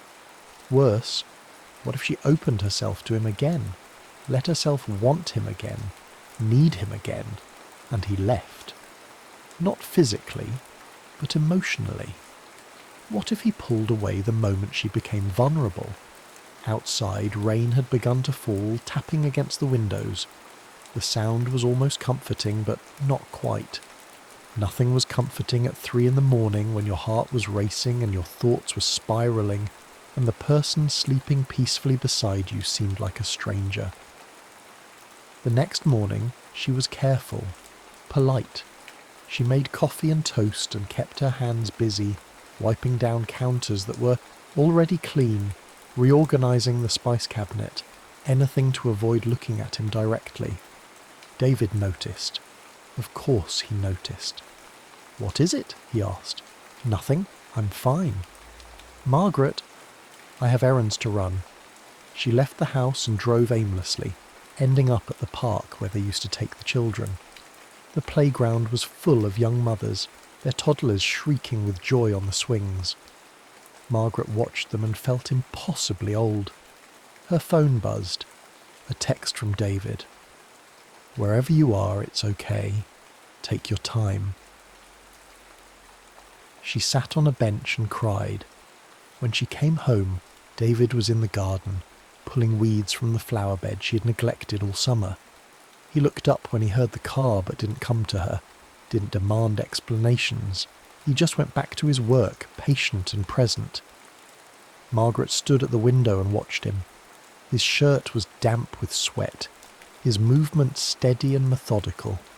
He had always been like this, reliable, constant there, and she had mistaken reliability for the absence of passion, had thought that because he didn't speak of desire, he didn't feel it. But she remembered now, David had never been a man of words. He spoke in actions, in small gestures, in the way he noticed what she needed before she asked. He spoke in the garden he was tending because she had once mentioned loving roses. She went outside. The afternoon sun was warm on her shoulders, and the scent of earth and growing things filled the air. David. He looked up, squinting against the light. "I'm afraid," she said. He stood slowly, brushing dirt from his hands. "Of what?" "Of wanting you. Of wanting this. Of everything changing." "Everything has already changed." "I know." She took a step closer. "That's what scares me." David crossed the space between them in 3 strides. He didn't touch her, but he stood close enough that she could feel the heat of him, could see the pulse beating in his throat.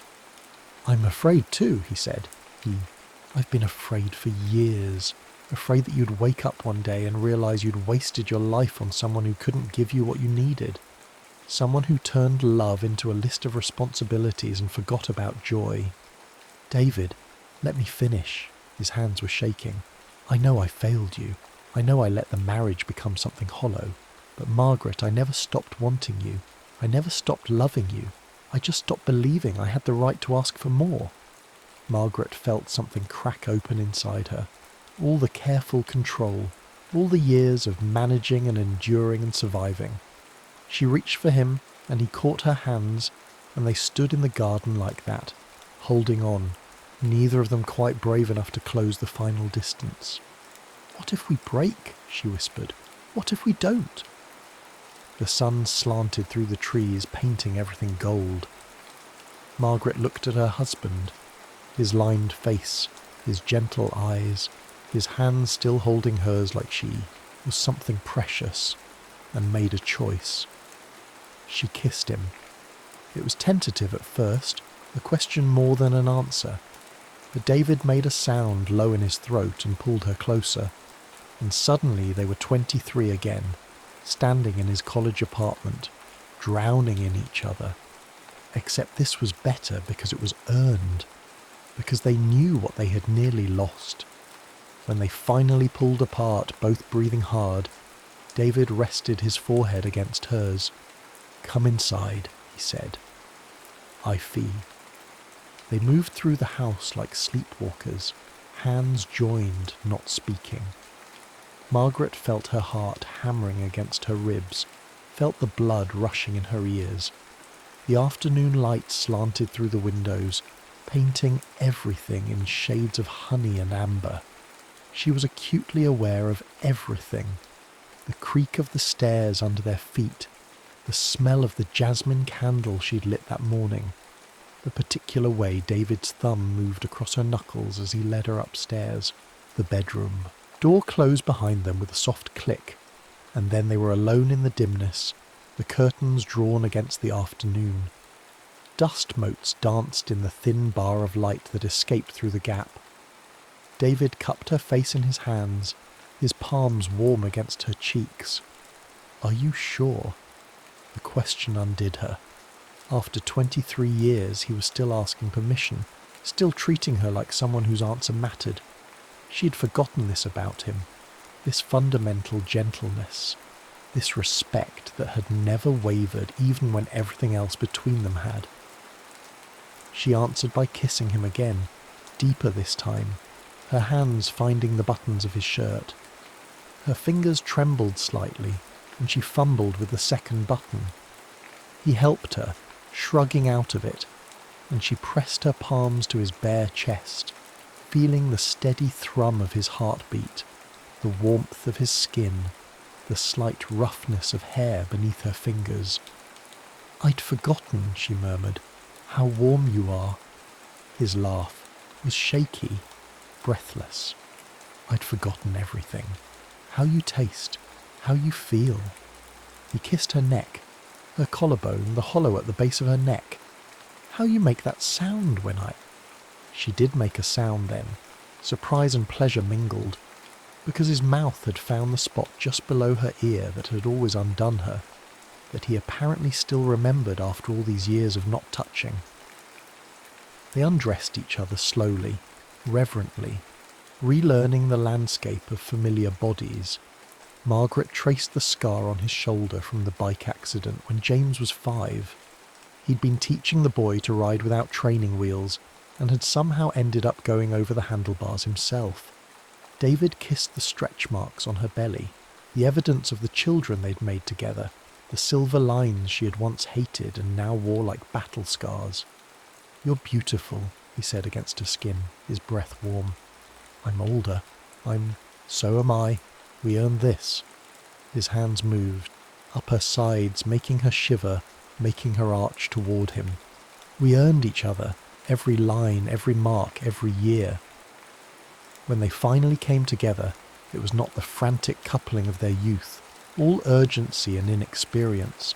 It was deliberate and intense, a conversation conducted in touch and breath, and the sounds they made without words.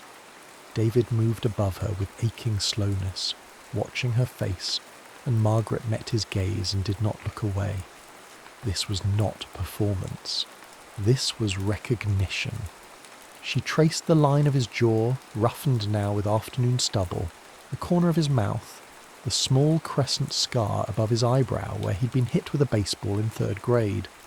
He caught her hand and kissed her palm, then her wrist, then the inside of her elbow, his mouth hot against her skin, and she felt herself unravelling, all the careful distance she had maintained for years dissolving in the heat of his attention. "Margaret," he breathed, and her name in his mouth was a prayer, a claim, a promise. God, Margaret. When they peeked together, it was like a door opening onto a room she had forgotten existed. A room full of light and air and the possibility of joy. She cried out, and he swallowed the sound with his mouth, his body shuddering against hers, his hands fisted in the sheets beside her head. Afterward they lay tangled in the sheets, sweaty and breathless, David's hand moving idly through her hair. She could feel his heart still racing against her side, could feel the tremor in his fingers. "I love you," he said, his voice raw. "I need you to know that. Not past tense, not in spite of everything. Just love. Present. Ongoing. You." Margaret turned in his arms to face him. His eyes were very blue, very clear, and there was something naked in them that made her chest ache. "I love you too," she said. "I think I forgot how to say it out loud, how to believe anyone wanted to hear it. Then we'll practice." He kissed her forehead, her nose, her mouth. "Every day. We'll practice until it feels normal again." They made love again as the sun set, slower this time, exploratory and playful. Margaret discovered that David was ticklish behind his knee. David discovered that she liked having her hair pulled, just a little. They laughed and touched and learned each other again, and the years fell away like old skin. The house was quiet when Margaret woke. Early morning light filtered through the curtains, painting everything in shades of pearl and rose.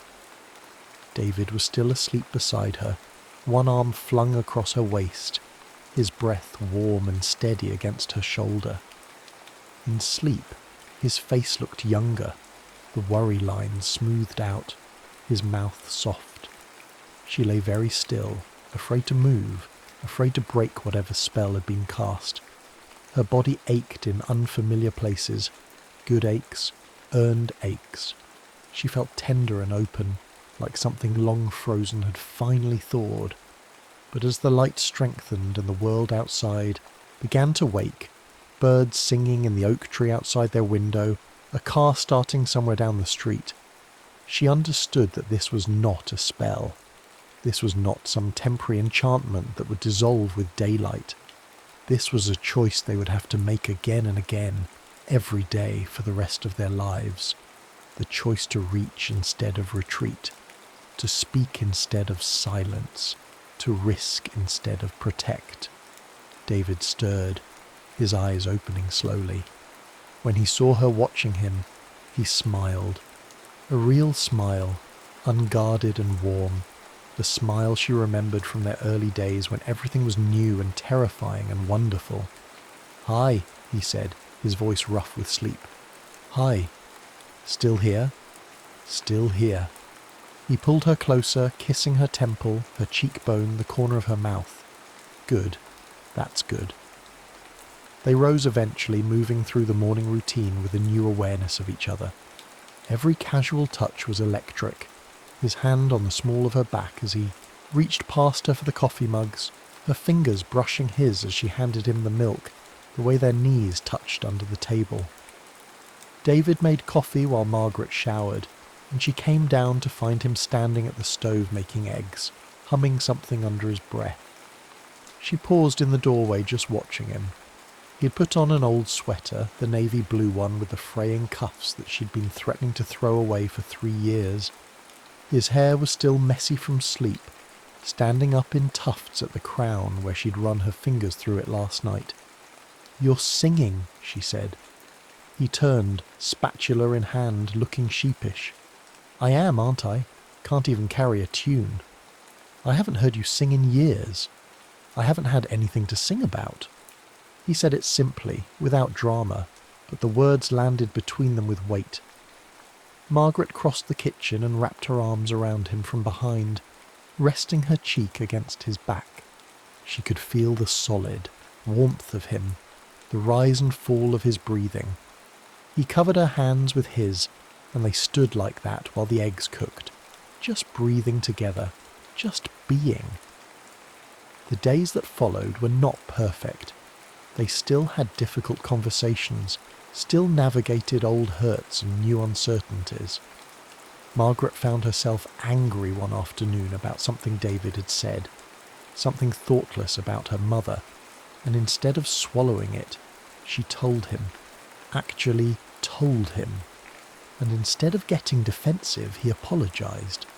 Actually apologized without qualifications or excuses. "You're right," he said. "That was unkind. I'm sorry." She'd stood in the kitchen, dish towel in hand, staring at him like he'd spoken a foreign language. They talked about money, about retirement, about whether they should finally replace the ancient water heater. They talked about the year Emma was 12 and had stopped speaking to Margaret for a month, and how terrified Margaret had been that she'd lost her daughter forever. They talked about the night Thomas called from college, drunk and crying, admitting he'd failed 2 classes, and how David had driven 4 hours in the dark to bring him home. They talked, and in talking they remembered who they were, not just parents, not just co-managers of a household, but people with histories and fears and desires all their own. Margaret caught herself smiling at odd moments, folding laundry and remembering the way David had kissed the inside of her wrist that morning, driving to the grocery store and thinking about the way he'd looked at her across the breakfast table, reading in bed while David worked beside her, and feeling a contentment so profound it was almost painful.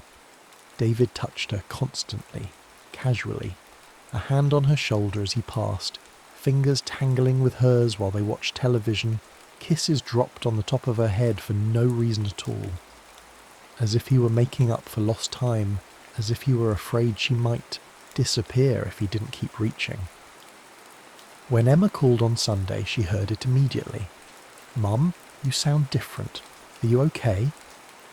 Margaret looked across the room to where David sat reading the newspaper, his reading glasses perched on his nose, completely absorbed in whatever article had caught his attention. As if sensing her gaze, he looked up and winked. Actually winked, like they were conspirators in some delicious secret. "I'm fine, sweetheart. Better than fine. Is Dad there?" "Yes," Margaret said, warmth flooding through her. "He's here." She thought about telling Emma everything, about the airport and the garden and the way they had found each other again in the wreckage of an empty nest, about how sometimes the things you think you've lost forever are just waiting for you to remember they exist. But some things were too private, too precious to share. Some things were just for them. "We miss you," Margaret said instead. "Both of us. Very much." "I miss you too. But Mum, you really do sound happy. Really happy." After she hung up, David came to sit beside her on the sofa, close enough that their thighs pressed together. "Everything all right?" "Everything's good." Margaret leaned into him, resting her head on his shoulder, breathing in the scent of him, laundry detergent and coffee and something essentially him that she'd loved since she was 22 years old. "Emma thinks I sound happy." "Do you? Feel happy?" She considered the question seriously. Happiness seemed too small a word for what she felt, this deep, abiding sense of rightness, of having come home to herself and to him, of having been lost and found herself found. "Yes," she said finally, "I do. Terrifyingly happy. Terrifyingly. Because I could lose it again. Lose you again. Lose us." David was quiet for a moment, his arm tightening around her. "You could," he said. "We could. That's always the risk, isn't it? That's what makes it worth something, knowing it's fragile, knowing we have to tend it." That evening they stood together in the kitchen, cooking dinner side by side. It was an ordinary moment, vegetables sizzling in a pan, music playing softly on the radio, the smell of garlic and wine in the air. But Margaret understood now that ordinary moments were the ones that mattered, that a marriage was not built on grand gestures, but on the small, daily choice to be present with each other, to show up, to try. David set down his knife and turned to her, his expression serious. "I want to do this right," he said. "Not perfectly. I know we'll stumble. I know there will be days when we're tired or frustrated, or when old patterns try to reassert themselves. But I want to really try, to really live with you, not just alongside you. I want that too. Then we'll figure it out, together." He picked up her hand, studied it like he was memorizing it. "We'll keep figuring it out every day until we get it right, and even then we'll keep trying." He kissed her, and Margaret tasted wine on his lips, tasted promise and commitment and the sweetness of second chances. When they pulled apart, she saw her whole future in his eyes, not the future she'd imagined at 20, full of romance and adventure and passionate declarations, but something better, a future built on honesty and effort and the deep knowledge of what they had almost lost, a future built on choosing each other again and again and again. Outside, the sun was setting, painting the sky in shades of amber and violet and deep rose. The house was quiet around them, full of memories and possibility. Their children were out in the world, becoming themselves, strong and capable and ready, just as they'd hoped. And here in the kitchen, in the golden light of evening, two people who had loved each other for half their lives were learning to love each other again. It was enough. It was everything. It was just the beginning. The end.